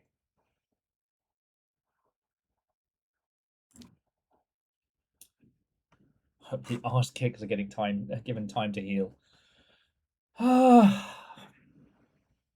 I'm doing my best. I'm doing my best. I mean, it's not a secret or anything. So, Quasi, I had to go see the dentist this week, and I've got to have 3 teeth out. They're gone. The weird feeling I've been having is apparently you can get a displacement thing, where if one of your teeth is being weird, you feel it somewhere else in your head. And I don't know. I had a big old breakdown about it on Thursday, and I've been having a little bit of a spiral about it in my downtime. But I don't know. I woke up this morning with a bit more clarity of heart and clarity of mind. And yeah.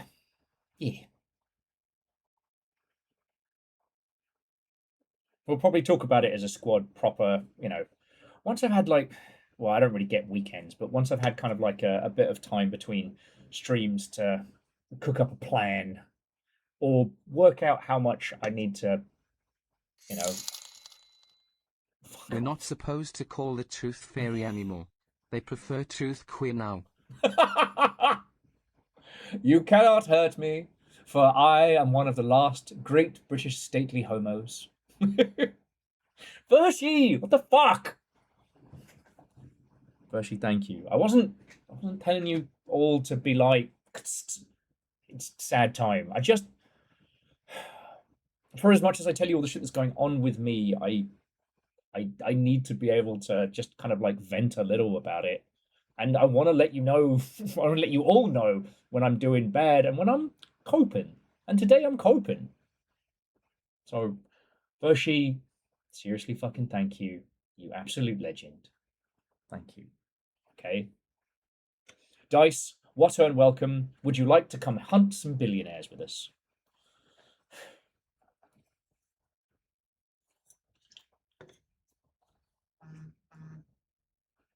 Don't want donations. Cope and seethe. That's going to be my Slipknot cover band. It's more just, I don't tell you this stuff to play a tiny violin to ask for things. Thank you. That's what I should say. It's just from the bottom of my heart. Thank you. Any cool conspiracies? All right. Here's a theory of mine. Are you familiar with Plato's allegory of the cave? Dice, 2 so far, and we're about to go for our third. It's, all right, well, no need to get bogged down in specifics. Essentially, we accept that what we see is the true reality. But our world is peculiar. There's a lot of snags which seem inexplainable. I'd say the strangeness could only exist if we were handcrafted. Maybe from a world beyond our world. Crafted by people or God or both. Perhaps as part of some simulation experiment. Game? For all I know for certain is that we are real. Beyond that, I've only got theories. Tell me about your life before this? No. Goodbye.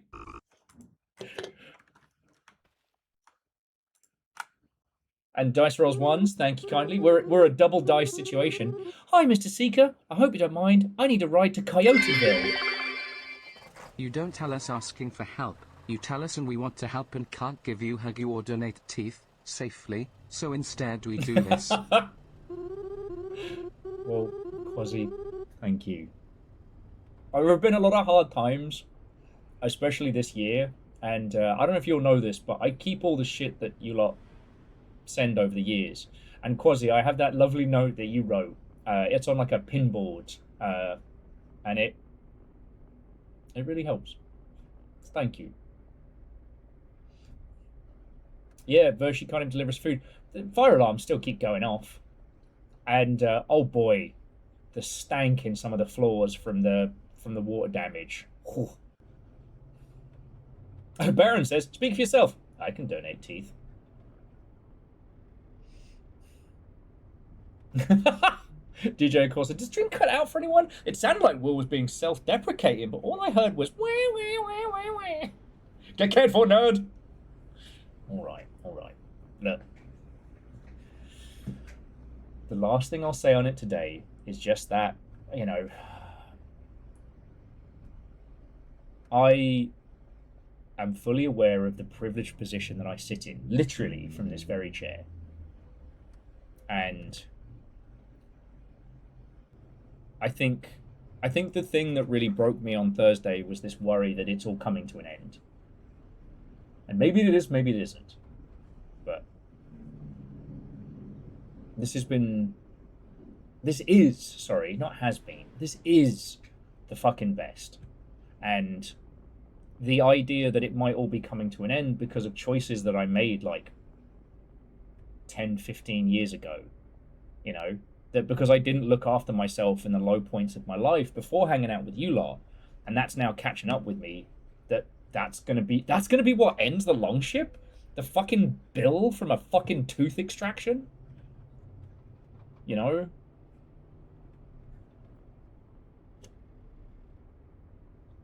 The sad, cruel irony of it, I think, was kind of kicking my ass. You lot are fucking lovely, and I hope, God, I hope I'm at least vaguely entertaining for how much you lot do. It's why the squats have been really good. It makes me feel like I earn it. You're right, it can't end. We've still got the tower to do. So I tell you what, either September, either October or November, we should officially decide to start the tower, because I know Baron's lurking as well.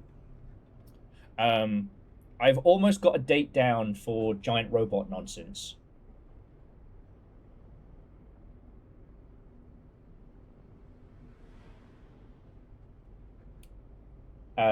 Oh, sorry, Baron's not here. Sorry, my apologies.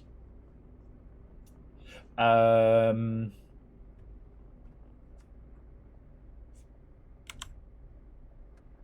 DJ Coil, like, you know, I really appreciate it. You know, my dental problems come from not looking after myself. You know, I'm not playing the poor me's. As I have said, I am a fundamentally unhappy person, but I have worked very hard to not be a, you know, miserable. And having found this and having been able to do this for as many years, like, it's the fucking best, you know. I am so fucking lucky because I've been able to find my quote unquote calling and fucking do it, and it's awesome. Like, yeah.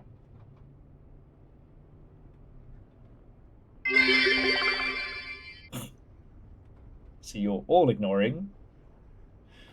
J-Post, thank you. You know? So yeah, that's why it's so infuriating, right?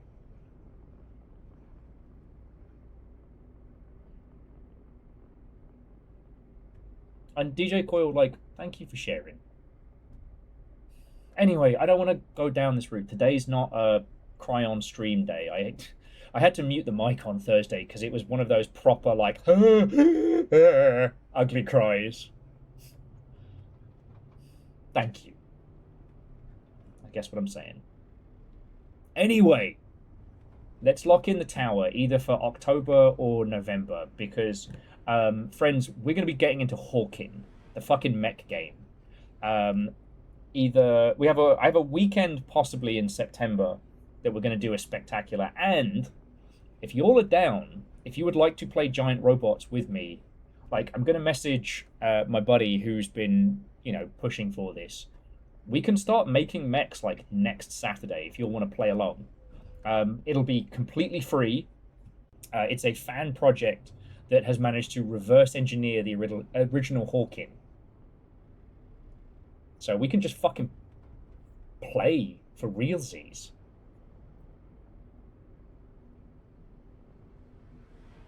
Yeah, actually, Verdon, I may request them. The thing that was funny is when he told me I had to have them out, I was like, hey, if I slip you a 50, can you give me light up teeth? And for a brief second, he was like, no, what the fuck? And then he gets that I'm joking. I was like, no, we can't do those ones, but we can do subwoofers. Yeah, I'm gonna have teeth that go wob.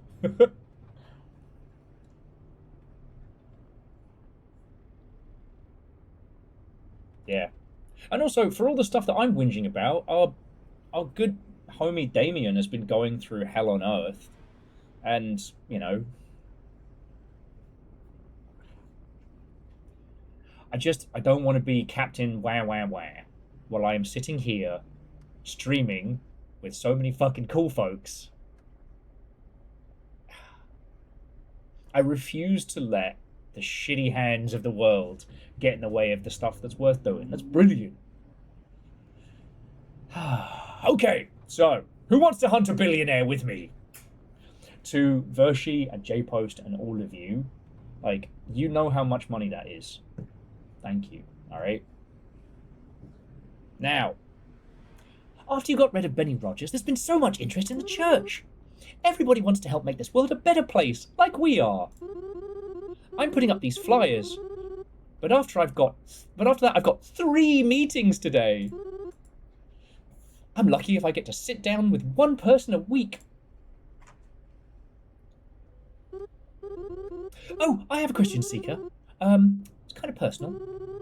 Father keeps talking like you've been here forever, but I don't remember seeing you around. So, when did you join the church? You reflect for a moment, trying to remember your past. DJ Coyle says, anti-Jarl's decree, share some good news. DJ Coyle got an interview on Thursday and got a second round. Fuck yeah. I mean, you lot know my good news, which is we're literally being sponsored to do a mech event. I'm going to start reaching out to like other streamers and games industry homies and whatnot to see who wants in, but we're doing it. And the Cosmic Crowbar announcement really well. You know? You can't remember. It's been wiped. You have no past.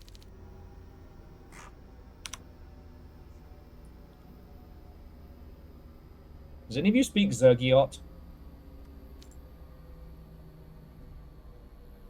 Okay, so this is one of the moral choices of the... Oh. What the fuck?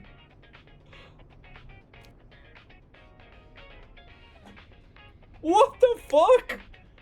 We just got, like, unregistered Bandicamp there. You and Janitor look different from the others. Of course. I haven't done the transformation yet. Neither has Master Janitor. Sorry, Mr. Janitor. And I've been at the church a long time, but I'm still new to the circle.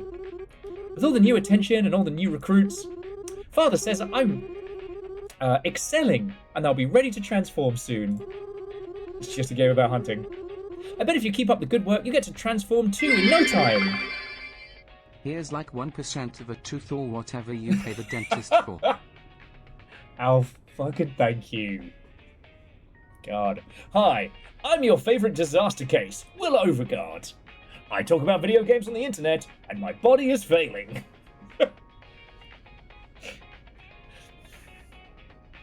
Shut up. I'm not crying. I bet if you keep up the good work, you'll transform too in no time. What do you think of Father? Nobody loves the pit as much as the Father. And he's so wise. He has an answer for everything. It's hard to follow the rules, but he always makes sure I'm serving Elijah properly. The Father's also really patient. I don't think I've ever heard him yell. Even if I yell sometimes. Ah! See? Okay, alright. You can just drop me off at this gas station. Alright, don't get eaten. Hey Zeke, what and welcome. And Patch Rabbit, that's a good... Ah!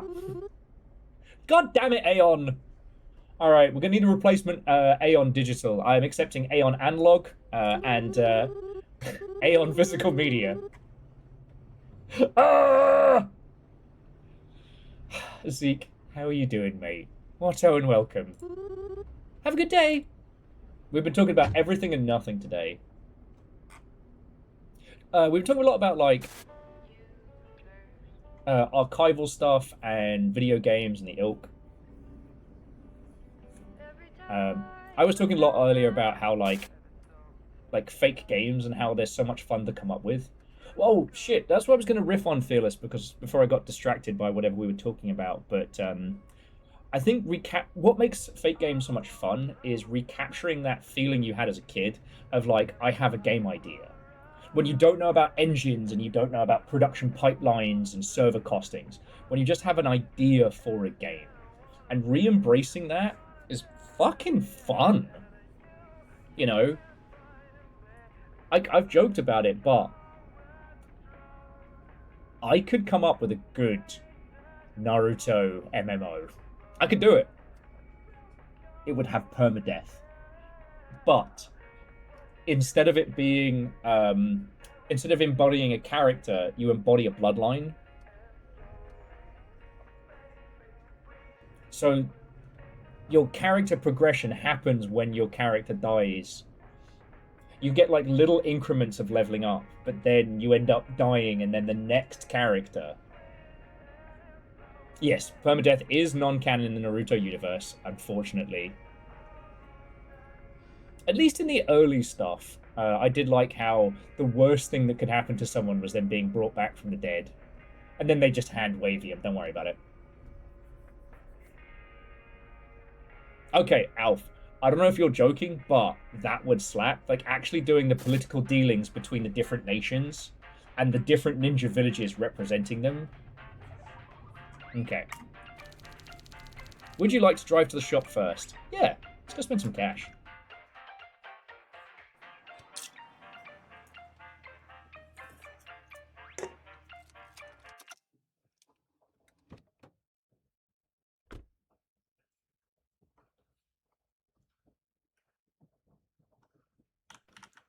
Okay, money, no question. A game like that, where if you're just doing kind of like every person gets to be a ninja, 8 people on a server, 2 from each faction, would work. Ah, welcome back! Has anyone ever told you? You've got a familiar face. Well, anyway, I've updated my selection with a few special curations. They'll assist you for the night. Okay, so we can have a glove, a pizza, coffee, Sage. Icarus's Feather negates full damage up to 3 times. Dealer's Glove. Alright, I want the Dealer's Glove. And I want the... You know what? And I want the coffee for now.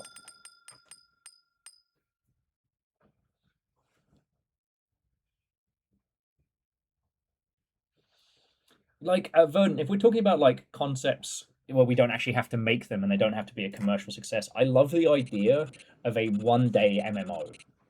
Everybody starts at the same time, and then you have, like, 6 hours in a world. 30 for coffee? When did the Green Mermaid Company get in here? Yeah, they're charging fucking prices and then some. I do need to apologize, dear friends, from the curse of drinking all this sparkling water. I have to pee again. I'll be back in just a second. Speed piss! Speed piss! Inside their bodies. And worlds like mine, where they walk beside us.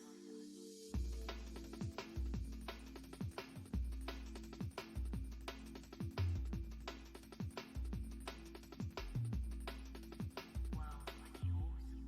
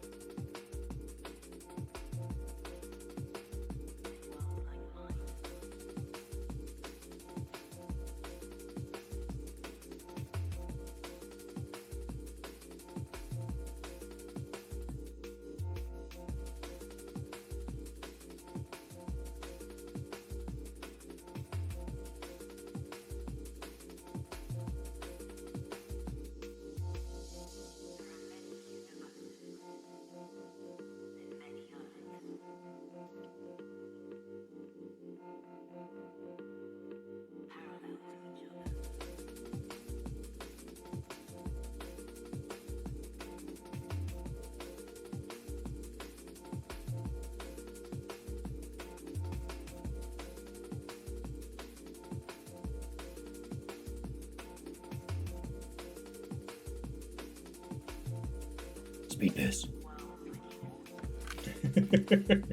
Sorry, Bacon, I didn't say thank you for the 300. Okay. Emotional support Dreamcast music. I was never a huge fan of jungle music back in the day. It really is just from that, like, that era of, like, PS2, Dreamcast era music that kind of has made it very nostalgic for me. And I realize it's completely due to not Fruit Loops, but the that early non-Cubase music program, which was completely lost in my mind. Not Acid, although I did like some of those, music making programs.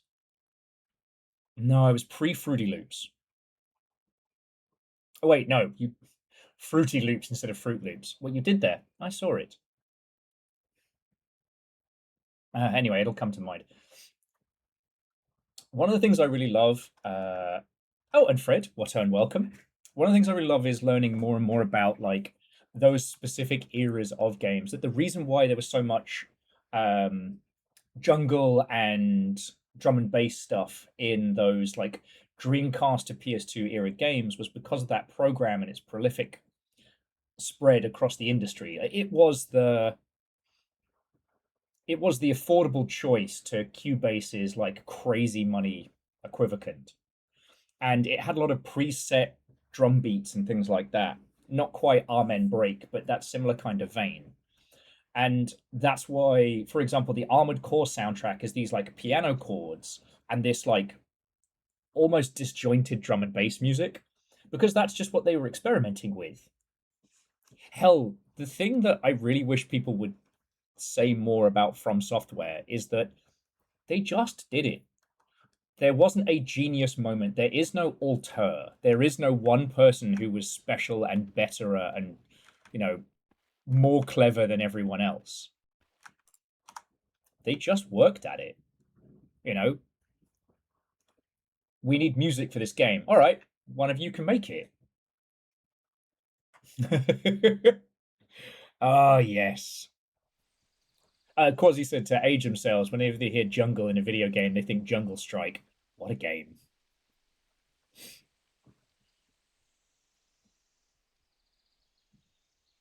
Okay, so we're dealing with the little rabbit. Play her game, follow her song, her appetite will grow. The rest is up to you. Okay.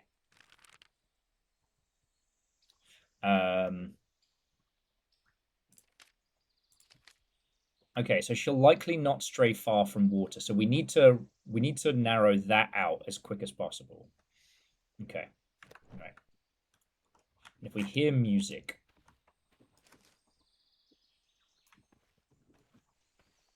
Sorry, like I said, it's one of those things that makes me fall in love with From Software games more and more. Because the Armored Core soundtrack there aren't that many iconic tracks on it, but it's so evocative. It's at the same time high speed, high energy, and yet somehow kind of mournful and a bit sad. Hey! Seems like it's logged into the cryptic call center. Home safety hotline shout out. Alright. Cardmaster's hiding something. It looks like a game disc. Homepage. You don't have anything to play it on, but it looks fun. Sorry, you caught me reading. Ugh! Back already? New day! Hooray! Alright. Melody Stevens.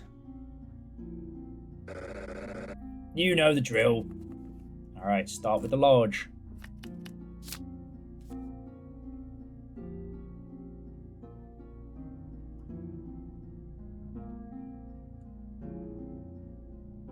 Okay, we're going to go with Are They in the Wave? Yeah.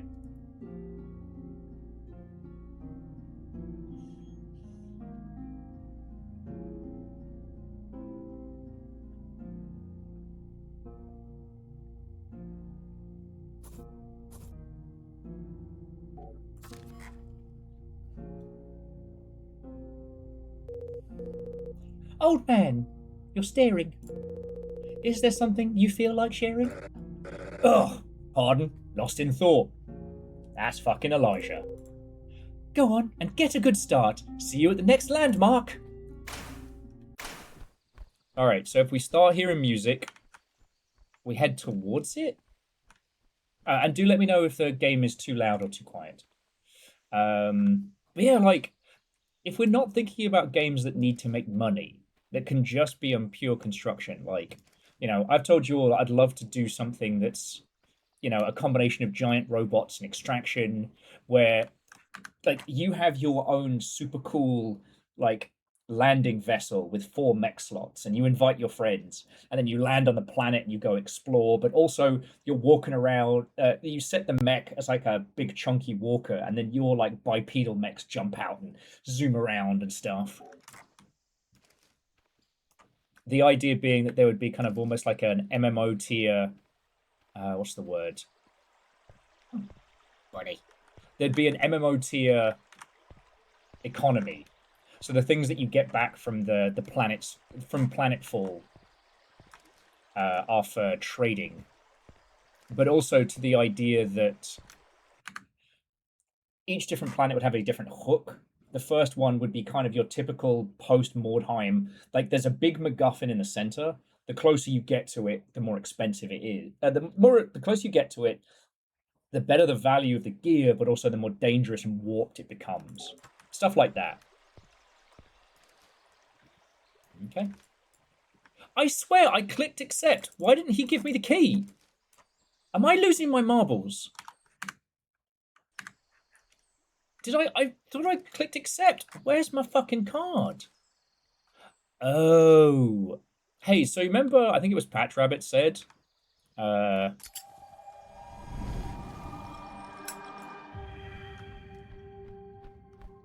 it's in your inventory?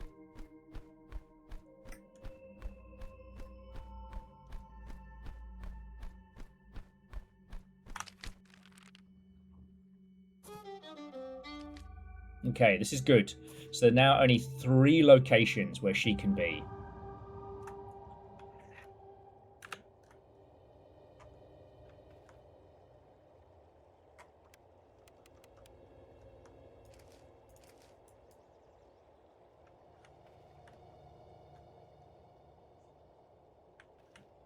Okay, so the girl, the kid. Oh, fuck me!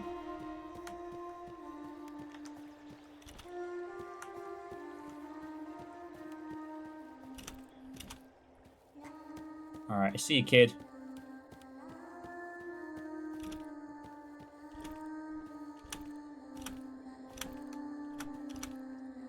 I'd also love to make a good video game based on Bleach. Gotcha. Oh, shit the bed. Can she swim? Can I swim?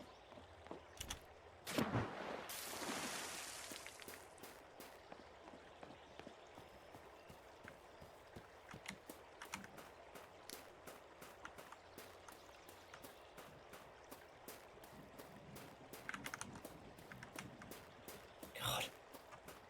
Air horn noise.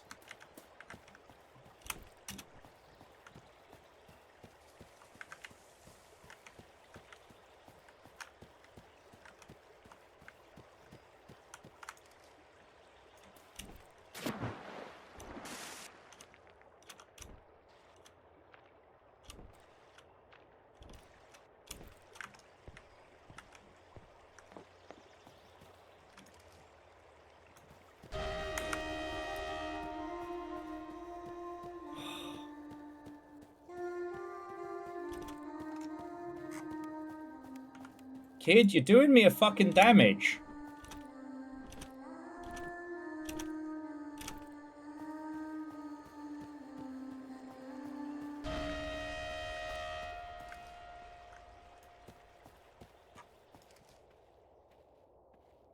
Okay. We can cut through the mountain this way. Oh yeah, so Simple Chaos, what I would do with Bleach as a treatment, money no question. I'd like to do a lot more like fun, fucked up shit with Bankai.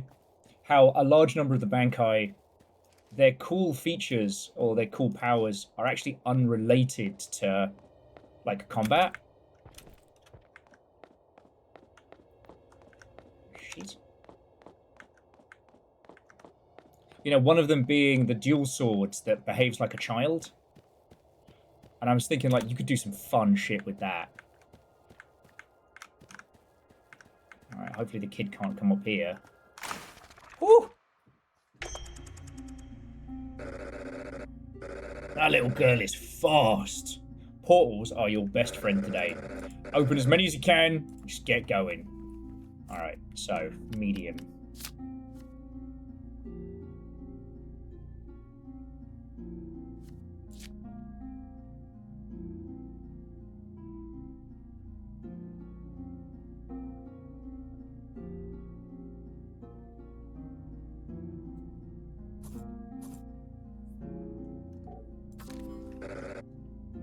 Solayoshi, 2 in the pit, we're hunting our 3rd, while a strange ghost girl creature plays tag with us.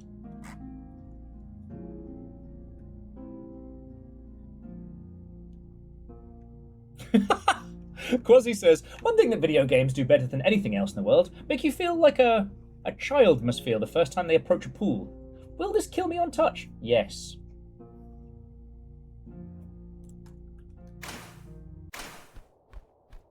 Okay. Parkour down. Portals are our best friend, eh?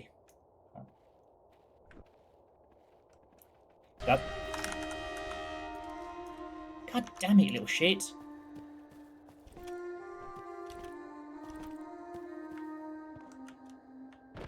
Ow. My bones.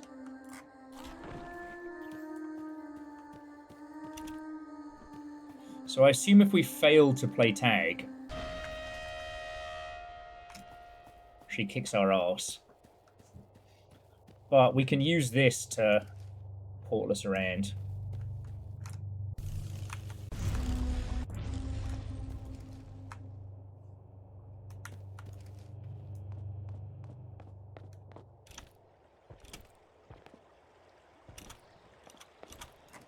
Alright, Tribes 2, you've taught me well.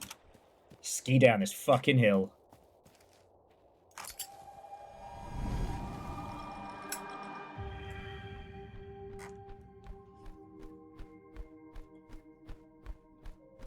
Actually, Alf, I do agree with that.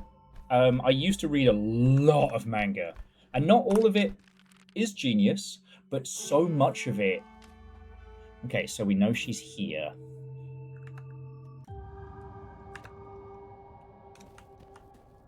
But so much of it has something really interesting to do or say. Oh, kid. Have you seen Rosemary? She was with you. Ah, she didn't make it here. Something happened. I think I go see where she is. I'll mark it on your map. Please, just go make sure she's alright.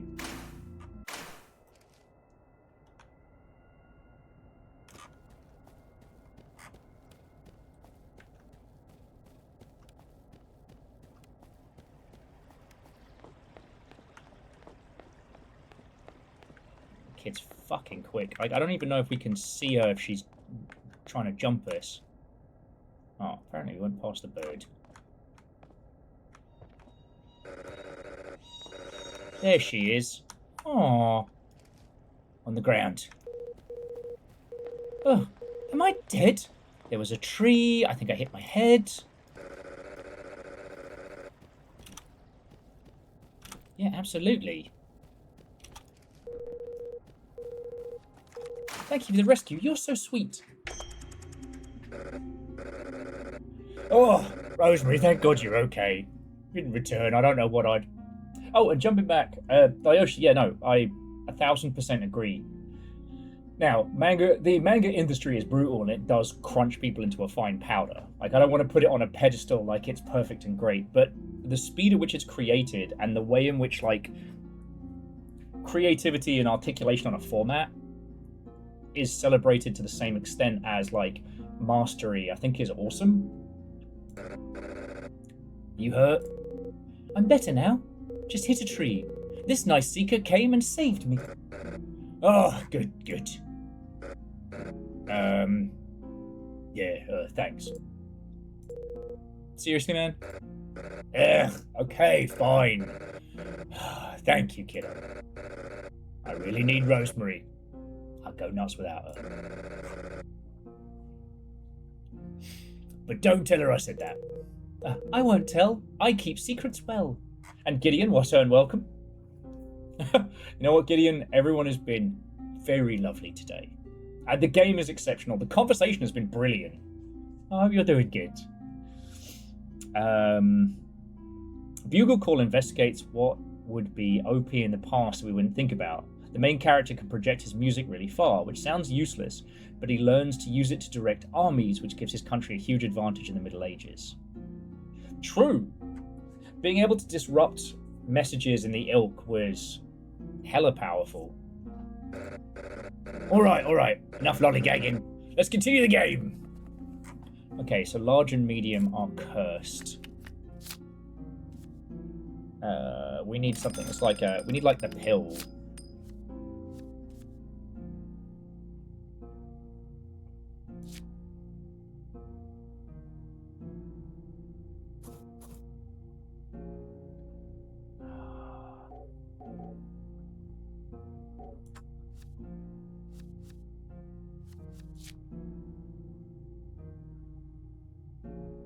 Nah, it's got to be the...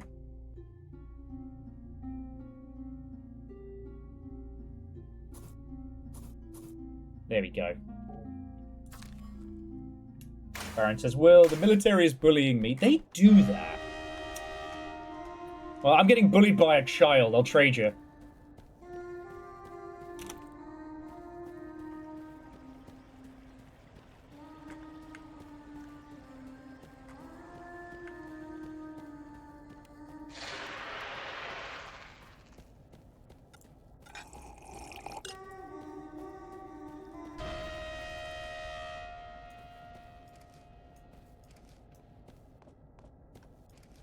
Yeah, I chugged the coffee.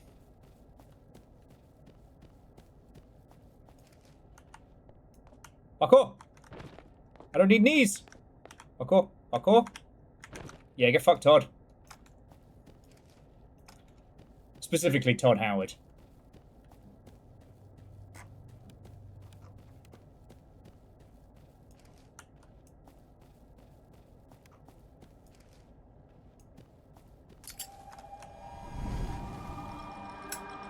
There we go.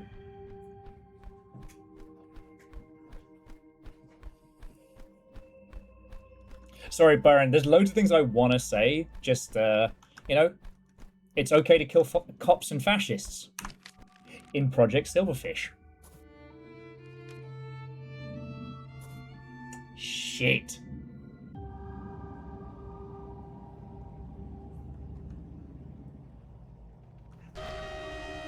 Oh, god damn it, kid.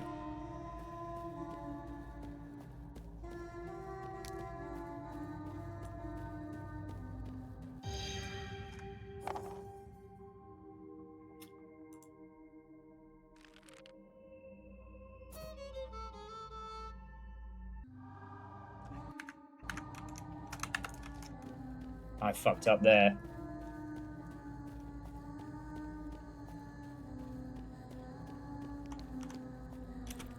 See you, little shit.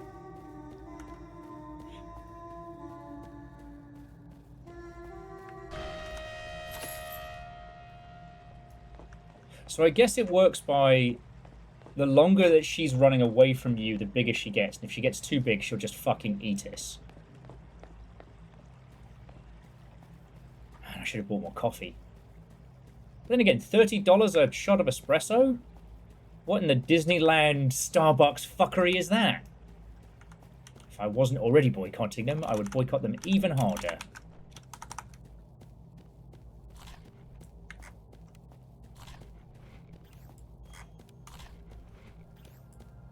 Walk out!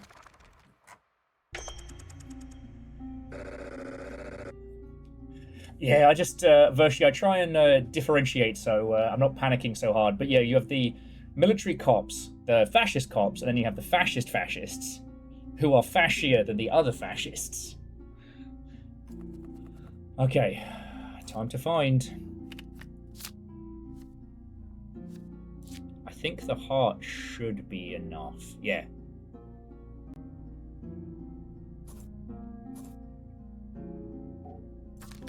Time to go swimming. Hey, I owe you something for earlier. Couldn't think of a good gift, so how's $30? There. Now we're square. Thanks again. Aw, you sentimental fart. I knew it. I knew it. I knew you had a heart. Ah, sharp. Okay. We can get away from the kid.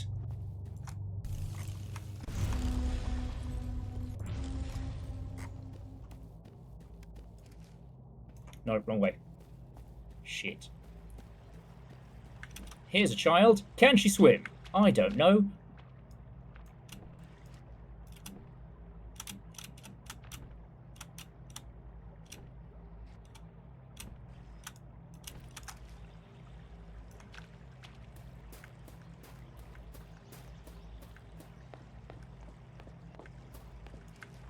How the fuck are we supposed to do this?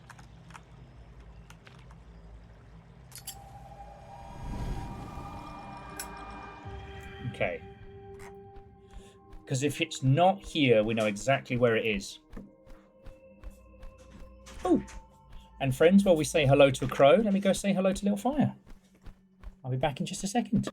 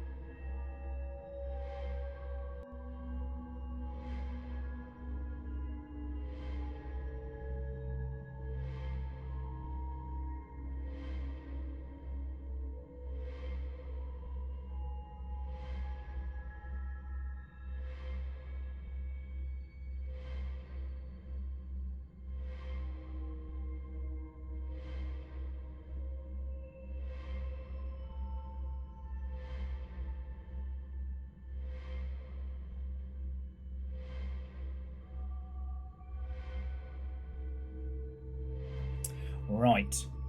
Hello, hello.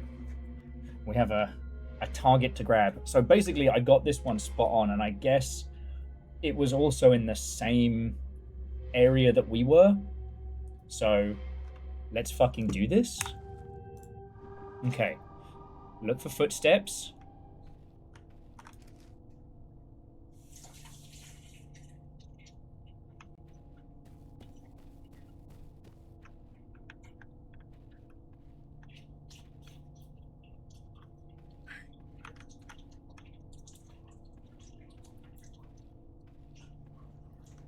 Felt like I heard that over my fucking shoulder. Hang on. Oh, we're a ways away from it. That's why I didn't hear anything. Whew.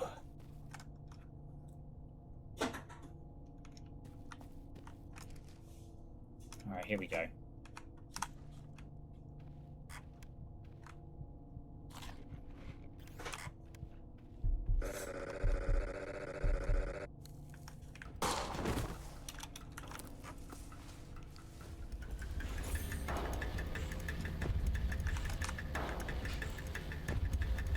Yeah, I got speedy berries.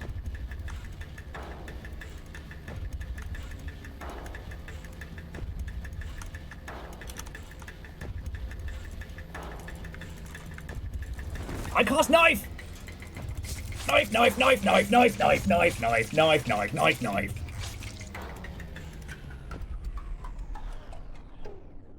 Was that easy, or would you say it was nicely done? Alright, now we've got fucking ages to go to get back to the car. Hopefully we don't have to contend with the child.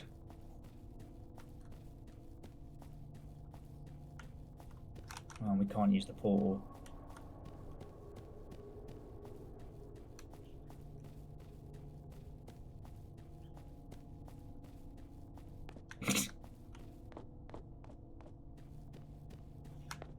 We don't want to walk into the park ranger while we're carrying the corpse of our nearest victim. This is a person who made their squillions with a meat empire.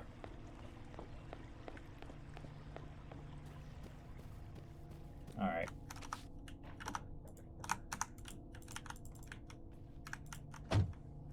Alright, and off we pop. How's that for a slice of fried gold? I do think the reason we lost so much blood was because I decided to play parkour down the mountain.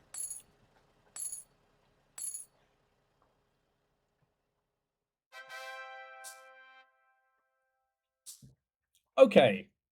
Undetected, no frenzy, you're it, every deck, mission complete. I just got $100. We're going to Chili's. Stop telling me we're going to Chili's and then not taking me to Chili's. Okay, but apparently the Dollaritas are back. I don't care about that. I want my burger.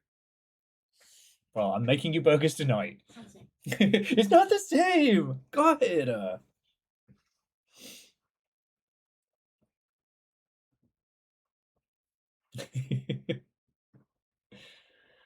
Pat Rabbit, thank you for playing tag with me.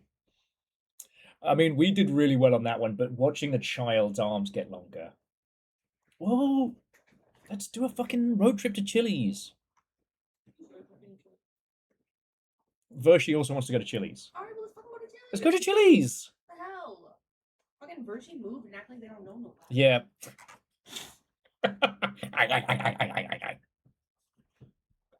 Vershi has been lovely, and despite me saying don't, threw in $50 earlier. Is that Chili's? It could be. Chili's fun? We pay for gas. True. See, Baron, those are the two things that scared me about having access to Costco, is having access to industrial quantities of bevies, but also the hot dogs. I've actually never had one. I mean, they're a okay hot dog, but they're $2, and they're good.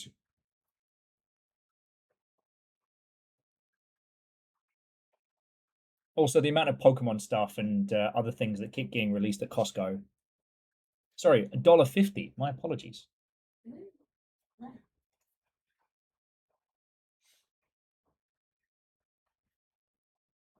Pine Box, aka Slightly Haunted Chilies. So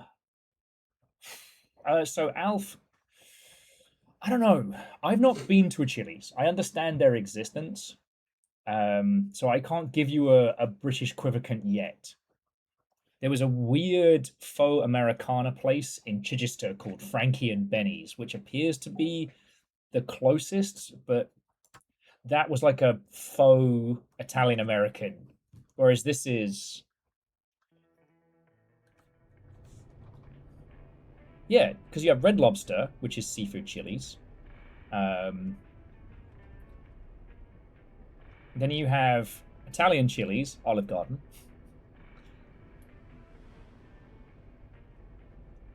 You know what, Simple Chaos? I actually can't remember which one it was. Well, this next one's sure to spin you in a circle! If it was the Arizona iced tea bloke or the Costco bloke that said, if you ever raise the price, I'll beat you to death with my own hands. Buffalo Wild Wings, sports chilies. I do like Buffalo Wild Wings. I haven't been in ages. Sure, actually, it was Floydo who took me to a Buffalo Wild Wings the first time because we were hungry and that was the closest place. It was the Costco CEO. Okay. Alf remembers having their birthday party at Frankie and Benny's. Well, we used to go there because the food wasn't expensive, but you could get a picture of alcohol and they didn't card. So that was our fucking like pre-gaming spot. I miss from my childhood. Yeah? Shoney's. Wait, Shoney's is real? Was real, yes. I thought Shoney's was a fucking bit from Rick and Morty. No, Shoney's was real. The bit where he's like, metaphorically speaking, Shoney's is my home. I thought they made that up. No, it's real. God damn it! Panda Express, aka Chinese chilies. This is Pineview Drive. I reached the end point. Velo, there is no end, only road. Hart thought I said a picture of alcohol, like a little snippet. Now, obviously, I have never consumed alcohol under the age, and I would never recommend anyone else do so. Baron's asking, have you told me that... Wait, jackalopes are real? I thought that was a thing from World of Warcraft, with the you get too drunk and you see the rabbit with the horns. No. You've been on this earth long enough. You're supposed to be wiser. Well, okay. Wisdom and intellect are two different stats. Fogo de Chao is meat sweat chilies. Dustin, someone out there is mortally offended by what you've just said, and that amuses me greatly. Dice Rolls 1 says that jackalopes are not real. They're an urban legend. Same as hoop snakes and wappletinger. What's a wappletinger? And hoop snakes are the people that challenge you to basketball for money and then take your money. Baron says they're native to Nebraska. I've never been to Nebraska. You should go to Nebraska. What would you do in Nebraska? Enjoy my peace. That's what I mean. Same thing I do in Montana.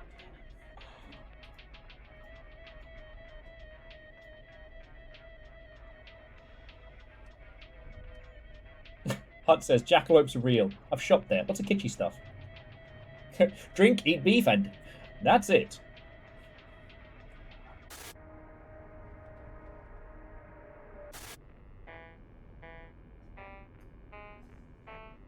Damn.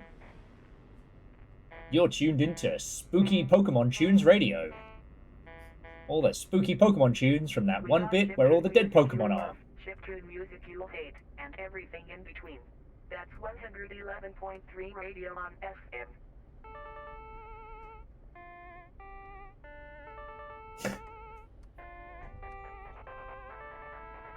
I think so, Baron? Baron was asking if they showed the jackalope tattoo.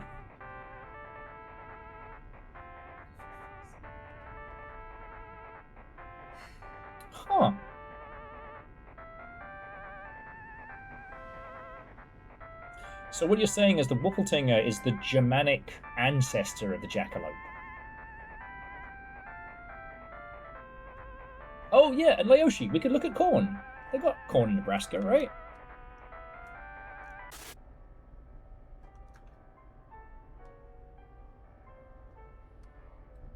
California Pizza Kitchen is Pizza Chili's.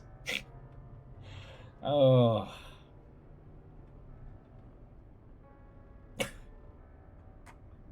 Actually, no, Vernon. No, I'm not.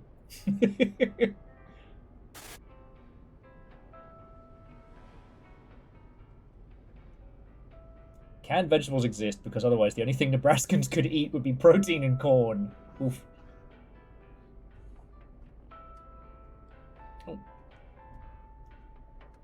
Oh, Baron, that's way cool. Hang on, let me just show Jess.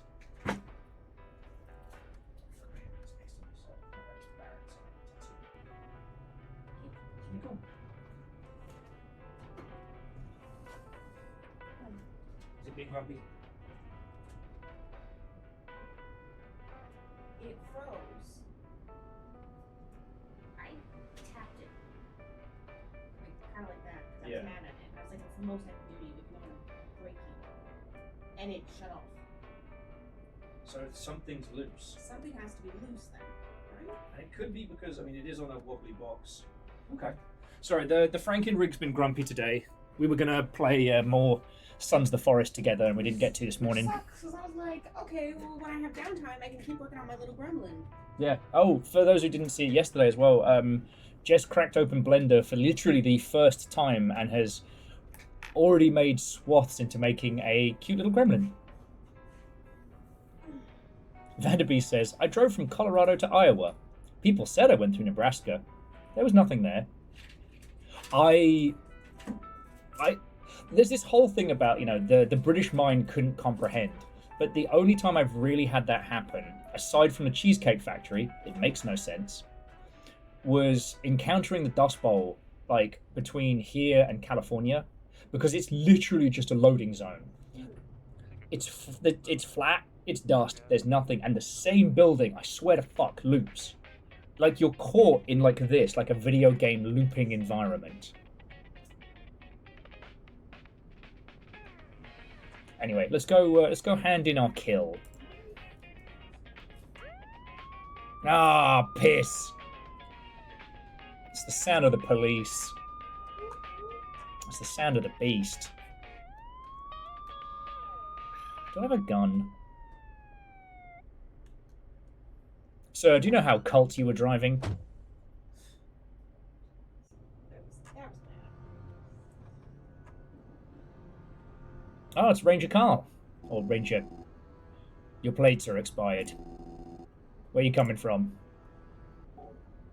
Carasana Valley? The Valley, huh? Don't get a lot of visitors these days. What sort of business you got up there? Hunting. Hunting. Get anything good? No luck. We'll go with yes, I did. Well, I'd like to see that myself, if you don't mind. I need to search your vehicle.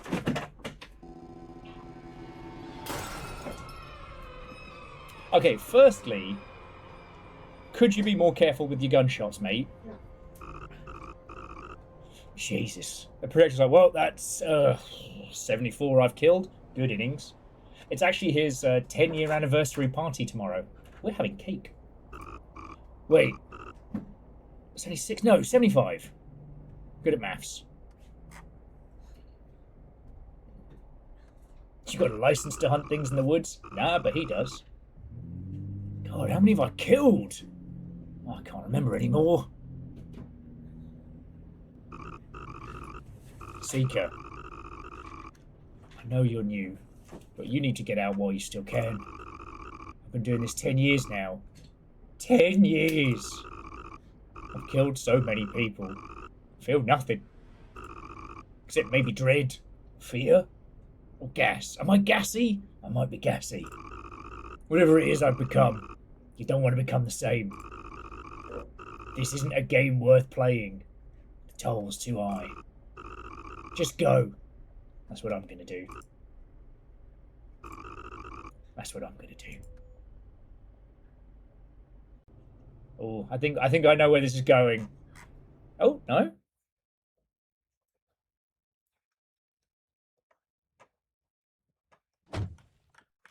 Would appreciate if he'd been a little more careful with the fucking shot there, but all right.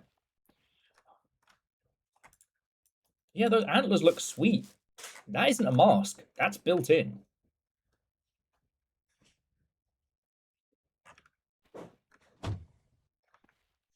Yeah. That's how you know I'm not running a cult, because if I was running a cult, I'd have dental. Yes, sir, your license plate says ghost, and I'm extremely bored, so I'm going to pull you over.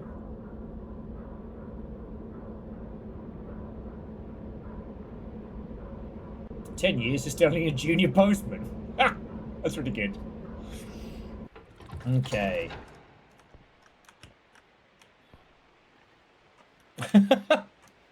You're right.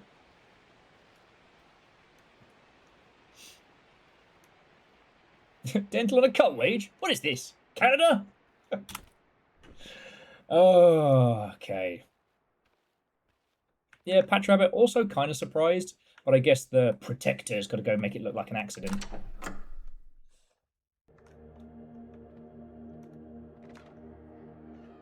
I kind of miss when people would come and chant, "Cheer me on," as I came back. This is my third kill. It's my third kill. Nah, squad's not even here. Working my arse off. None of it. Although this game has made me realise one thing, that like if I ever did actually encounter a cursed video game, like a "if you play this you will die" game, I'd still be streaming it and would probably still be commenting as like my life force is getting pulled out through my eyeballs. "Yeah, the realism of this is really exceptional. Oh, it feels real good. Oh, I may have unlocked a cursed thing, but you could really see the inspiration they've taken from indie horror."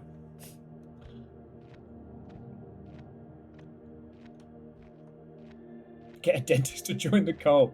Be surprised. I can't get a tattooist to join the long ship. Anyway.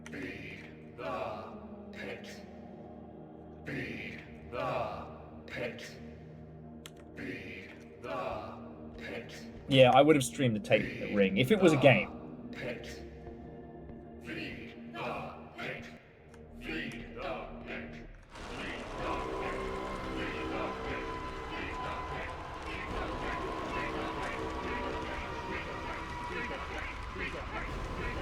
All right, here we go. All net. Kirby. Ooh, that butt's hungry.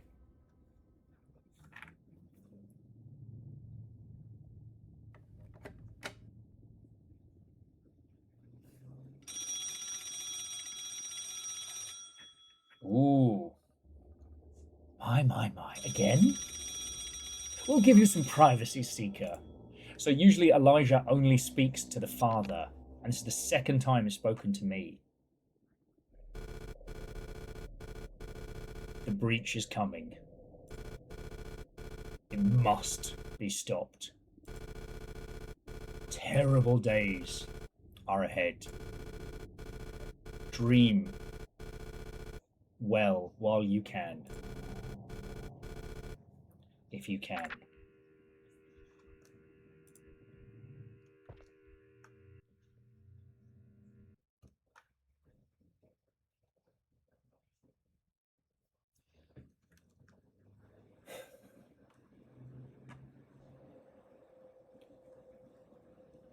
Fuck yeah. Okay.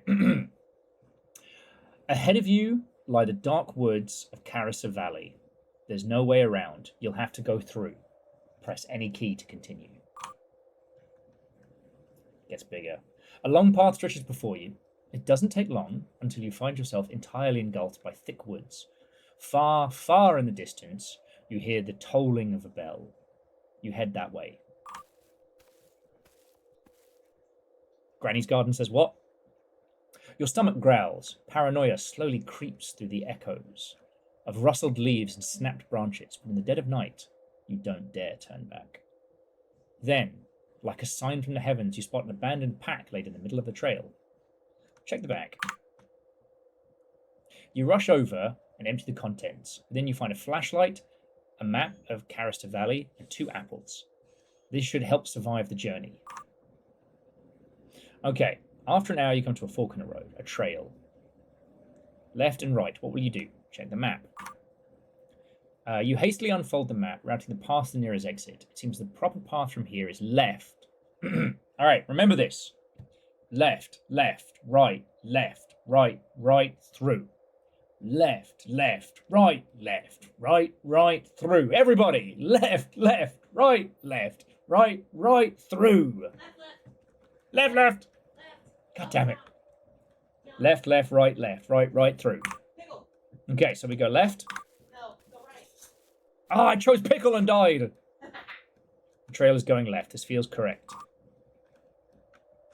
Road ahead, you see a floating figure. It moves idly from side to side. A terrible smell hits you. Say hello. Approaching, you find a hanging body with blood-soaked fingers. The face is difficult to forget. A sickly feeling washes over you. Okay, so left, then left. You've made your choice. Okay, as you step, something fleshy grabs your ankle. Look down slowly. You carefully turn your legs. Beneath you is an indescribable multi-limbed mass of skins as it slowly drags yourself past, using your leg to guide it. The thing has forgotten how it's supposed to look, and it mumbles in languages you can't understand. You gently shake it off and proceed. So we did 2 lefts and a right. Because remember, friends, 2 wrongs don't make a right, but 3 rights make a left. At last, you reach the source of the bells. It stops and turns into nondescript character, and then you run as fast as you can. So that was left, right. Check your map.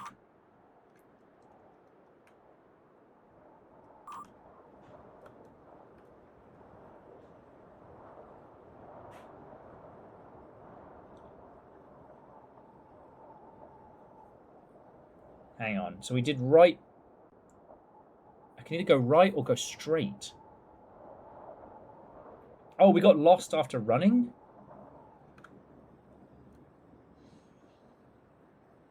Shit. 2 wrongs don't make a right, but 2 rights summon a demon, and now we're all fucked. And 2 rights make an airplane. Right, make these nuts. There is nothing that I can say to that I can repeat on a recordable format, so you just have to psychically hear my joke. It's because you're a coward. Look, we would all have to get very comfortable with a lot of things very quickly. Ándale, vámonos. See, this is why I didn't want to say 6:30. Ándale, vámonos. Okay. Alright, let's go right. The path proceeds, you feel disoriented. In your rush, you bump into a faceless man. He seems aloof, but through a growling voice shares a few words. The fates aren't sealed. Leave these woods or be lost forever. Thank the man. You frantically thank him, then pass by. The bells hurt your ears. It's gonna do some fucking terrifying shit. 5 paths diverge. Your flashlight flickers out and dies. We can take the 2nd, the 3rd, the 4th, or the 5th path.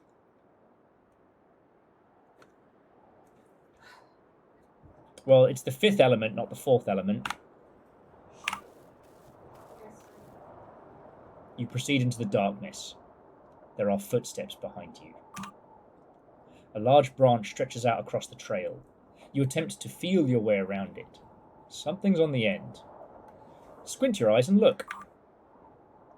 You squint, forcing your eyes to peer through the black night. An animal is impaled through the face by the branch. You shuffle around it. Okay. The bells have stopped. A hollow breath hits the back of your neck.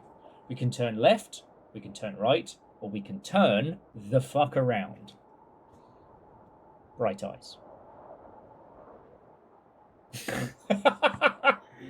Sorry, you all didn't get to see the bird that I was flipped there. If only we found Dennis. Turnaround is in all caps, which makes me seem like it's a great idea. Let us face the fear together. Turn around. The bells have stopped. The hollow breath hits the back of your neck. Oh.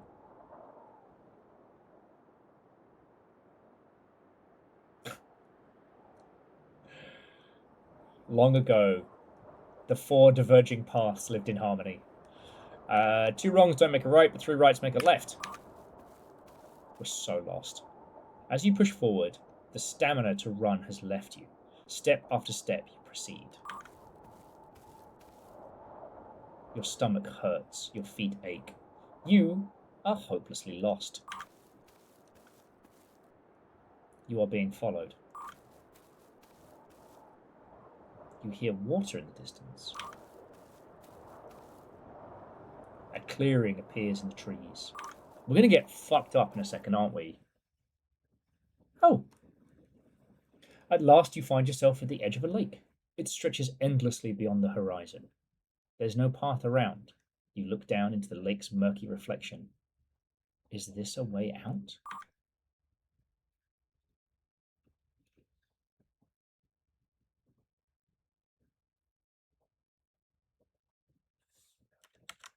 I don't like it. I don't like it. I don't like it. No, no, no. Oh!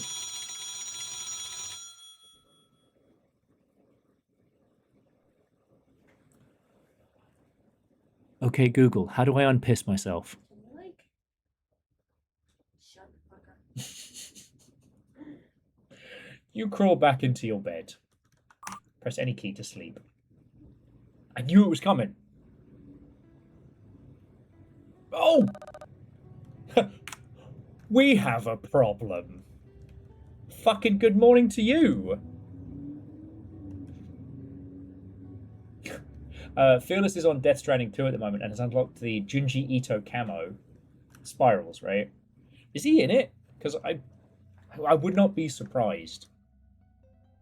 As a small aside, I'm sure you all know it, but Junji Ito, actually, very happy, chirpy guy. Despite the horrors he creates. One of his best books is about his cat. Okay, so we have a problem. Yeah. I don't know how to unpiss my bed. The Protector is missing. He never returned last night. We checked, and he has not been arrested. Rather, I am certain he ran. His faith has wavered. Follow me.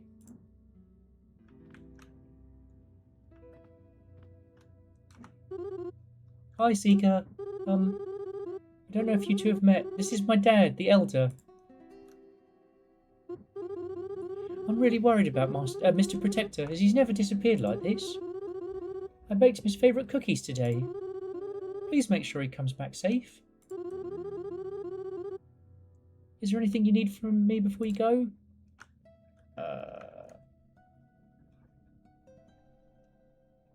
Why do you work here?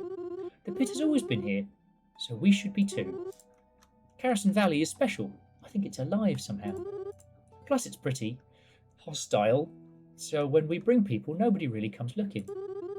It's all kind of scary, but also kind of beautiful. Alright, I'm gonna go find him. I don't need to ask how you feel about killing people. Alright. Let's go say hi to the janitor first.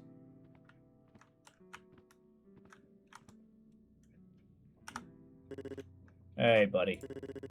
Tough morning. You know, you never realise it looking at him. But Protector is by far the funniest guy I've ever met. Recently, though, he got obsessed with all these nutty conspiracies. And shoot, I'm starting to wonder if they weren't also nutty. I really do believe in my heart that this church has some amazing beliefs. But the way we go about it, with all this violence and hate, isn't that the exact thing we've been preaching against? I know writers who use subtext, and they're all fucking cowards. Boy, it sure doesn't seem to be commentary on anything. I don't know. Maybe I'm thinking too hard. You gotta get Protector, and I won't hold you up. Alright. What happens to those who fail? Fail in the church? I don't know how they'll punish the Protector. Father can be forgiven. Sometimes. But other times, especially if the medium gets in his ear, not so much.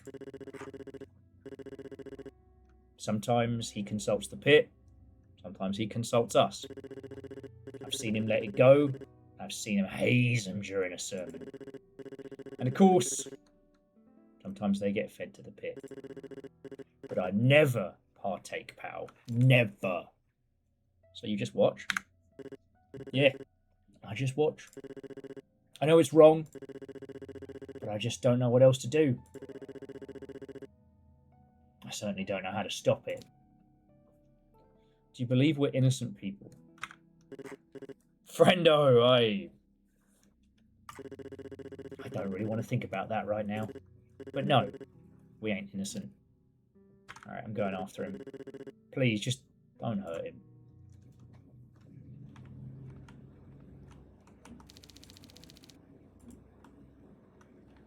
The broom closet ending is my favourite ending.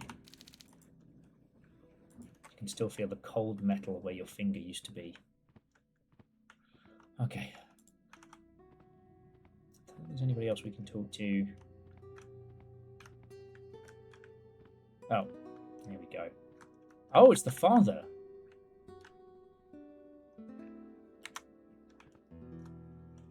One of my favourite little tropes in games, I guess.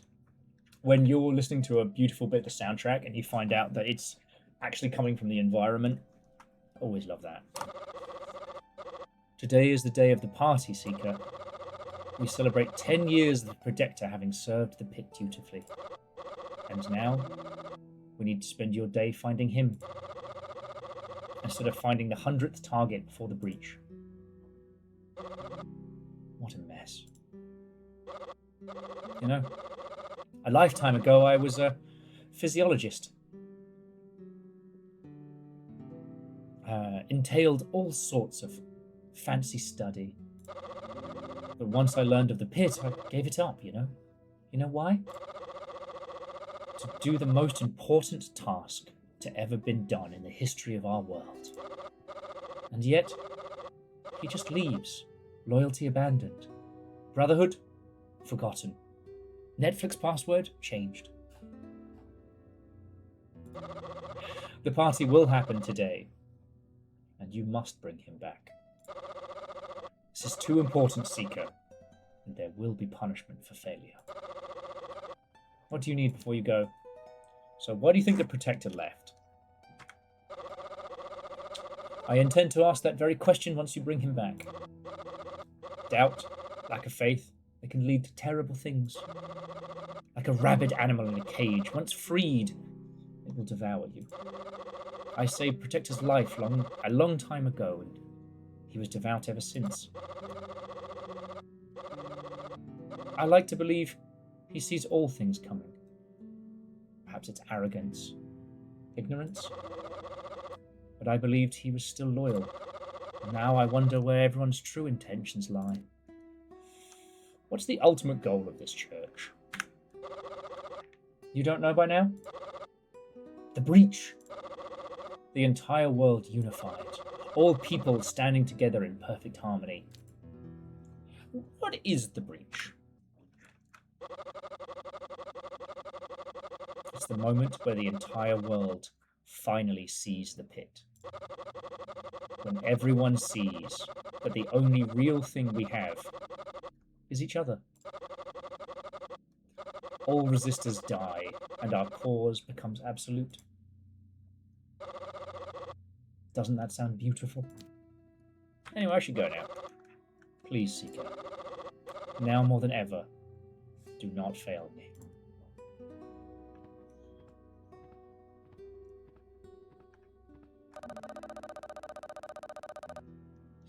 Oh shit. We maintain all important possessions here for just such an occasion. Find the protectors.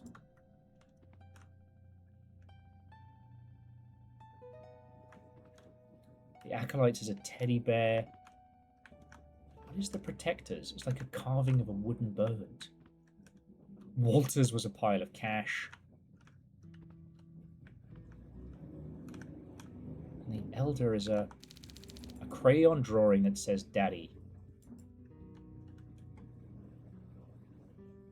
So the Acolyte might be his kid?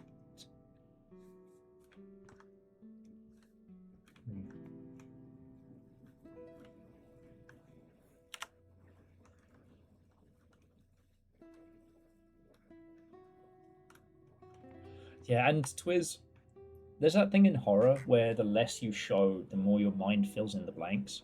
I think one of the reasons why call it the hex noise, call it the Animal Crossing, call it what you will, but simple animations and simple sounds evoke something. Like, we now know that these people aren't wearing masks, they're transformed. And if they're transformed, what does that mean? You know, the Elder slowly opening and just holding his mouth open while he speaks those. You know, almost speaking through gritted teeth, maybe? Or some kind of... I don't know, it evokes something. Oh, yes, Dustin, you're right. The Acolyte is the Elder's kid. I was getting mixed up with father. A well-kept punk vinyl labelled The Crashers. That was Scouts. A well-known adventure game. It's missing the manual. From Hunter. Okay. I have every reason to believe he's still in Carista Valley. The Protector has crucial information about our church that puts us all at risk. Find him, bring him back, do not kill him. If you have questions, ask now. Okay? You kept these things? Excuse yourself, child. Who are you to speak of such manners? Matters. Yes, these items are kept strictly for security purposes. Every member of our church has a possession here, even me, dear. This room is normally locked. We are showing it to you as a sign of trust. Now don't break it. Do you always carry a knife? I need it. There are non-believers all around us, and I enjoy taking care of excess. One must wonder if that group now includes the Protector, or anyone else. In any case, I will take care of them. I'm very good at it. The screams of the ignorant ring so much sweeter. Does that scare you, dear? Do I scare you? No. I've seen what's out there. Oh, no? Give it time. I gotta go. Do not fail today. Bring him alive. And again, this is what the medium looks like. The three eyes, the horns, everything. She's out there killing non-believers. You know what that means, right? Like, that creature coming out of the darkness is the last people some folks see. Alright, Tyler Z. The rare collectible red game kit. Jesse I. Seems to be somebody's emergency food supply. Alright. One thing I want to check. Where are we? A large stack of company papers. Xavier. There's nothing there. Luna D, nothing there. An image of a strange bell. Makes you feel uneasy. So there's the janitor. Stacks of poker chips. The medium. Jars of blood. You're not sure whose it is. Carl A. Jordan. Adam K. The D12 is weighted. Seems like Adam was a cheater. God fucking damn it, Adam. Okay, Trevor, Brock, Avery, Isaac, Crank. Oh, sorry, Frank. Okay.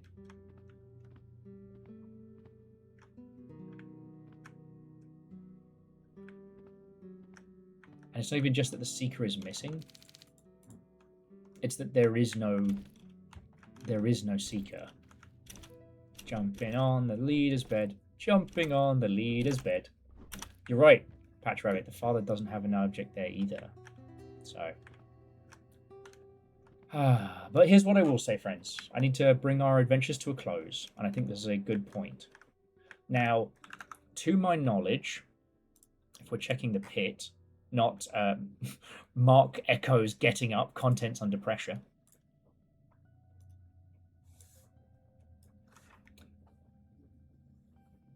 Now, this is only currently Act 1. We could come back to this. We could finish this up on stream or somewhere else. But if you wish to play this, again, this is only Act 1.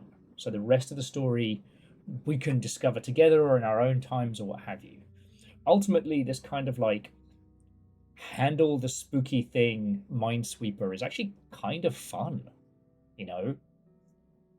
There's a lot more to this that is story-based rather than just hunting billionaires. And I think it's very clever that it brought us through. Oh, Wizardos, hopefully your decks be popping. I haven't played Magic in fucking ages. I'm just about to say my massive thank yous and pass you all on over to someone. So I'm sure there are some lovely folks chilling in Irlin.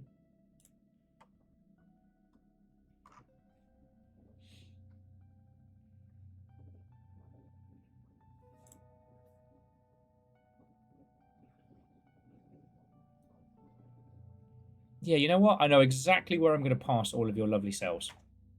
So yeah, Patch Rabbit.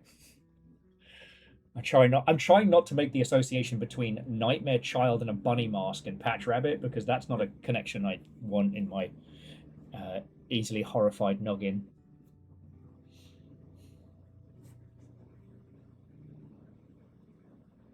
Oh, sorry. Apropos of nothing, apparently the competitive Warhammer series is going down in Tacoma today. Who knew? So look, I want to say thank you. I mean, obviously, thank you for chucking in cash because it keeps me alive. But also, thank you for listening to me rant and ramble and lament and enthuse. If you take anything away from my ramblings today, please let it be that we are in a time that sucks to work in games, but we really are in a fucking golden age of creativity and fresh ideas.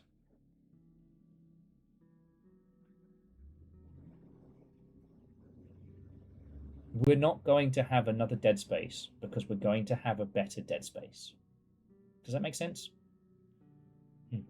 Anyway, I guess the other thing is today has made me feel incredibly proud of doing this, you know. So thank you. Like, fucking seriously, thank you. And to that end, I'd like to say thank you to the following folks.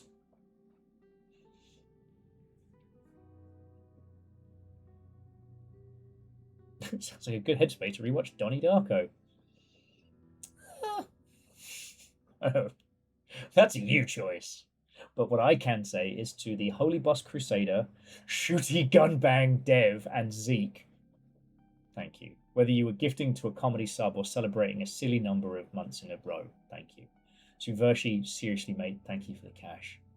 Same to Ehrman, J-Post, Alf, Simple Chaos, Akari, Quasi, Vershi, Scotty, Puns, and Bacon Avenger, with Scotty and Simple Chaos again. Like, seriously, thank you. Okay? It's... yeah. Even though I told you not to, it's a big help. Thank you. Nikiot, thank you kindly for the raid. Sorry you were doing battle with technical problems, and I hope you had a good time. And yeah, to the moderation team who continues to put up with me being both a sketchlord, a disaster, and occasional absentee dickhead. Like Nova, Moose, Caffeine, Carl, all of you. Thank you. All right. And that's it. So, sadly, I don't have anywhere thematically to pass you to, but Cephalon Gideon is literally weaving on a loom right now. You want some chill shit? How about a fucking loom? Oh. Almost just typed that into his chat. Gave it away. Like, of all the places I could take you, that is literally the chillest. So, bam. By the power invested in me. Chill weaving. Because I know a lot of you are also playing games at the same time. But yeah. That's it from me. Whatever you do with the rest of your evening, have a bloody good one. And yeah, I'll see you when I see you. Also, mech pilots. Keep an eye on the Discord.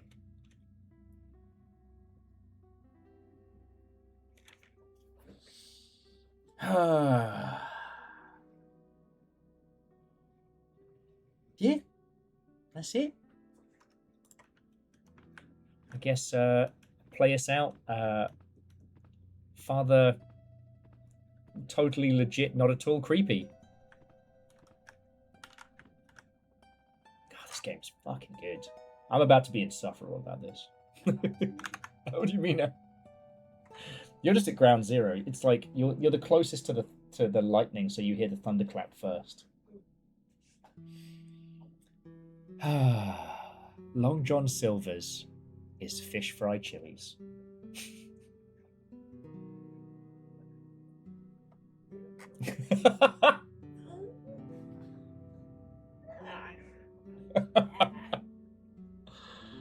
Oh. Do you want to go to Chili's? Yes. Good night, everyone. Okay.